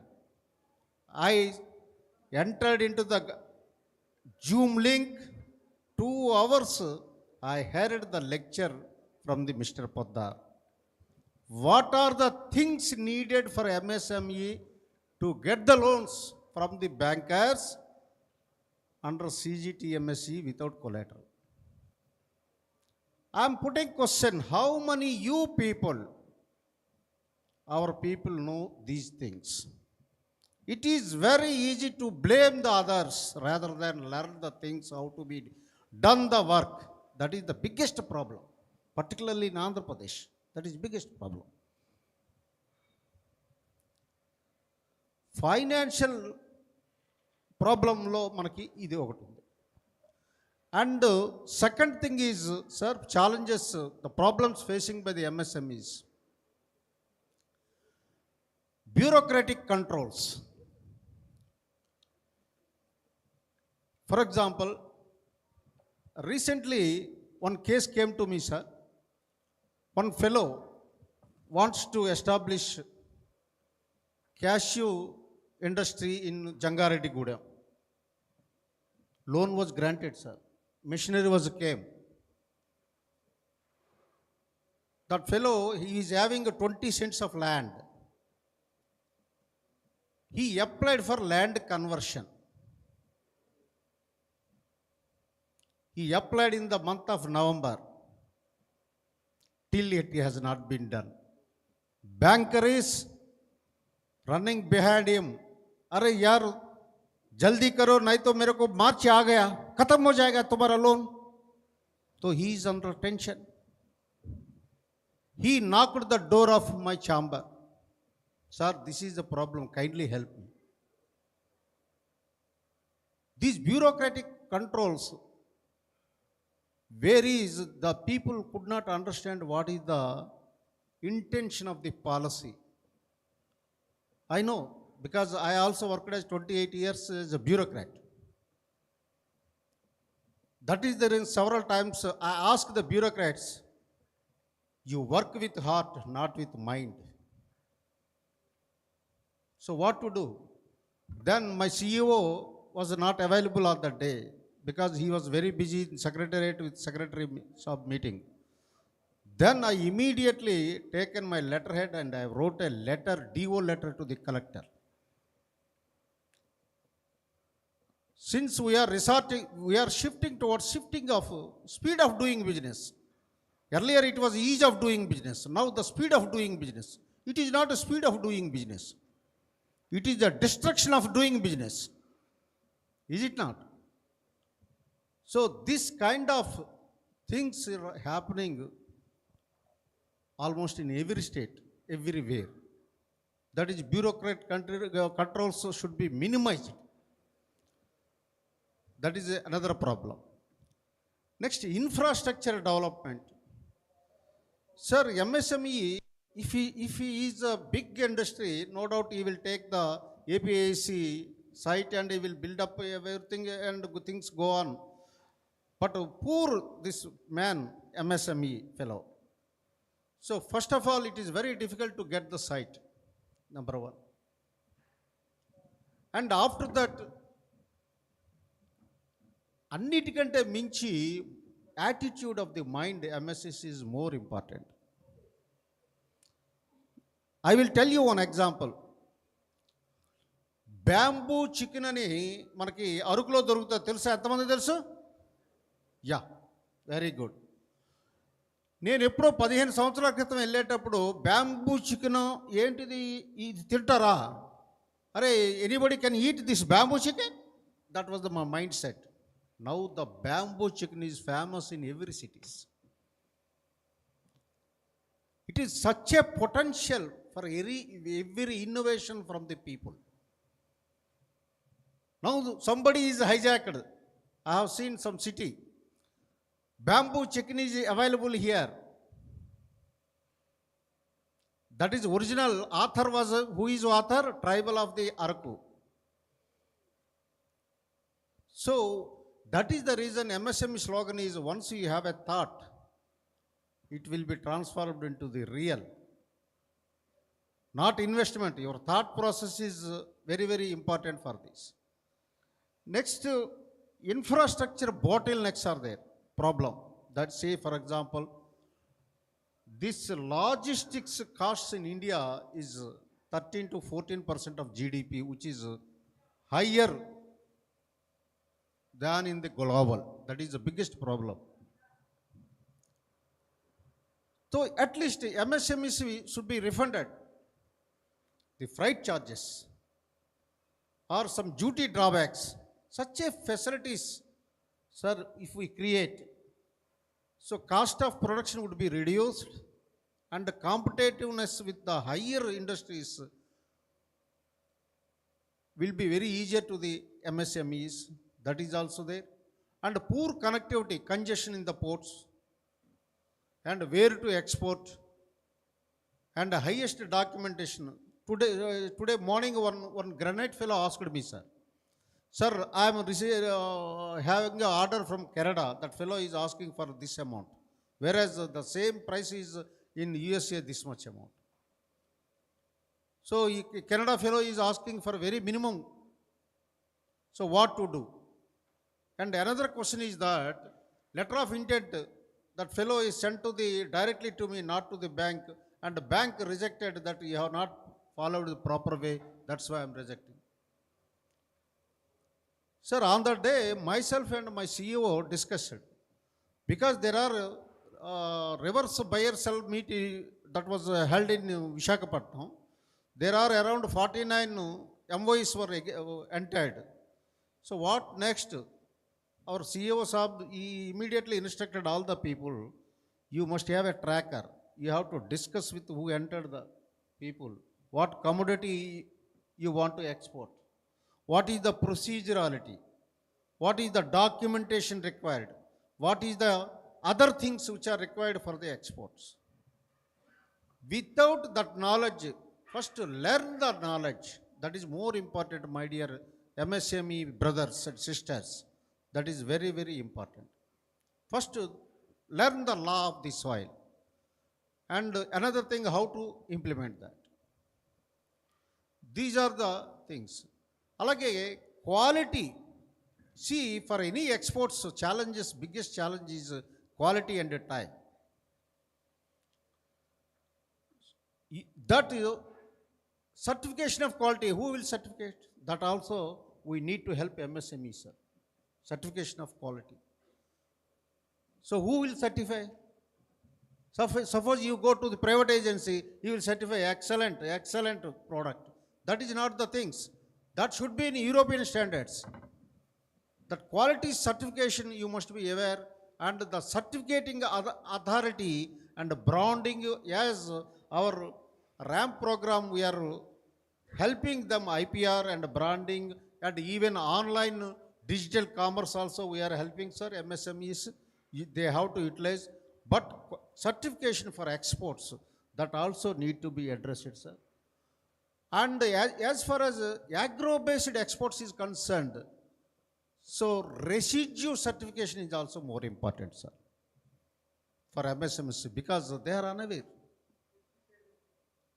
So pesticides, for example, even Gunturu Mirchi is there.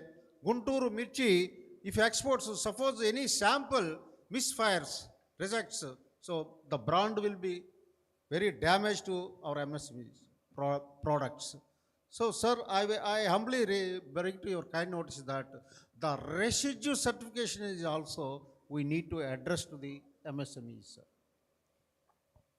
And also, we need to help financial assistance as far as that some MSME to boost up for growth of exports. We need to give low interest loans that has to be examined, sir.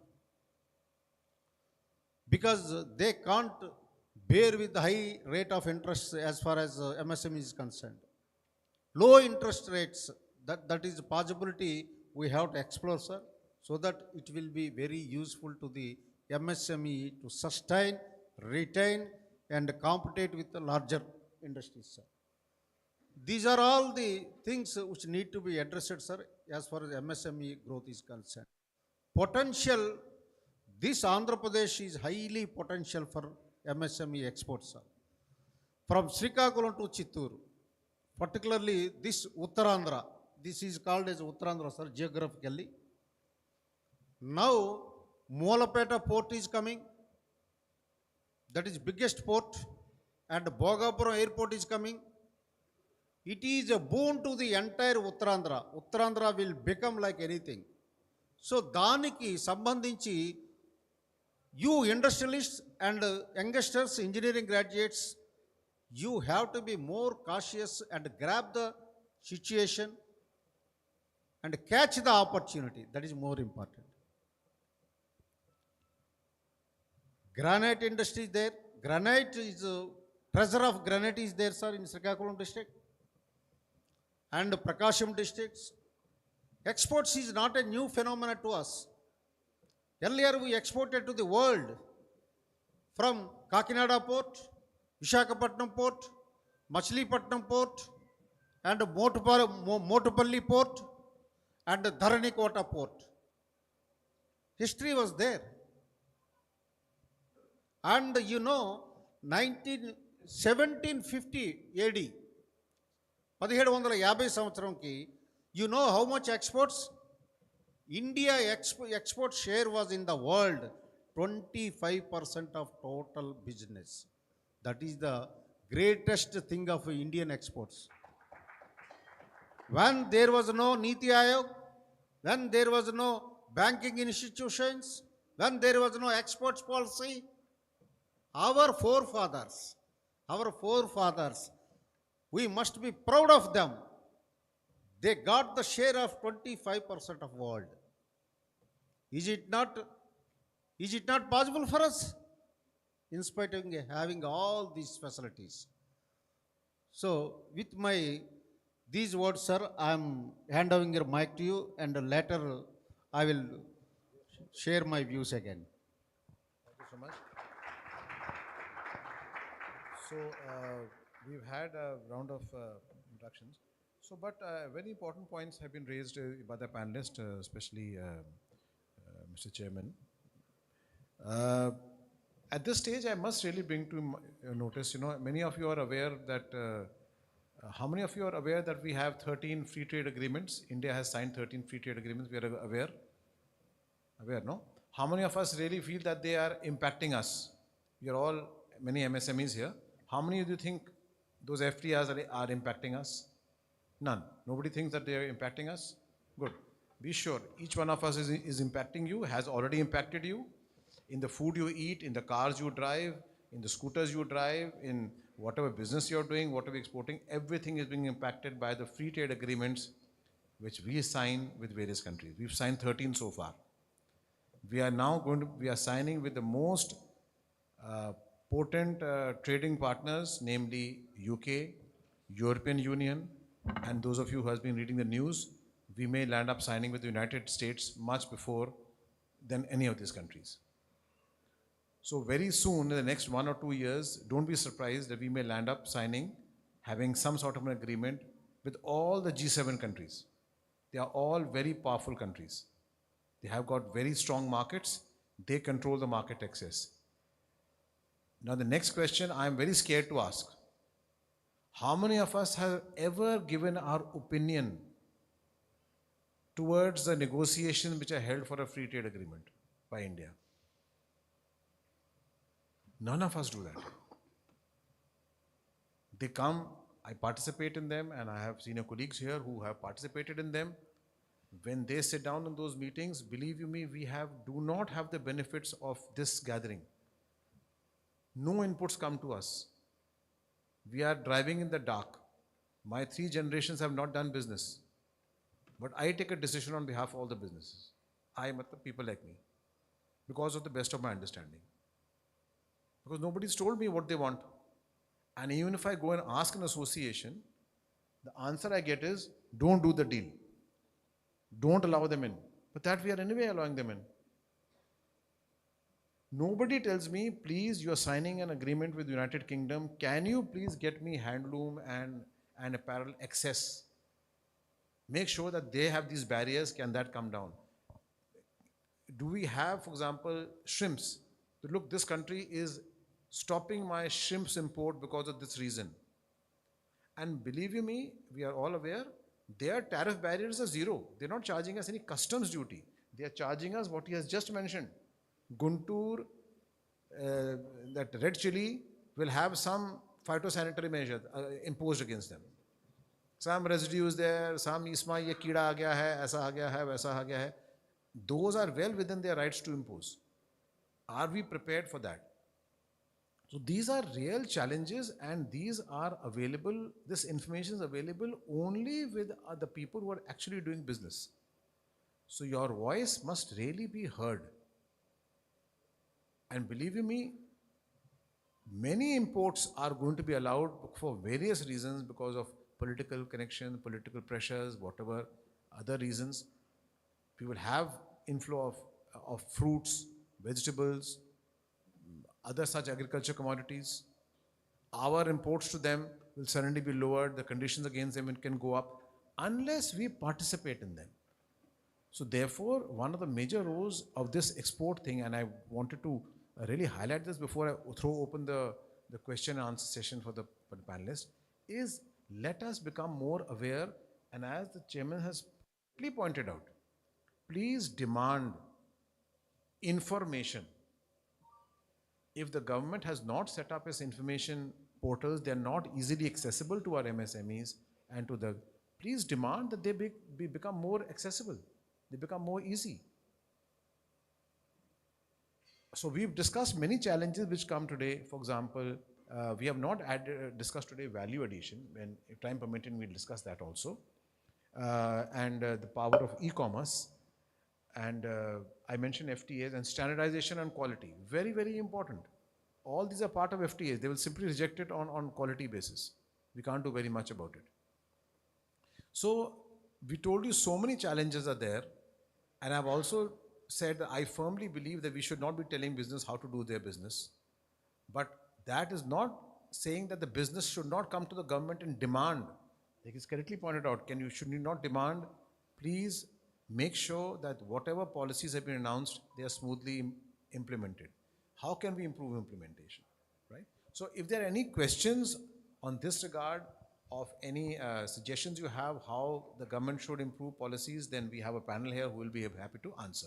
I think we'll be able to take only 3 questions, not more than that. and they can be short off, and we'll then close.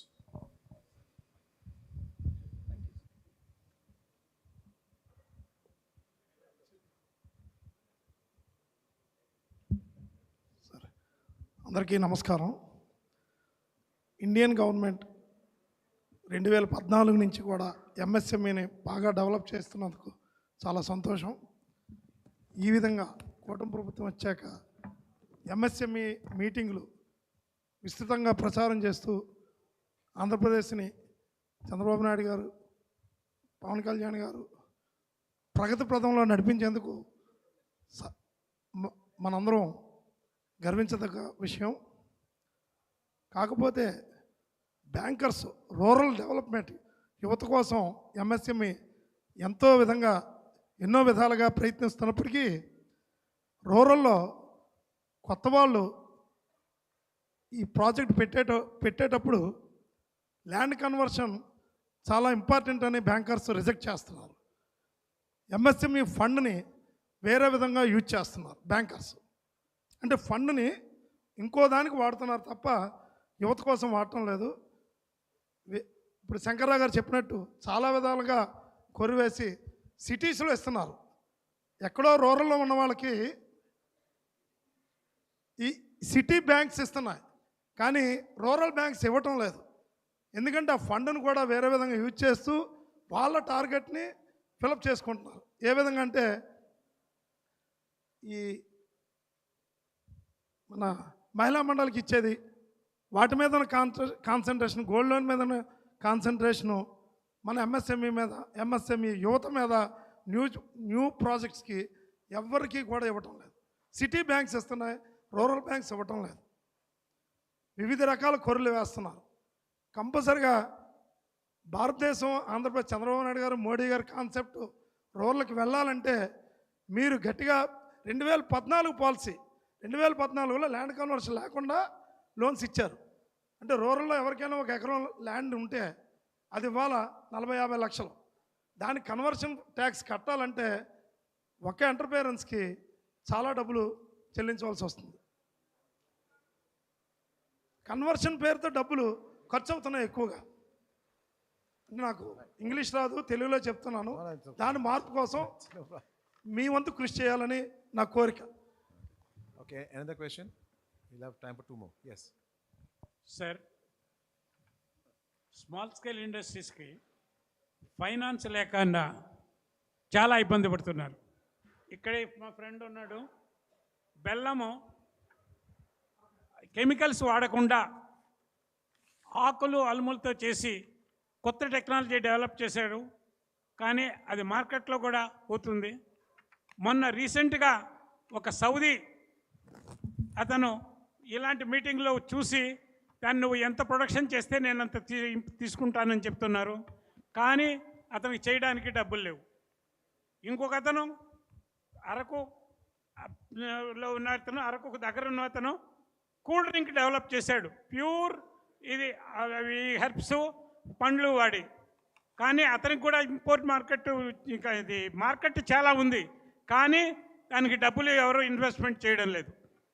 Second thing, sir, important thing what I would like to mention is there are many good government policies. For example, design clinic is there. Design clinic is supposed to revolutionize the small scale industries, but it is not getting percolated. We suggest that the same may be implemented through private appropriate organization with proper control. Why means whatever the government policies are there, they are not getting percolated. And the second thing is small scale industries. In a glass water, I can put only glass water. I cannot put 4 glasses water into that. So there are limitations for their expertise or these things. So in every field, any product you want to market today needs a global expertise, global standard, global cost, global performance. And it is sky high for individual small scale industries to reach. There should be a product-based parental organization which will serve for these few thousand based on regional or national this thing product wise. This proposal we suggested for toy industries.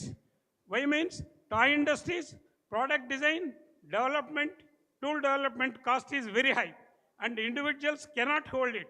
If it is a parental organization, they will make all these things and get it, and the MSME will be limited only for making the production. So in that case, after the same die or tools which are developed at the one organization can be sent throughout the country through, I would say, 15 or 20 small-scale industries, depending on the market potential. After that, they can recondition it and send it to the developed countries. The utility of the tools and dies gets 20 to 18 times. So the cost gets reduced. Second thing is the technology will be the global technology. So this proposal can be considered for developing a parental organization on product based. The same formula can be applied for any product nowadays, especially for chip manufacturing. This may be considered as a policy change. Thank you very much for giving me the opportunity. One more question, yeah.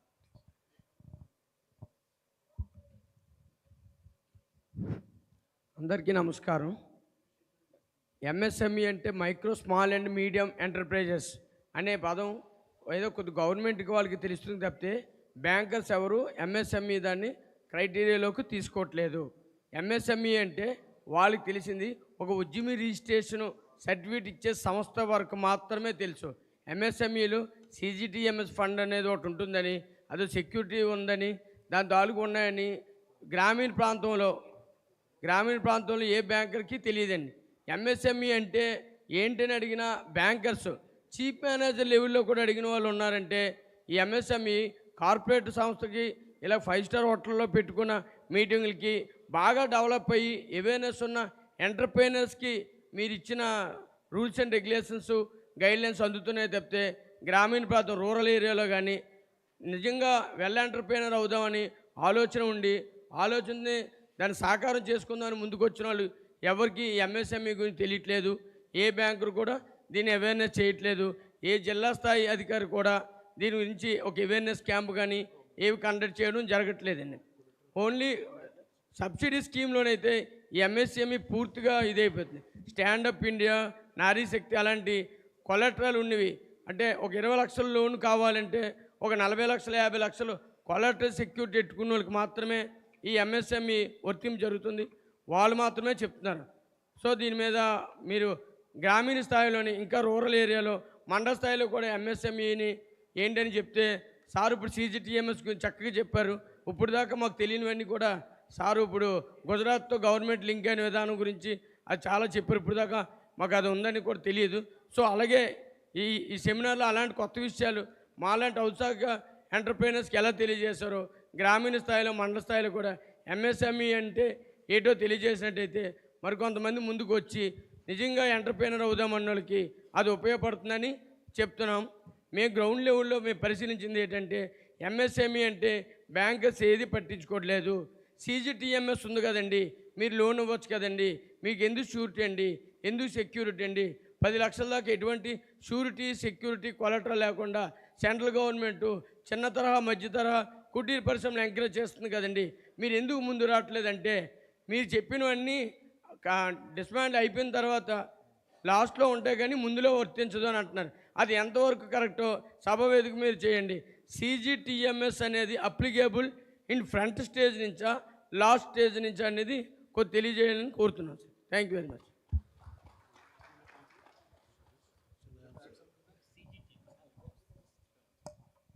Sir, CGTMS, I'd like to have only one word since you are here. See, the problem for MSME is the cost of the CGTMS is very, very high. You must be knowing it. Like every year, they charge 2% service charge. And the rate of interest, it starts from 11% to 14%. So just imagine if somebody goes for CGTMS loan, his repayment is really going to be impacting. This one particular points, I think, sir, you may have to address. The cost of that finance is very, very high in this case. That's the reason why it's not catching up. And whoever is availed the CGTMS, I have records. They are not in a position to repay in time. It is really impacting because of the cost, which is more than the private financing cost.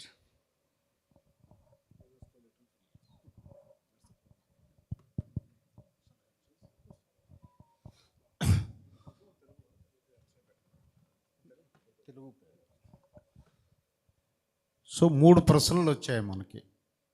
ఒకటి సోదరుడు మాడుగుల ప్రాంతం నుంచి ఒక ప్రశ్న rise చేశాడు. ఏమిటి అని అంటే, రూరల్లో సెక్యూరిటీ గురించి, కొలెటరల్ సెక్యూరిటీ, పొలాలు అవి తీసుకోవట్లేదని. ఒకటి మనం ఒకటి గుర్తుపెట్టుకోవాలి. ఏంటి అంటే, బ్యాంకర్స్ని కూడా మనం శత్రువుల కింద చూడకూడదు. రూరల్లో ఎందుకు భూములు తీసుకోరు అని అంటే, సర్ఫాసీ యాక్ట్ అనే ఒకటి ఉంటుంది బ్యాంకర్స్కి. సర్ఫాసీ యాక్ట్ డెఫినిషన్ అమెండ్ అవ్వలేదు. అది ఓన్లీ అర్బన్ ప్రాపర్టీకే వర్తిస్తుంది. అది అగ్రికల్చర్ ప్రాపర్టీకి they have no control on that. ఆ ప్రాబ్లం బ్యాంకర్కి ఉంటుంది. నెంబర్ 1. మనం ఏంటంటే లా తెలిస్తే ఎదుటివాడిని మనం we don't misunderstand others. So మనకి ఉన్న ఇబ్బందులే మనం చెప్పాలి, కానీ we have to tell our inconveniences with banking institutions. Let us not attack banking institutions because they are also part of our economic development. Second thing ఏంటి అని అంటే, పిఎంజిఈపి loan మీరు పెట్టారనుకోండి, దానికి కొలేటరల్ అక్కర్లేదు. ముద్రా లోన్ పెట్టారనుకోండి, it is government of India scheme, me collateral అక్కర్లేదు. ఆ పాయింట్ మీద మనం ఆర్గ్యూ చేయాలి. రెండోది, సిజిటిఎంఎస్సిలో కూడా మన కొలేటరల్ ఎందుకు అడుగుతారు అంటే, బ్యాంకర్స్ సేఫ్ ప్లే ఆడతారు. ఒకటి గుర్తుపెట్టుకోండి, మీ DPR, your detailed project report, మనమేం చేస్తాము, కొలేటరల్ లేకుండా లోన్ వస్తుందని ఒక పిచ్చి డిపిఆర్ తయారు చేసుకొని వెళ్తుంటారు కొంతమంది బ్యాంకర్స్ దగ్గరికి. సార్ దీని మీద ఎవరేంటి సార్ లోను ఇచ్చేయండి సార్, 30 లక్షలు ఇచ్చిస్తే పట్టుకెళ్ళిపోతానంటారు. వాళ్ళు ద రియల్ ఇంటెన్షన్ ఉన్నవాడు దెబ్బతింటాడు వాడి వల్ల. చాలామంది నా దగ్గరికి, నేను ఎంఎస్ఎంఈ చైర్మన్ అయ్యాక వచ్చారు చాలామంది, సార్ సబ్సిడీ దేంట్లో ఎంత ఉంది సార్, అలాగైతే ఏదో ఒకటి చేద్దామని అనుకుంటున్నాను అని అన్నాడు. ముందు నువ్వేం చేద్దాం అనుకుంటున్నావు చూడయా, ఈ పరికమాలు తెలివితేటలు ఆపేసే అని చెప్పారు. సో ఈ యాటిట్యూడ్ ప్రాబ్లము మనం మార్చుకోవాలి. రెండవ ప్రశ్న, మన రైట్స్ అవి బ్యాంకర్స్ కూడా, just I want to bring to your kind notice sir, bankers conveniently playing that PMGP say X applied for 40 lakhs sir, and Y applied for 10 lakhs. Prime Minister Guarantee Employment Program. So without collateral they have to grant. So instead of 40 lakhs loan, that fellow is granting 10 lakhs and telling that my target is over. He is interested in target. Suppose 40 lakhs project is excellent project. Suppose let us think. So he has to give preference to this fellow. That I have observed in so many cases. ఇక రెండవది, working capital గురించి చెప్పారు. Working క్యాపిటల్లో కూడా మనకి loans rise చేసుకునే schemes ఉన్నాయి. అది ఒకసారి స్టడీ చేయండి. వర్కింగ్ క్యాపిటల్ కూడా ఇస్తారు. Basing on your product, me record, track record, me manufacturing record and your sale record, your డెబ్ట్ ఈక్విటీ రేషియో, ఇవన్నీ చూసి వర్కింగ్ క్యాపిటల్ కూడా you can apply. That is not the biggest problem. ముందు ఏమిటంటే మనం we have to study, understand the law. ఇంకా third CGST మీద అదే నేను చెప్పిందే మీరు అడిగారు. అదొక చిన్న ప్రాబ్లం ఉంది. అందుకనే we brought to the notice of concerned authorities, ఇది వాట్ వీఆర్ ఫేసింగ్ అని చెప్పేసి. అన్నిటికంటే మించి అనుమానం వద్దు. ఎందుకంటే పాము కరిస్తే విషంతో చచ్చిపోరు ఎవరు, అనుమానంతోనే 80% మంది చచ్చిపోతారు. బ్యాంక్ వాళ్ళ దగ్గరికి వెళ్తే లోన్లు రావు వాళ్ళు, ఇది వద్దు. ఇది నెగిటివ్ యాటిట్యూడ్ కాకుండా పాజిటివ్ యాటిట్యూడ్తో వెళ్ళి మనం how to grow our industry, మనం నిలదొక్కుకోవాలి, 10 మందికి జాబ్ ప్రొవైడ్ చేయాలి. ఇది government of India, government of Andhra Pradesh policy, దానిలో ఎలా ఫిట్ అవ్వాలన్నది మనం దృష్టి పెట్టడం ముఖ్యం అన్నమాట. దాని మీదే ఫోకస్ చేద్దాం. ఏదైనా ఉన్నదనుకోండి దృష్టి తండి, మేము ఇమీడియట్గా రియాక్ట్ అవుతాం. నేను చాలామంది బ్యాంక్ మేనేజర్తో ఎవరో మొన్న ఆటోనగర్ నుంచి నాకు ఫోన్ చేశారు. ఆయన ఎవరో కూడా నాకు తెలియదు. సార్ నాది ఎన్పిఏలో పెట్టేశారు sir bankers, MSME, I was in great tension అని చెప్పి అన్నాడు. ఇమీడియట్గా I call to the general manager of industries, please look it this matter. ఆయన వెళ్తే even general manager of our industry, he has written a letter to regional manager of the bank. So kindly allow some more time to him so that he will pay the amount. See, through negotiation, through goodwill, good faith, we can achieve wonders. This one cannot forget. After all, we are all human beings. Thank you, sir.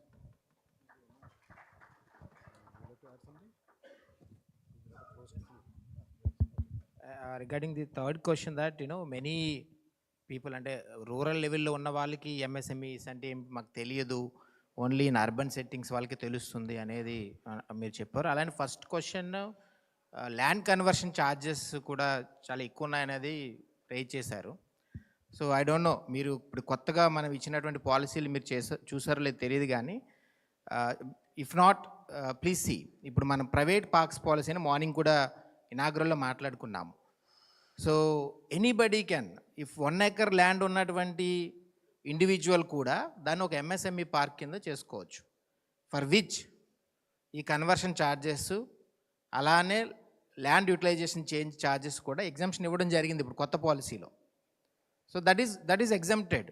Even 1 acre, 10 acre ఎంఎస్ఎంఈస్కి up to 100 acres. If you are developing it as a MSME park, so then you are exempted from all these conversion charges under new policy. That benefit is there. ఇంకొకటి మీరు rural లెవెల్లో చాలామందికి తెలియదు అంటున్నారు కాబట్టి రీసెంట్గానే మనకి పాలసీస్ గైడ్లైన్స్ కూడా గవర్నమెంట్ నుంచి రిలీజ్ చేయడం జరిగింది. MSME park, that is under parks policy అంతే.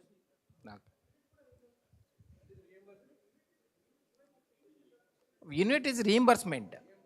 But if it is a park, it is exempted. Yeah, it is reimbursed. No, unit that is reimbursed.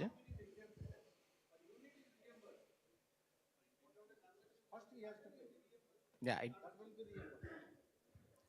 So shortly, I think every MSME, DC, alane industries department, food processing department, andru kuda we are going to organize workshops. Regional workshops, district level workshops, even to the mandal level కూడా workshops conduct చేస్తాము to create this awareness. Basics నుంచి MSMEs అంటే ఏంటి, what advantages that you have, ఇవన్నీ కూడా చేస్తామండి. Okay, thank you very much.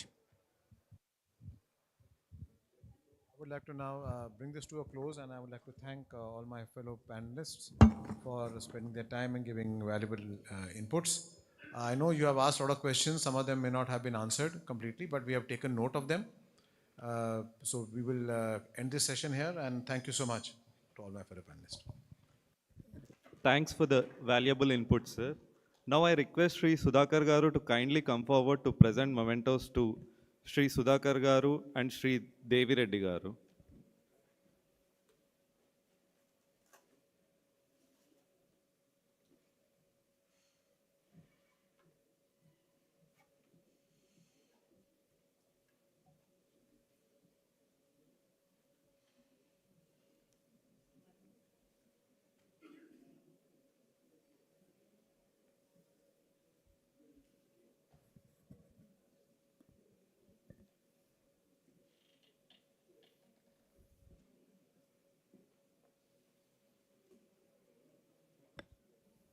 I thank all the panelists for their inputs. Now we will be moving to our final panel discussion of the day. It's about local to global, innovating for scale and international market entry. I invite the panel members for this session to join us on stage. Shri PM Balaji, Vice President Toshiba, Shri Mullapudi Srinivas, Lokesh Missions, Shri Ramnath Velamati, Executive Chairman GFST, Shri Shankar Prasad, Principal Technical Advisor to Hon'ble Minister for MSME, Shri K. Mayur Ashok, IAS Joint Collector, Visakhapatnam. And we are also joined by Shri Akshay S, ITS Joint Director. He'll be joining us virtually.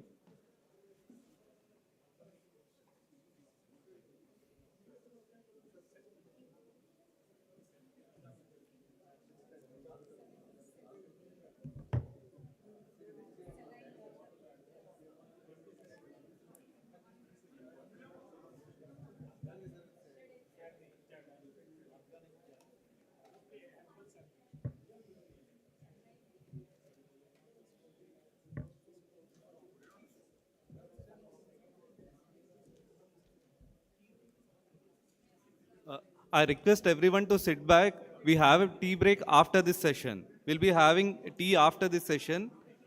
Please sit back. We request everyone to please sit back. We'll finish this session and then have a tea break. I request everyone to take their places and please sit back.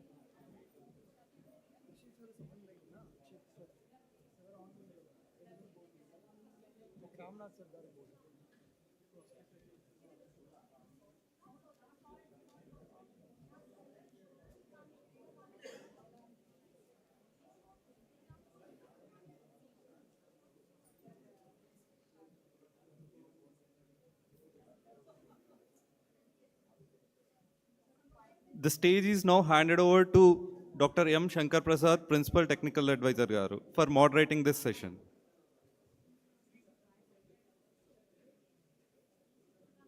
Andarki namaskaram. I request all the people, please take your seats. అందరూ కూర్చోండి please. దయచేసి అందరూ కూర్చోండి. ఈ panel discussion అయ్యాక we'll have a tea break. Please be seated in your places. The members are here on stage. We'll start our panel discussion. Please అందరూ కూర్చోండి.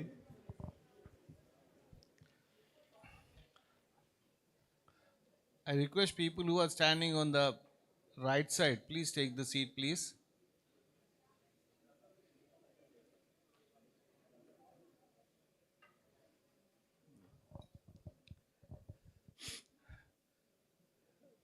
Morning Nichi, we have gone all through the so many sessions and other things.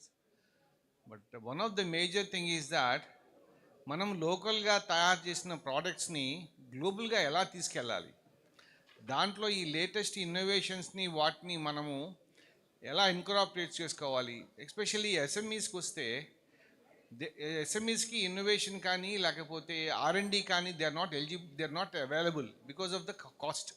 Research and development is a very costly affair and it is not possible for the MSMEs.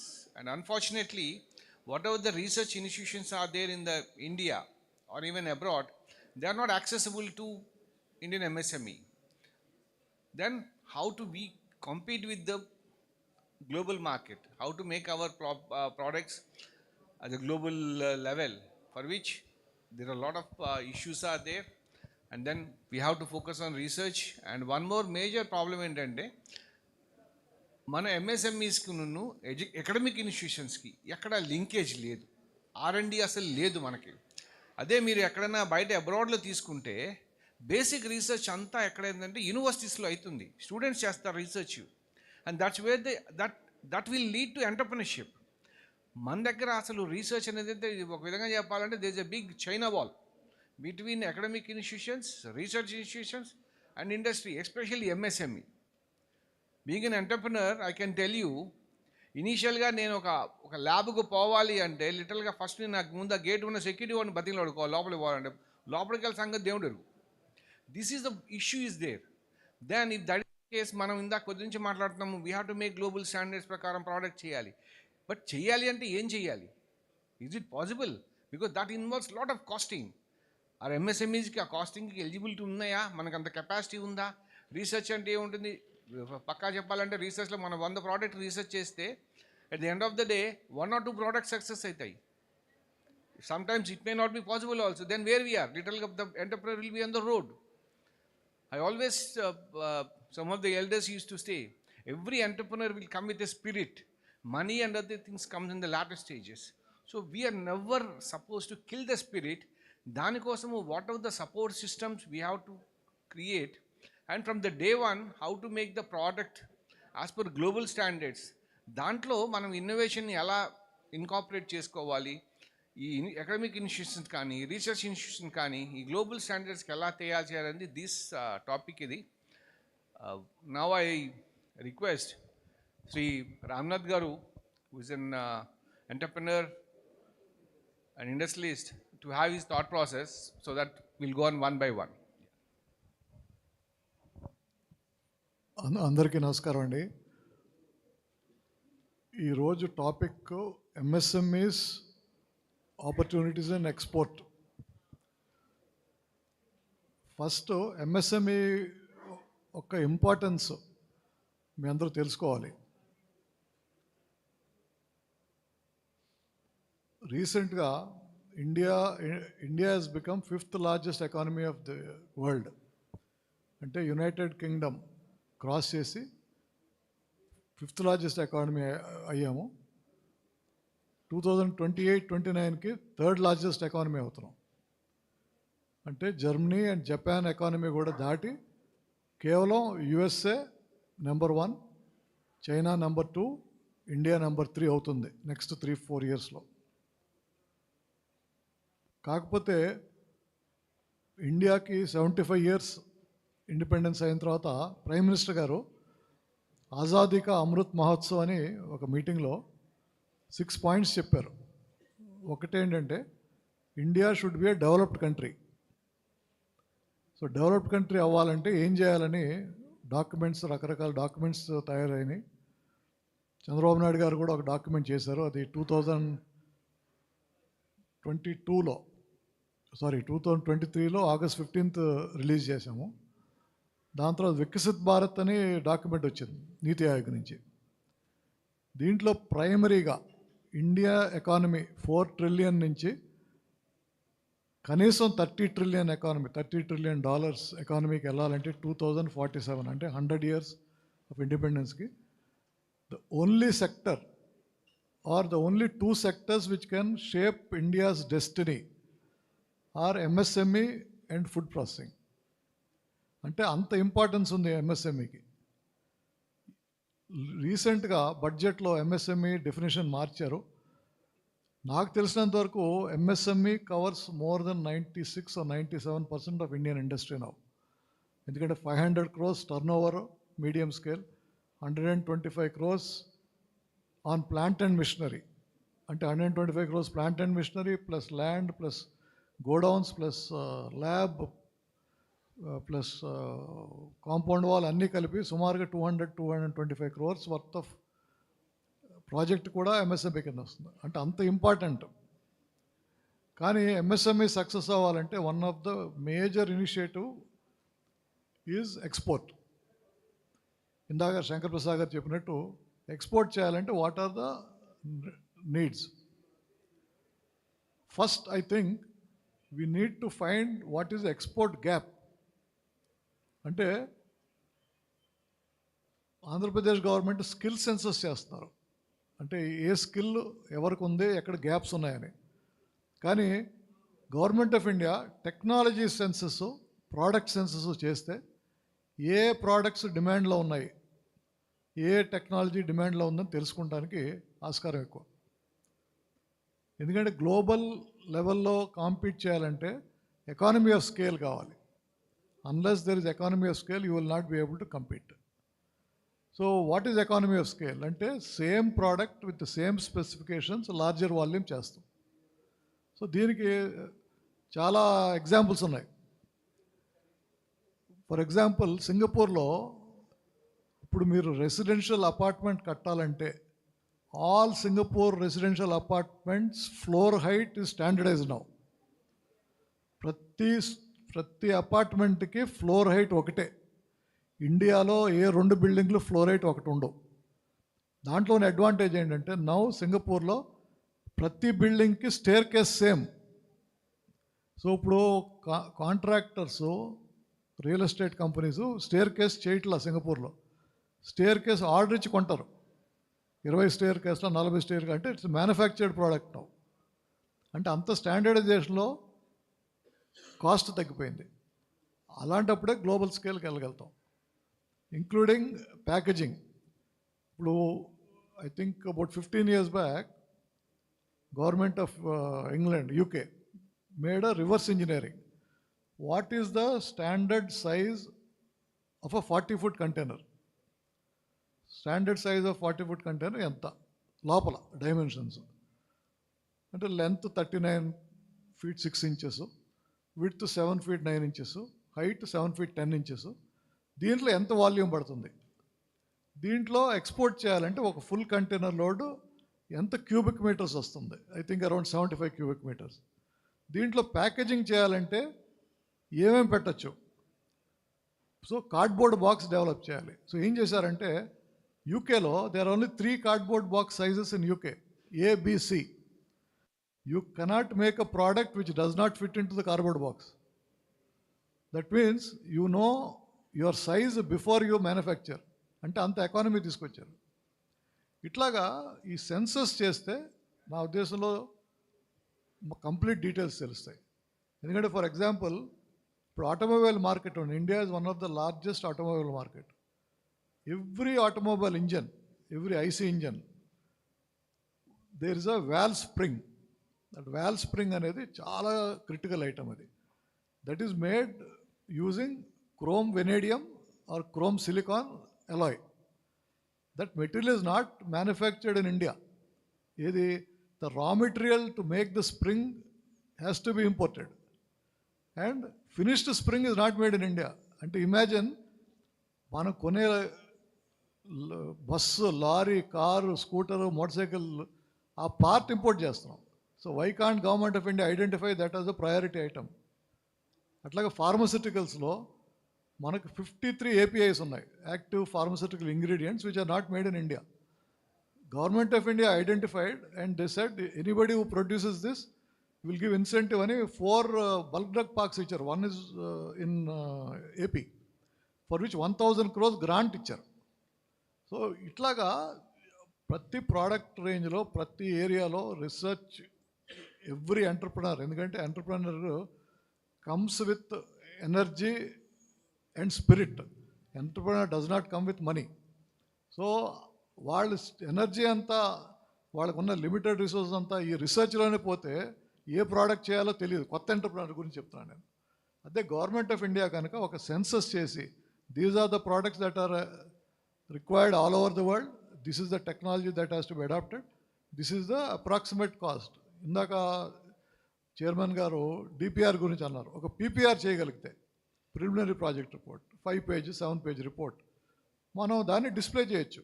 Any entrepreneur వస్తే yes నీకున్న ఇన్వెస్ట్మెంట్కి ఇలాంటి products ఉన్నాయి, ఇలాంటి demand ఉందని. లేకపోతే చాలాసార్లు demand తెలియక product చేసి అమ్మలేక బ్యాంక్రప్ట్ అయ్యి NP అయ్యి then government says that we don't believe entrepreneur. Please understand, almost 90% of the entrepreneurs of today were born between 1975 and 1985. Born into not biological birth, their companies have started. Whether it is GMR, GVK, everybody started. ఎందుకంటే ఆ రోజుల్లో ఆ పీరియడ్లో ఎంటర్ప్రినర్కి value ఇచ్చేవారు. ఇప్పుడు ఎంటర్ప్రినర్ని బ్యాంక్కి వెళ్ళా ఎక్కడికి వెళ్ళా ఆ వాల్యూ రావట్లేదు. వాల్యూ క్రియేట్ చేయాలంటే government has to guide what is that area we should be able to do. Then coming to exports, export standards are very very stringent. Even a small error, the entire thing is rejected. నాకు రీసెంట్గా ఒక packaging company 4 crores worth of మెటీరియల్లో చిన్న barcode difference వస్తే 4 crores reject చేశారు. So చాలా స్ట్రిక్ట్గా ఉండాలంటే ఫస్ట్ డొమెస్టిక్లో ఎక్స్పర్టీజ్ తెచ్చుకొని అప్పుడే we should go for export. Direct export అనేది చాలా కష్టమైన పని. దానికి what is that knowledge we have to gain? ఎందుకంటే everything is standardized in the world. మీరు విజిటింగ్ కార్డ్ తీసుకోండి, మీరు ఎవరైనా తీసి మీ అందరూ విజిటింగ్ కార్డ్ మెజర్ చేయండి, no two visiting cards are same size. మీరు అమెరికా వెళ్తే 1,00,000 మందికి విజిటింగ్ కార్డ్ ఒకే సైజ్ ఉంటుంది, 2 ఇంచ్ బై 3.5 ఇంచ్. మీరు అమెరికాలో పర్స్ కొన్నారంటే ఆ పర్సులో ఆ 2 ఇంచ్ బై 3 ఇంచ్ కార్డే పడుతుంది. అంత స్టాండర్డైజేషన్ జరిగితే everybody knows what to manufacture.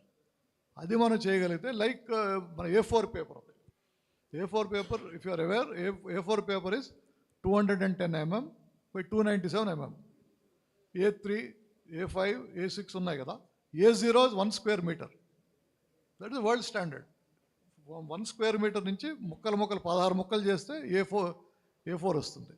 So అట్లాగా చేస్తే కానీ you will not be able to achieve economy of scale. First, to understand which products are in demand, to understand what are the standards that are being followed, because there are standards for packing material ki only one size of paper is available. You cannot have your own packing size.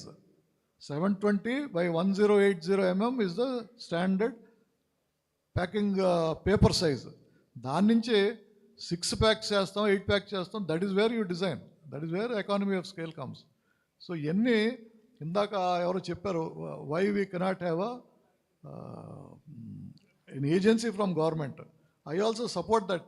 If government can get into this research and guide, lot of things can be done, and there's huge potential for export. ఎందుకంటే ప్రతి చోట most countries are importing because Europe and all are too expensive. If we are able to understand what we can export, we can definitely do a good job. Thank you.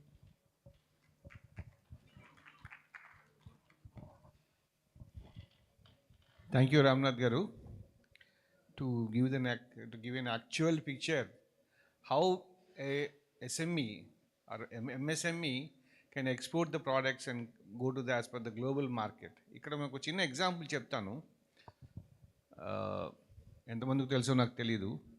What ever the nail cutters we are manufacturing, మనం nail cutters కూడా మనం manufacture చేయం. Majority are imported from South Korea.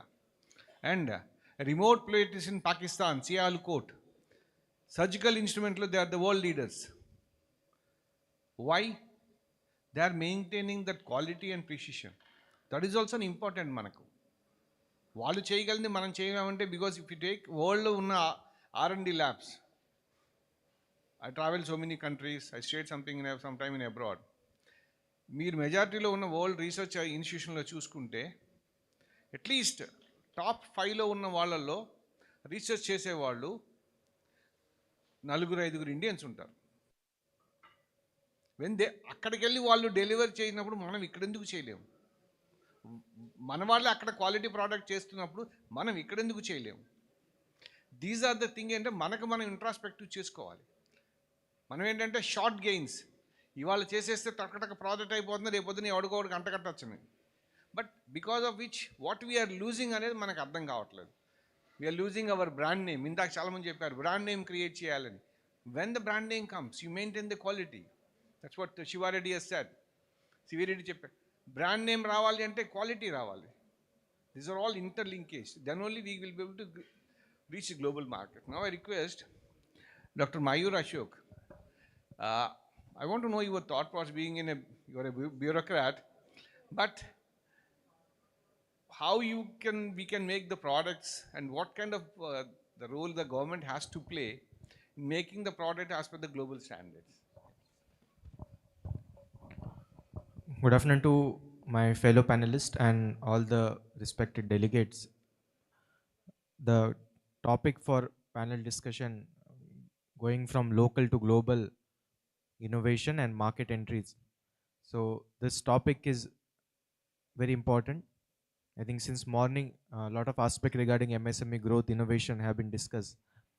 So I feel for the MSMEs to go from the local to global, it is really difficult, because as Ramnath sir also pointed out, the standardization issues, regulation issues for the global market. So as a layman, MSME owner or a proprietor, it will be very difficult to enter into the global market. Global market essentially are sometimes very restrictive. They have a lot of compliances to be followed. So for layman, it's as a new person who is entering into this kind of market, so he must understand which are the global markets he should enter. He should not go for like all, I'll export to, let's say, all the European countries, I'll export to all Africa, America. Rather than that, um, he can focus maybe one or two countries, or he can first take the local expert. Even like India is so much diverse, so to build that kind of a quality which is kind of a global export quality, first you can focus on the domestic market. And once he reached to certain kind of scale where he is confident that he can go to the global market, he can select like one or two of the countries where he can reach to the global market. For that, for example, it could be taking, like, he can first, the identification of the market itself will be difficult. Lot of product which may be having good demand at the local market, domestic market, may not have that much demand at the global market. For example, let's say some kind of toys, Itukoppa toys, we are having Kondapalli toys. Those are very famous locally, but to go into the global market, they will require to comply with certain kind of safety standard, certain kind of standardization. So that we need to inculcate. So for that, I think we can definitely make use of a lot of e-commerce platforms. So for that, there is no physical presence is required. Through, let's say, for example, Amazon handicraft is there, Amazon Shopify's are there, lot of B2B platforms are there, Alibaba is there, and government also is bringing some kind of platform which like at the domestic level is already there. International platforms are also I think in the proposals. So such e-commerce platform, I think MSME person can easily access, and he can position his product for the global market. And once he realizes that these are these 2-3 markets where his products are getting good traction, then he can go for some kind of expansion into that particular global market. It could be through joint venture, because let's say he want to export something to European market, it will be difficult to operate directly. So he can have some kind of joint venture with already existing companies who might be operating in that particular country. So joint venture would be really helpful in such case. Then in previous discussion also, we are discussing about the free trade agreements. So as Sir was suggesting, India is having 15 free trade agreements. So lot of entrepreneurs are not aware of this free trade agreement and the kind of benefit it brings to their products. So they can focus on such countries where India is already having free trade agreement, which makes entry into such market very, very simpler process. Such free trade agreement countries we can focus, or we can take entrepreneur can take benefit of lot of government of India scheme for export promotions are there, where the export subsidy is also provided. Some kind of free trade zones are there. ODOP is one of the such scheme where government is encouraging one product from each districts. Such products having the global demand or global demand might be there for such projects. So lot of government schemes are there that the entrepreneur can take the benefit of. And second aspect for going global is, I think, innovation. I think lot of products are there, and what differentiate one product or what can give the competitive edge to our entrepreneurs is that we have a very strong legacy, very strong tradition, culture. So they must leverage the unique selling proposition they are having. They can they have to just make such a global proposition, because European markets, or let's say US markets, they are very eager to take a lot of tribal products or the products which are comes from the which have a lot of legacy and which have a good tradition. But only thing we need to think from their point of view, reposition their product. Let's say some kind of kalamkari designs are there, which could be the contemporary element could be incorporated in such product, and just we have to reposition it for the global market. So these products might not be easily sellable in the, let's say, in the domestic market, but for the global market, we need to incorporate some kind of a fashion aspects which are currently there in the markets. So this kind of repositioning will definitely help. This is the small innovation entrepreneur has to do. And some kind of R&D is always could be taken by the bigger companies or the government institution. But as an entrepreneur at their level, they need to understand the mindset of the global consumer and make such changes in their product, which so that the global consumer will accept their products. They need to understand the cultural significance of those particular societies. For example, many of the European societies are very particular about the processes we follow. If something which is eco-friendly, they are very, very eager, very, very open to take such products. We many of the times we use such products, but we don't make it, we don't position it as an eco-friendly project, because traditionally we are using those products. Let's say some kind of plates made of the leaves of the tree. So those we are using for in the rural areas. Also, a lot of entrepreneurs also make it and sell it. But if we position it as a eco-friendly paper, eco-friendly plate, then definitely it gets a kind of attraction in the other markets. So this kind of organic certification, eco-friendly processes will definitely bring some kind of edge, and along with positioning with the local tradition. So these are some aspects where entrepreneurs can do at their own level, and they can take the benefit of different schemes by state governments and government of India to ensure the entry into the global market. Thank you. Thank you, Maya. Thank you for sharing valuable thoughts. Now I request Mr. Akshay, who is joining online, is a joint director for DGFT, to share his thoughts how to make this our local product into global, and in which an innovation is going to play a vital role. I just request your thought process. Good evening. Am I audible? Yes, please. Yeah, we can hear you. Yeah, I am just trying to share my screen. Just allow me a minute.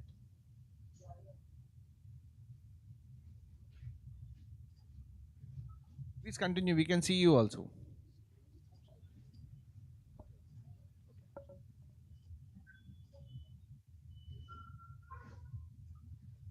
Yeah, good evening all. Good evening to the fellow panelists who are on the dais. Officials from Government of India and Government of Andhra Pradesh, exporters, members from the export promotion councils, and other stakeholders. It gives me immense pleasure to be addressing this gathering being conducted by MSME Development Corporation of the Government of Andhra Pradesh. I congratulate them for having conducted this meet. Especially, I also thank NITI Aayog for having spared time to be present and give such an emphasis to the state of Andhra Pradesh, which is one of the top six exporting states from India. While I was hearing the other panelists, I could sense this the kind of inputs what they have shared. It's very I'm sure the insights what they have shared since morning has benefited the audience. While the sense of caution has been mentioned by the panelists, I would say I would like to assure the audience that it's not that risky to be doing international trade, because the government of India and the government of various states have created an ecosystem, have created institutional mechanisms to promote the trade, the processes of trade, and to engage into dialogue where a lot of thought process can go in terms of the processes, in terms of R&D of the products, in terms of marketing opportunities, in terms of export potential, and so on. So it's, I would encourage a lot of people to start their export entrepreneurship and succeed in their endeavors. I'd like to start with the economic significance of exports. We are aware that India has clocked around $776 billion of exports in the previous year, FY24, wherein $437 billion was from the merchandise exports and $340 billion was from the services side.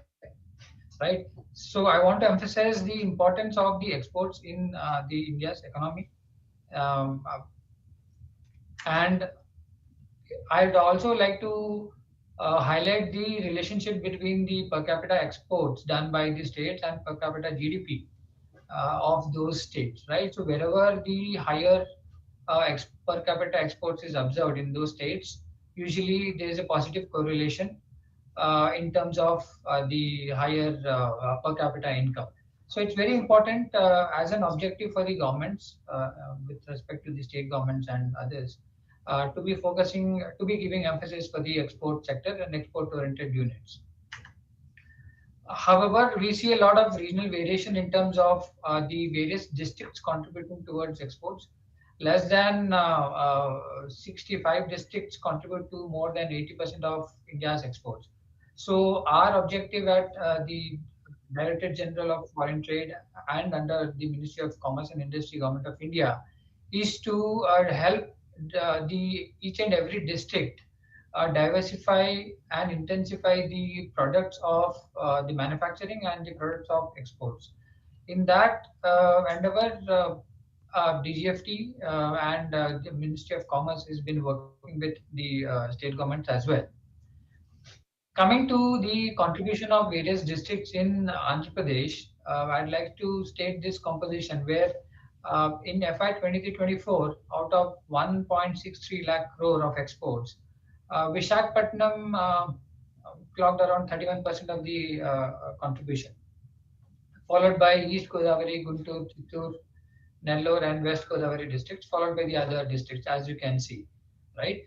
But I mean, this is an indication for people who come from various districts in Andhra Pradesh to try and see how their districts have done well.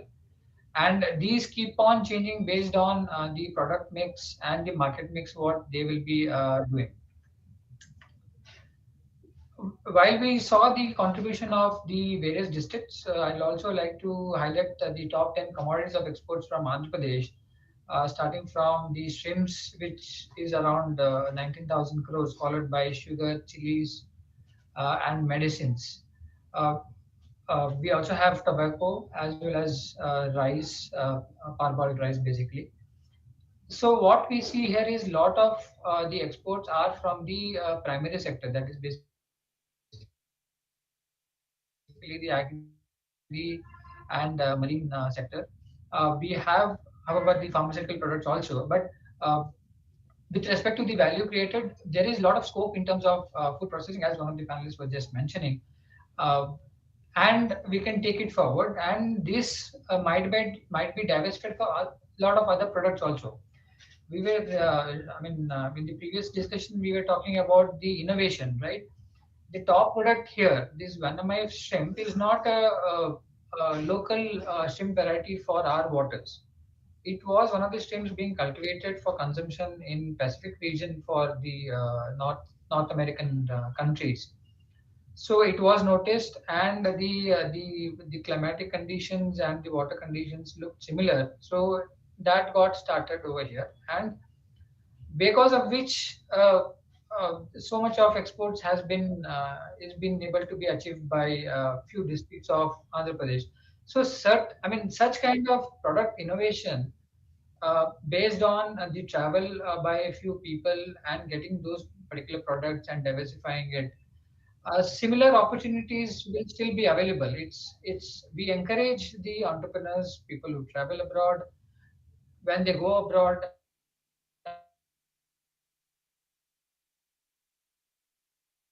and the products, food products, FMCG goods, canned products, or any other beauty product, for example, pharmaceutical products, and so on. So this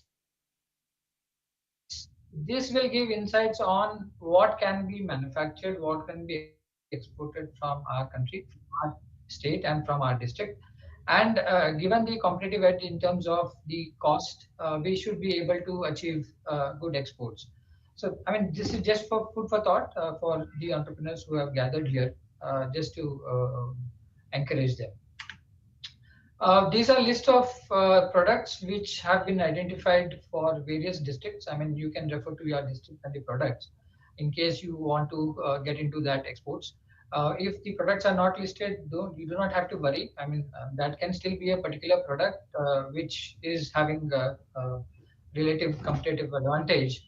And DGFT, along with the state government, will be able to assist you in any of the information or data or any help required to take your exports.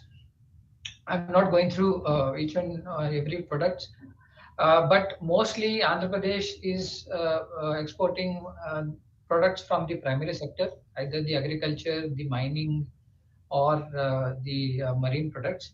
There is a lot of scope for the manufacturing sector as well. Anantapur is doing well with respect to motor cars and the automotive parts. Similarly, there might be other steel related sector also which can come up in Vizag and so on. While we were checking some of the MSME clusters based out of Andhra Pradesh, in case the data is little odd, you'll have to correct me.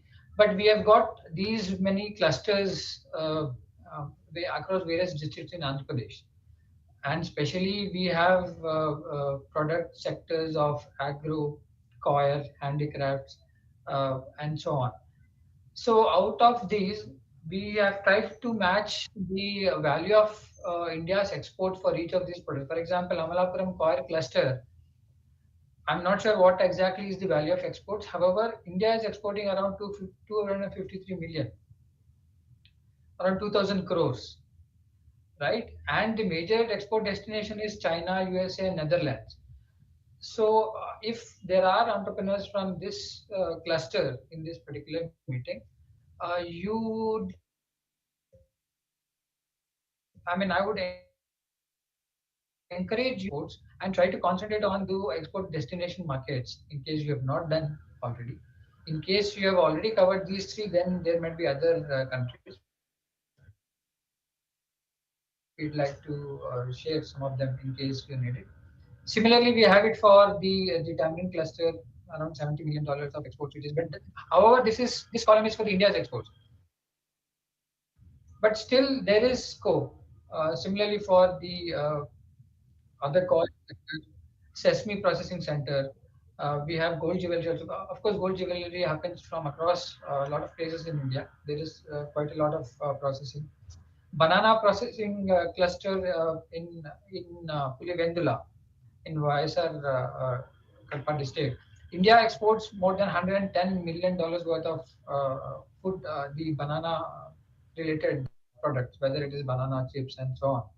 Right, so we would like to encourage the entrepreneurs from this cluster to export some of the major countries being USA, United Arab Emirates, and Kenya, and so on. Similarly, we have such data. We strongly urge the entrepreneurs to intensify their exports. I was talking about the institutional mechanism, what the Directorate General of Foreign Trade and Department of Commerce have established. Under the DGFT initiatives, we have one initiative called District as Export Hub Initiative, where under the guidance of the Honorable Prime Minister, where the emphasis was that every district has a potential product or products, and these can be definitely exported given the right guidance, right ecosystem, and also we're working with the district collectorates in terms of establishing a district level export promotion committee, a preparation and finalization of the district level export action plans, and so on, where various products of those districts are listed. The inputs are taken from various export promotion councils, commodity boards, chambers of commerce in that particular district, and so on. We'd like to continue this for other districts also, apart from the 14 districts which have already concluded. This is an ongoing process. So just want to assure the entrepreneurs that the Government of India, along with the Government of the state, specifically here along with the Government of Andhra Pradesh, is working towards establishing the institutional mechanism to address any of your concerns, whether it is with respect to product product discovery, whether the market discovery, or in terms of processes being carried out in terms of exports. Similarly, the previous slide talked about the hands-on experience where the exporters are handled personally. However, people who want to have the inputs and who want to go through a lot of content which is available for the international trade, they can go over the DGFT website or the Indian Institute of Foreign Trade website, where there are a lot of self-help videos. There is also a massive online open certificate course which has been developed in coordination with the Indian Institute of Foreign Trade, which will give an extensive coverage of a lot of processes which are involved in your export entrepreneurship. This slide again talks about how DGFT and Ministry of Commerce coordinates with the states under NITI scheme or District Export Hub initiative. We have finalized the district level export action plans. We'll be taking it forward in terms of convening the subcommittees of the DLEPCs so that specific sector-based interventions can be made in case where some assistance is required. Apart from this, DGFT has carried out a lot of e-governance initiatives. One of them, which is recently launched, is the Trade Connect platform, where this platform gives a lot of inputs, and it caters to the needs, various needs of the export entrepreneur, starting with the learning materials and courses on international trade, giving the leads generated by Indian missions, because it is connected to the Indian embassies abroad. We'll be able to display the inquiries and leads which we get from them. The platform also provides cost-free trade data and intelligence on various commodity and specific countries. This platform would also act as a single and direct platform between the exporters and various Government of India trade-related entities, where they can, it's like a single window portal for any export-related this thing. It's still work in progress. We have got a lot of users already onboarded, as you can see, across various stakeholders. However, some more exporters are being, some more stakeholders are being onboarded. Thereby, it will be a self-sustaining single window system, which will be accessible for people from any corner of the country, and it will cater to any of their needs with respect to making applications for authorizations, learning from specific videos, and posting their queries and doubts to the various authorities. The services again on the Trade Connect platform would also be in the additional services would be in terms of providing support for free trade agreement. Also, it will be providing help and support for market entry and information related to trade data on that. And it would also provide a content module where the exporters can self-learn and complete the courses to understand the export and import scenarios. They'll also be able to get alerts and information on various trade events which happen in India or abroad. Example, the Dubai Food Festival, Food Fair, or something like that, or any of the events which happen online. So these are the things which are available on the Trade Connect platform, and we encourage the people to try and log into Trade Connect platform and take the benefit of this. Right. Apart from this, we have towards the ease of doing business, DGFT has been taking various initiatives in terms of digitization of the application. Now it's completely online applications are there. A lot of risk management systems are implemented so that some of the processes are simplified and it is aligned with the goals of the ease of doing business. The fees have been rationalized for MSMEs and MSMEs in certain sector.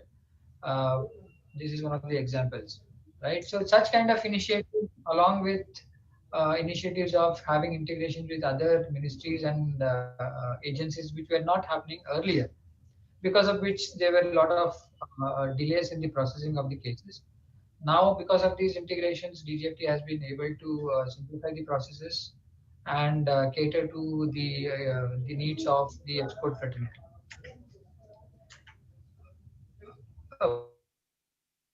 One of the examples being the Certificate of Origin platform. Since it has been launched in 2021, more than 3 lakh certificates of origin have been issued till date, with over more than $271 billion.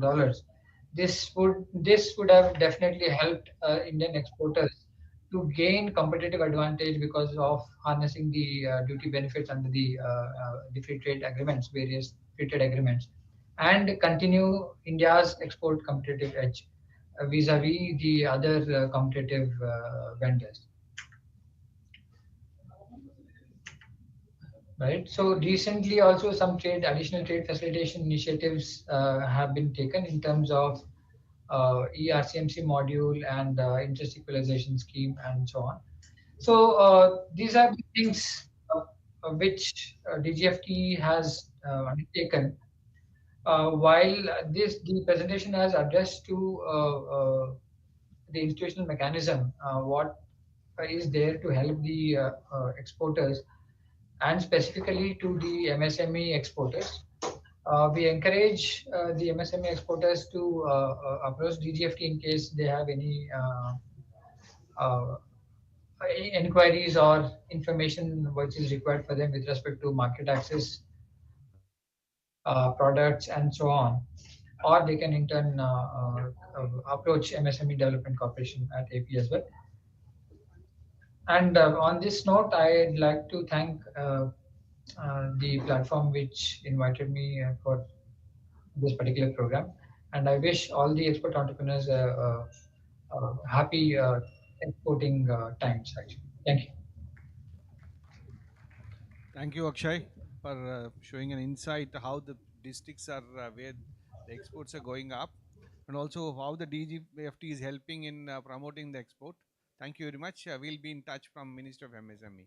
Thank you very much. Next, I just want Sure, to thank you. ask Mr. Srinivas Garu, full-time director for Lokesh Machines. You, as far as I know, your industry has started more than 30 years back, starting as a small-scale industry. Now you are into global scale. Your company is exporting your machines to across the globe, US, Russia, and so many other places. And recently, by using innovation and the help of DRDO, you started manufacturing LMG also. For a young entrepreneurs, the people who want to export or who want to reach the product to the global level, in a brief, just tell me how the journey and how you were, because I know that you are a second generation entrepreneur, and how the journey is, and when you started the LMG light machine guns with the help of DRDO, please.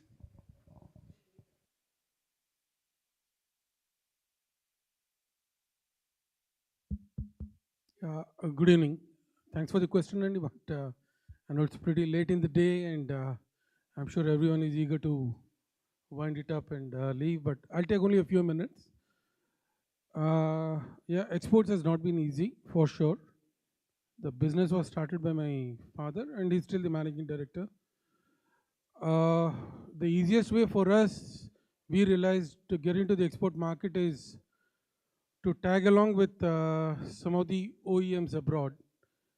అంటే మా own brand చేసుకునే కంటే కూడా white labelling we found it to be a much easier path to get in. And also what happens is many a time liability మన మీద ఉండదండి. That is the easiest way to get into the exports, number one. Having said that, as I told you, I'll not take much time. What we have realized in the last 10 years or so is competition is inevitable. Indaka Niti Aayog advisor has told that the government of India is signing more and more FTAs. Ante you'll have more and more foreigners now coming into India, and we will have to compete with them. There's no other option. So what we have realized is we should not differentiate between the export products and what we sell in India. అంటే మేము realise అయింది మేము ఇండియాలో అమ్మేది కూడా literally will have to make of the same quality, the same fit and finish and everything should be identical. So that our best practices carry on. ఇంకొకటి we have to identify the global best practices because many times మన ప్రోడక్ట్లో మనం ఏమనుకుంటామంటే this is the best way it can be done, ఇంతకంటే ఇంకెవరో చేయలేరు అని. But that's only a myth because out there in the world there is someone who can do better than us. So మనం అది ఏంటో తెలుసుకుని we have to ensure that the practices we have are the best practices. And finally, of course, is the quality. High quality is not costly. Believe me, it's actually the low or poor quality which is actually costly to an organization. The cost of rejection, the cost of rework, and many other, the cost of reputation and the cost of business. This turns out to be more expensive than a high quality product. So maybe initially investing a little in a right process, best process, and a little more on the quality will fetch you in the long run. And this is the only way to be competitive. Of course, coming to the defense foray, what Mr. Shankar Rao garu, Dr. Shankar Rao garu was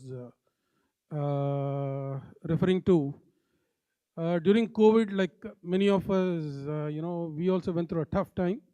Business was not very easy, and that's when we thought, manam inka edana product I have to look into it ani. And we chanced upon, we went to DRDO looking for an opportunity, and that was the time they were looking for someone to manufacture. DRDO is only a prototyping organization. They're not into mass production. So for the first time, they were coming out with a small machine gun. They wanted certain components to be manufactured. We said we'll do the entire gun, and while the COVID and the lockdown happened, a few of our engineers sat together and we manufactured the gun. And they were surprised. They went, they tested, and first time in the history of DRDO and in India, a weapon was manufactured in less than 3 months. Okay, it took them 6 to 9 months to design, but the weapon itself was manufactured in less than 3 months, which normally used to take them at least 6 years. Again, credit to the process engineering, as I mentioned. My inherent process engineering, the team that we had, they could innovate and they could do something good. And incidentally, we were also the first company in the private sector in India to supply weapons to Indian Army. Now, on the cost front, yes, we were also under a myth that defense ante good margins untai, it's very profitable ani. But believe me, it's not so, because again, globally, I'm telling you, there are so many people who can do better than us on the cost front. So we didn't have a choice. We went back, we reinvented ourselves, and today our aim is to be the lowest cost manufacturer of a machine gun. We're not exactly there, we're almost 80% there. So another 20%, I'm sure we have an incredible team. I'm sure they'll innovate and they'll bring us to that. So that's about it. And I'll not take much time because, as I told, we're getting late. Thank you, Srinivas garu.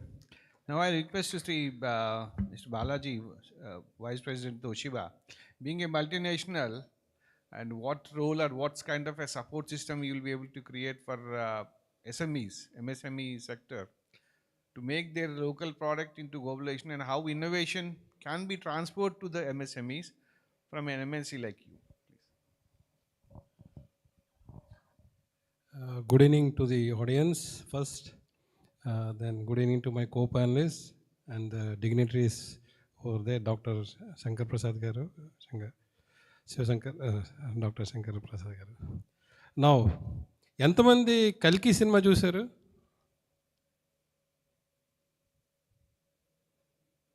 కొందరు అంటే can you come forward, all the people who are sitting behind. I would like to make this interactive. కల్కిలో climax scene గుర్తుంది అందరికీ? అంటే లాస్ట్లో ప్రభాస్ వస్తుంటాడు కదా, సోదర అంటే లేట్ అయిందా అంటాడు కదా, అంటే కాదు కరెక్ట్ టైంకి వచ్చావు ఇది అంటారు కదా, that's what Amitabh Bachchan will be telling to Prabhas. So morning నుంచి మీరు సెషన్స్ వింటున్నారు అలాగా. I would like to now make this little bit of, really, in a entertaining mode to make you understand. ఇది వీళ్ళందరూ ఎవరైతే ఉన్నారో డిగ్నిటరీస్ అందరూ, they have spent a lot of their time and effort for first thing ఏంటి, knowledge. Okay, that's what. Now నేను ఒక question అడుగుతాను, it's let B interactive. మనకి చిన్నపిల్లలకి, I'm talking about 5 years or 6 years, around that, మనకి వాళ్ళకి ఒక basic difference ఏంటి ఉంటుంది చెప్పగలరా? ఒక పెక్యులర్ థింగ్. ఎక్స్పీరియన్స్ మనకు ఉంది, వాళ్ళకి ఎక్స్పీరియన్స్ కాదు. What they do very peculiar. Enthusiasm ఉంటుంది, but out of what, how you identify that enthusiasm? ఎలాగా? I'm again going from local నుంచి I will take you to global, no worries. ఎట్లా? మనకి వాళ్ళకి మెయిన్ తేడా ఏంటంటే, వాళ్ళు క్వశ్చన్స్ అడుగుతుంటారు. మీరు అంటుంటారు కదా, కంటిన్యూస్గా అడుగుతుంటారు. కొన్ని ఇన్నోసెన్స్ ఉంటుంది, కొన్ని ఇరిటేటింగ్ ఉంటుంది. Questions continuously they will be asking. అదేంటి ఏంటంటే నెక్స్ట్ అది చెప్తే దాని కంటిన్యూషన్ ఇదేంటి, నెక్స్ట్ అలా అవుతుందంటే దే డోంట్ ఎండ్ దేర్. అదైతే అలాగా అంటే they will be continuously putting those questions. కొన్ని క్వశ్చన్స్ ఎట్లా ఉంటాయంటే we our self will going to thought, అదే ఇలాంటి ఈ విధంగా కూడా ఆలోచించచ్చా అని. ఓకేనా? Now again coming back here. Now ఇప్పుడు మీరు మహేష్ బాబు సినిమా చూసుంటారు, నేను ఒక్కడనే. ఎంతమంది చూశారు? ఓకే, అది ఫ్లాపా హిట్టా? ఫ్లాపు. ఇప్పుడు గుంటూరు కారం కానీ దూకుడు సినిమా ఉంది మహేష్ బాబుది, అది హిట్టా? ఎలా హిట్ అయింది సినిమా అంటే? ఎలాగ అంటే వాట్ ఈస్ ద రీజన్? మీరు ఎలాగ అంటే ఆ సినిమా ఎలా హిట్ అయింది అంటే ఆన్ వాట్ బేసిస్? కొంచెం ముందుకు రండి, మీరు ముందుకు వస్తే I will give you more insights on this. కాదు, ఆడియన్స్తో కనెక్ట్ అయ్యాడు. ఆ story, script, what ever, comedy, action, everything. మీకు ఇందాక సార్ చెప్పారు, శంకరరావు గారు సార్ చెప్పారు ఏంటి, బ్యాంబూ చికెన్. అది బొంగులో చికెన్ అంటే టక్కనే వెలుగుతుంది మనకి. సార్ ఏం చెప్పారు? Bamboo chicken. So it's different level. అది అట్లా కాకుండా మన బొంగులో చికెన్ అంటే టక్కని అరుకులో ఉంటుంది. So connectivity very important. ఇదే విధంగా ఫ్రమ్ అవర్ సైడ్ మనం as MSME or anything what are entrepreneurs మనం మాట్లాడుతున్నాం, we need to get connected to the customers. అంటే ఏంటి, కస్టమర్ తాలూకు రిక్వైర్మెంట్ తెలుసుకోవాలి మనం, వాళ్ళ మూడు, వాళ్ళ కల్చర్, వాళ్ళ ట్రెడిషన్ అన్నీ. అప్పుడైతే అవుతుంది. అంతేగాని ఇప్పుడు మన దాకా మనం చెప్పుకొని వెళ్తుంటే అవ్వదు. ఇప్పుడు మీరు చూడండి, ఒకరొకరు ఫ్రెండ్స్ ఎవరైనా మాట్లాడుతుంటే, ఒక మనిషి కంటిన్యూస్గా మాట్లాడుతుంటే అవతల మనిషి హీ మే నాట్ లిజన్. ఎందుకంటే మనం జనరల్గా ఏం మాట్లాడతాం, మనకు తెలిసిందే మనం మాట్లాడతాం. మనకు తెలిసిందే మనం మాట్లాడతాం. That is what we try to give Gyan, ఇవన్నీ చెప్తాం. అవతల వాళ్ళ కోసం మనం అడగం.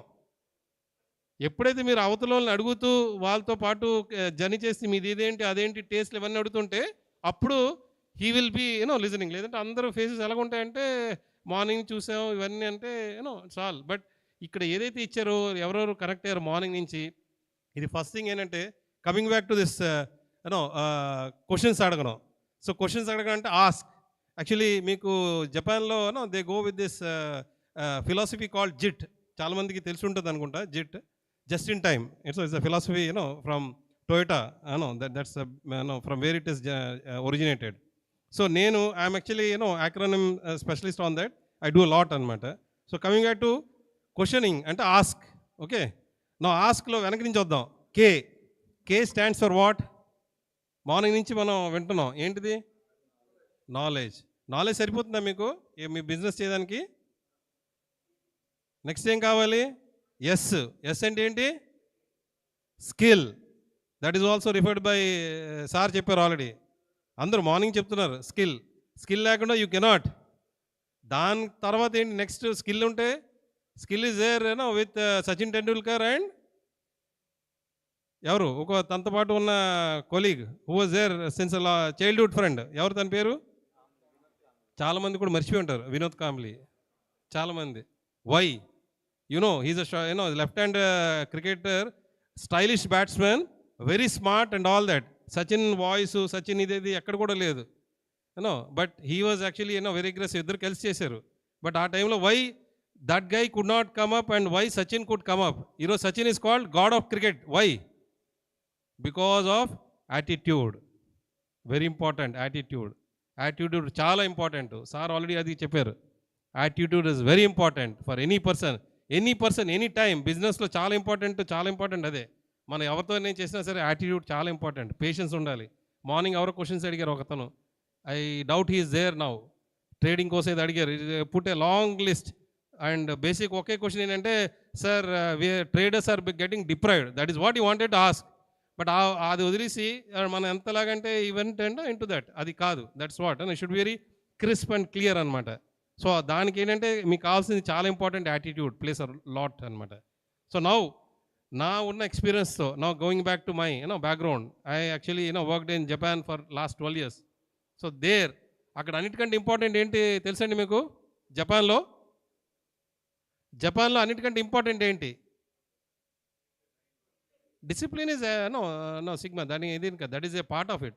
బట్ చాలా important, they give very important time. So now you put this T with ask, what it becomes? Task. This is what I'm going to give you a key takeaway. ఈరోజు మీరు ఇంటికి వెళ్ళేటప్పుడు ఆలోచండి, ఎవరికైనా మీ పిల్లలు చెప్పినప్పుడు కూడా task అంటే you tell him time చాలా ఇంపార్టెంట్. మీరు మీ బిజినెస్ చేసేటప్పుడు కూడా గుర్తుపెట్టుకోండి, టైం అనేది చాలా ఇంపార్టెంట్. మీరు క్లయింట్కి, కస్టమర్కి ఎవరన్నా సరే మీరు అనుకున్న టైం కన్నా ముందు ఇస్తే, ఐ టెల్ యూ ప్రాక్టికల్. మీరు మామూలుగా 2-wheeler 4-wheeler సర్వీస్ ఇస్తారా, వాళ్ళు మీకు ఫోన్ చేసి మీకు అమౌంట్ చెప్తారు, సార్ 750 అవుతుంది అంటారు. ఓకే, నెక్స్ట్ ఏమంటే సార్ మీరు ఒక 3 గంటలకు వచ్చి ఈవినింగ్ తీసుకోండి బండి అంటారు. నెక్స్ట్ మీకు ఒక 11 o'clock కాల్ వస్తుంది, సార్ మీ బండి రెడీ అయిపోయిందని. ఎన్ని గంటలకి? 2 o'clock అంటారు. సో దట్ మీన్స్ ఆ 3 o'clock అని చెప్పి మీకు 2 o'clock వచ్చిమంటారు అనమాట. నీ సేస్ యూ అక్కడికి వెళ్తారు. మీరు చూస్తే టోటల్ అమౌంట్లో చూస్తే ఎంత ఉంటుంది? 600 ఉంటుంది, 750 కాదు. So this is the psychology. ఏంటి? First thing he is playing with that మీకు అనుకున్న కన్నా ముందు టైం అది మీకు ఇచ్చిన వెంటనే you will feel very much satisfied. ఇదేంటి 3 గంటలు అనేది మనకు 2 గంటలకు ఇచ్చాడు, that's first thing. Second thing ఏంటంటే ఎస్టిమేషన్ 750 వేసాడు మార్నింగ్ అన్ని చూసిన తర్వాత, but is giving out 600 or something అనమాట. This is very important. ఈ టైం చాలా వైటల్ రోల్ ప్లే చేస్తుంది మీ దాంట్లో. No again going back to all this to now local నుంచి మీరు global business, I will really help out. I got contacts, I been travelling almost most of the countries across the world. So Japan and Philippines is my forte. I can help you in all that. I already told Vishwa sir also on that. So you can all get connected to me. Now coming to global, okay, everybody wants to do business. Nenu ee MSME kodo I given one acronym. Just I was working with sir avani maatlu vinna tarata everybody are telling MSME ante akkada bank kelte emantarante it is only udyami ida ala antaru. That's what. Now next time when you go to MSME ani meer akkada vellinappudu you tell them making sustainable models for entrepreneurs, MSME full form. మీరు next time అది చెప్పండి. మీరు ఇందాక ఎవరు microwave అని చెప్పారు, that's okay. Next time చెప్పండి ఇదేంటి సస్టైనబుల్, ఇది చాలా ఇంపార్టెంట్ ఇప్పుడున్న బజ్వర్డ్ అది. సో మీరు you have to, because that is what sir was telling. ఏంటంటే మనం ప్రతిదీ కంప్లైంట్ లాని కాదు, we should not look at that. మనకు ఉన్న స్ట్రెంత్ మనం చెప్పాలి ఫస్ట్, వాళ్ళు వింటారనేది కాదు, తెలుసుకోవాలి. అది తెలుసుకోవడం మనది. సి అవేర్నెస్ ఎవరు చెప్పరండి, మనం తెలుసుకోవాలి. వాళ్ళు వచ్చి మనకు చెప్తారనేది no, it is not their duty. మీరు బ్యాంక్ని క్వశ్చన్ చేయాలంటే you should know what is the kind of legalities. అక్కడ ఎందుకు లోన్ ఇవ్వట్లేదంటే సార్ ఆల్రెడీ చెప్పారు. No you need to really do little bit of background. ఎందుకు వెబ్సైట్ మీరు గూగుల్ ఏది కొట్టినా మీకు వస్తుంది, ఎనీథింగ్ యూ కెన్ గెట్. ఎలాగనేది యూ టేక్ అవుట్ దట్, తనతో మాట్లాడండి. You don't take him as enemy. Sir clearly is told, I'm train to refer. ఆయన బాగా కరెక్ట్ అయ్యారు మార్నింగ్ నుంచి చూసిన దాంట్లో all the people. Why? Because he was trying to really understand and he is going in that flow. So that's how very important. Meeru ade vidhanga me customers తో connect అవ్వాలి. Now again coming to global in the Japan, along with time, another important ఏంటి తెలుసా వాళ్ళకి? What is the second important for them after time in Japan? Reliability. అది ఇక్కడ కూడా ఉందండి. That's not, they are known for what? అది punctual is along with time. Quality, yes, quality. Okay, now quality లో మీకు చెప్తాను. See, one time ఒక US company ఒక ఆర్డర్ ప్లేస్ చేశారు. ఎవరి మీద? జపాన్కి కంపెనీకి ఒక ఆర్డర్ ప్లేస్ చేశారు. మీకు అందరికీ టాలరెన్స్ ఐడియా ఉంది కదా? టాలరెన్స్ అంటే తెలుసు కదా, అంటే 5 mm ఇటు అటు ప్లస్ ఆర్ మైనస్ అంటాం మనం. So that is universally accepted, even from ASME నుంచి అన్నింటిలో ఉందన్నమాట. ప్లస్ ఆర్ మైనస్ 1 mm అట్లా అని. సో దానికి టాలరెన్స్లో కూడా వి గివ్ పర్సంటేజ్ అనమాట. అంటే ఇంత పర్సెంట్ మీరు డిఫెక్ట్ ఐ కెన్ యాక్సెప్ట్ అనమాట. అంటే ఆర్డర్ ఆఫ్ ఒక 1000 ఉందనుకోండి, అందులో 1% డిఫెక్ట్ నేను యాక్సెప్ట్ చేయగలను చెప్తారనమాట. On that basis, వాళ్ళు క్లియర్ ఆర్డర్ ఇచ్చారు. I mean, they given the place the order to Japanese company.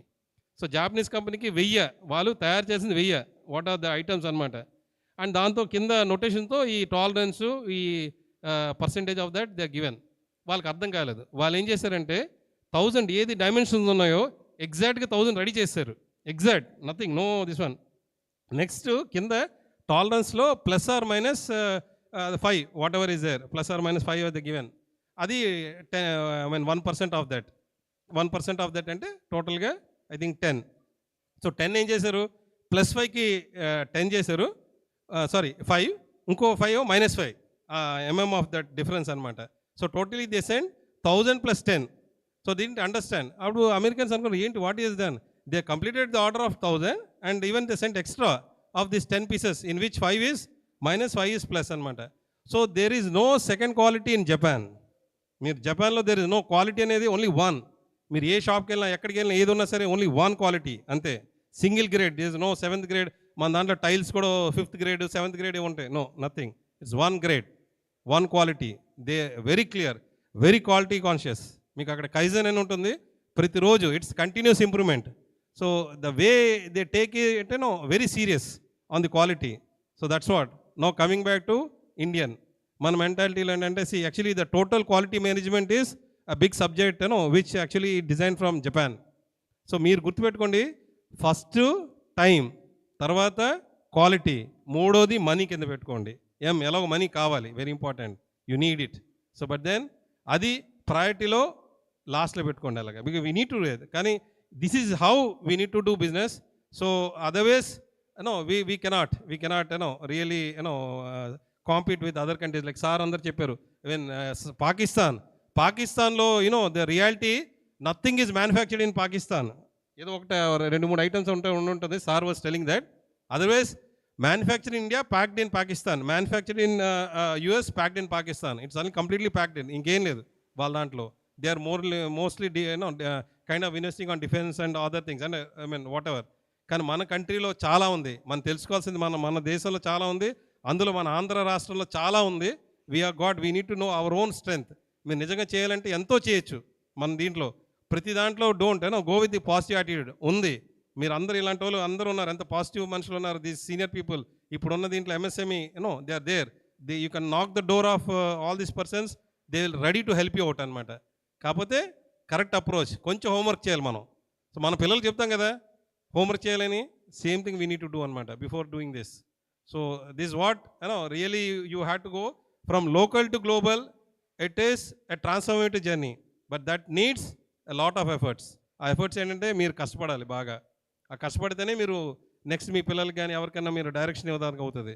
ఎందుకు ఇప్పుడు మార్నింగ్ నుంచి ఉన్నారు. In Japan, I'm just train to refer. ఇదని కాదు, ప్రతిసారి మన జపాన్ అనడం కోసం కాదు. ఇప్పుడు ఈరోజు మీకు షెడ్యూల్ తెలుసు, it starts from 9 and maybe ends at 5 or something. మీరు ఏం చేయాలంటే 5 minutes బిఫోర్ 9కి రావాలి అందరూ. అండ్ 5 కల్లా ఇక్కడ నుంచి వెకేట్ చేస్తే the whole team will get embarrassed. Next time when they conduct a program, they'll ensure that it starts on time and stops on time. ఇది చాలా ఇంపార్టెంట్. ఇది మనం ఏంటంటే మనం రావడం కూడా ఏం చేస్తాం, 9 గంటలు కదా, ఓకే మనం 10 గంటలకు చేరుదాం అనుకుంటాం. దెన్ దాని తర్వాత వచ్చిన వాళ్ళందరూ మాట్లాడతారు. దెన్ ద టైం లాగ్ ఎట్లా ఉంటుందంటే అది కింద దాకా by the end of the day it goes up to 6 అనమాట. ఎవరు కంట్రోల్ ఉండదు. So me quality of that me interest కూడా అన్ని పోతుంది. సో మీరు ఏంటంటే మార్నింగ్ అంటే టైం చాలా, మీరు అందరూ వచ్చారనుకోండి 9 o'clockకి, then who can stop? They have to, ఎవరైనా స్టార్ట్ చేస్తారు. అట్లనే మీరు క్లోజింగ్ టైం కూడా వెళ్ళిపోవాలి క్లియర్గా అనమాట మీరు వచ్చే టైంకి. So this very important. You get connected to the customers. That is how you can do business. So I don't know, I try to take time sir. The answer to your question is that when you go from local to global, it is clearly a transformative journey, and you need to have essence on time, quality, and how you bring on that collaborate. Very important. Today's age, we need to collaborate. Each and everybody, we need to collaborate with each other, not compete. Compete is not that. Today we need to collaborate. ఒక్కొక్కరి దగ్గర ఒక్కొక్క knowledge ఉంటుంది, అన్నీ ఉంటుంది. Innovation comes next, తర్వాత చేయొచ్చు. But before that మనకున్న strength తెలుసుకోవాలి కదా, దాని తర్వాత we can innovate. And innovate చేసిన తర్వాత you can always approach the MSME Development Corporation. They are ready to help you at any extent. And money is, yes, they will definitely do. So I would like to close on that note. Thank you all.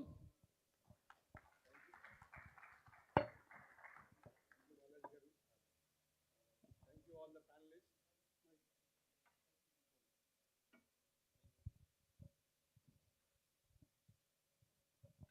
Thank you, Balaji Garu. And thank you all the panelists for sharing your valuable thoughts. And again, thank you all the audiences and my colleagues and friends staying till the late evening. Thank you once. Thank you.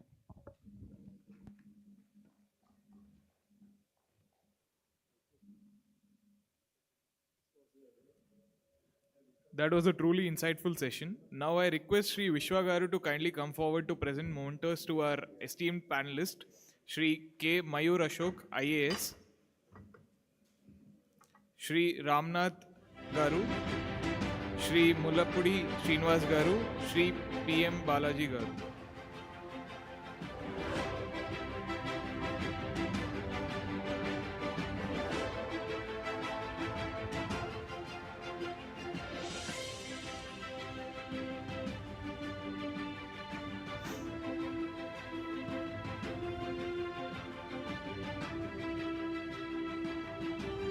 Now I request Shri Vishwa Garu, CEO AP MSME Development Corporation, to give closing remarks for the event.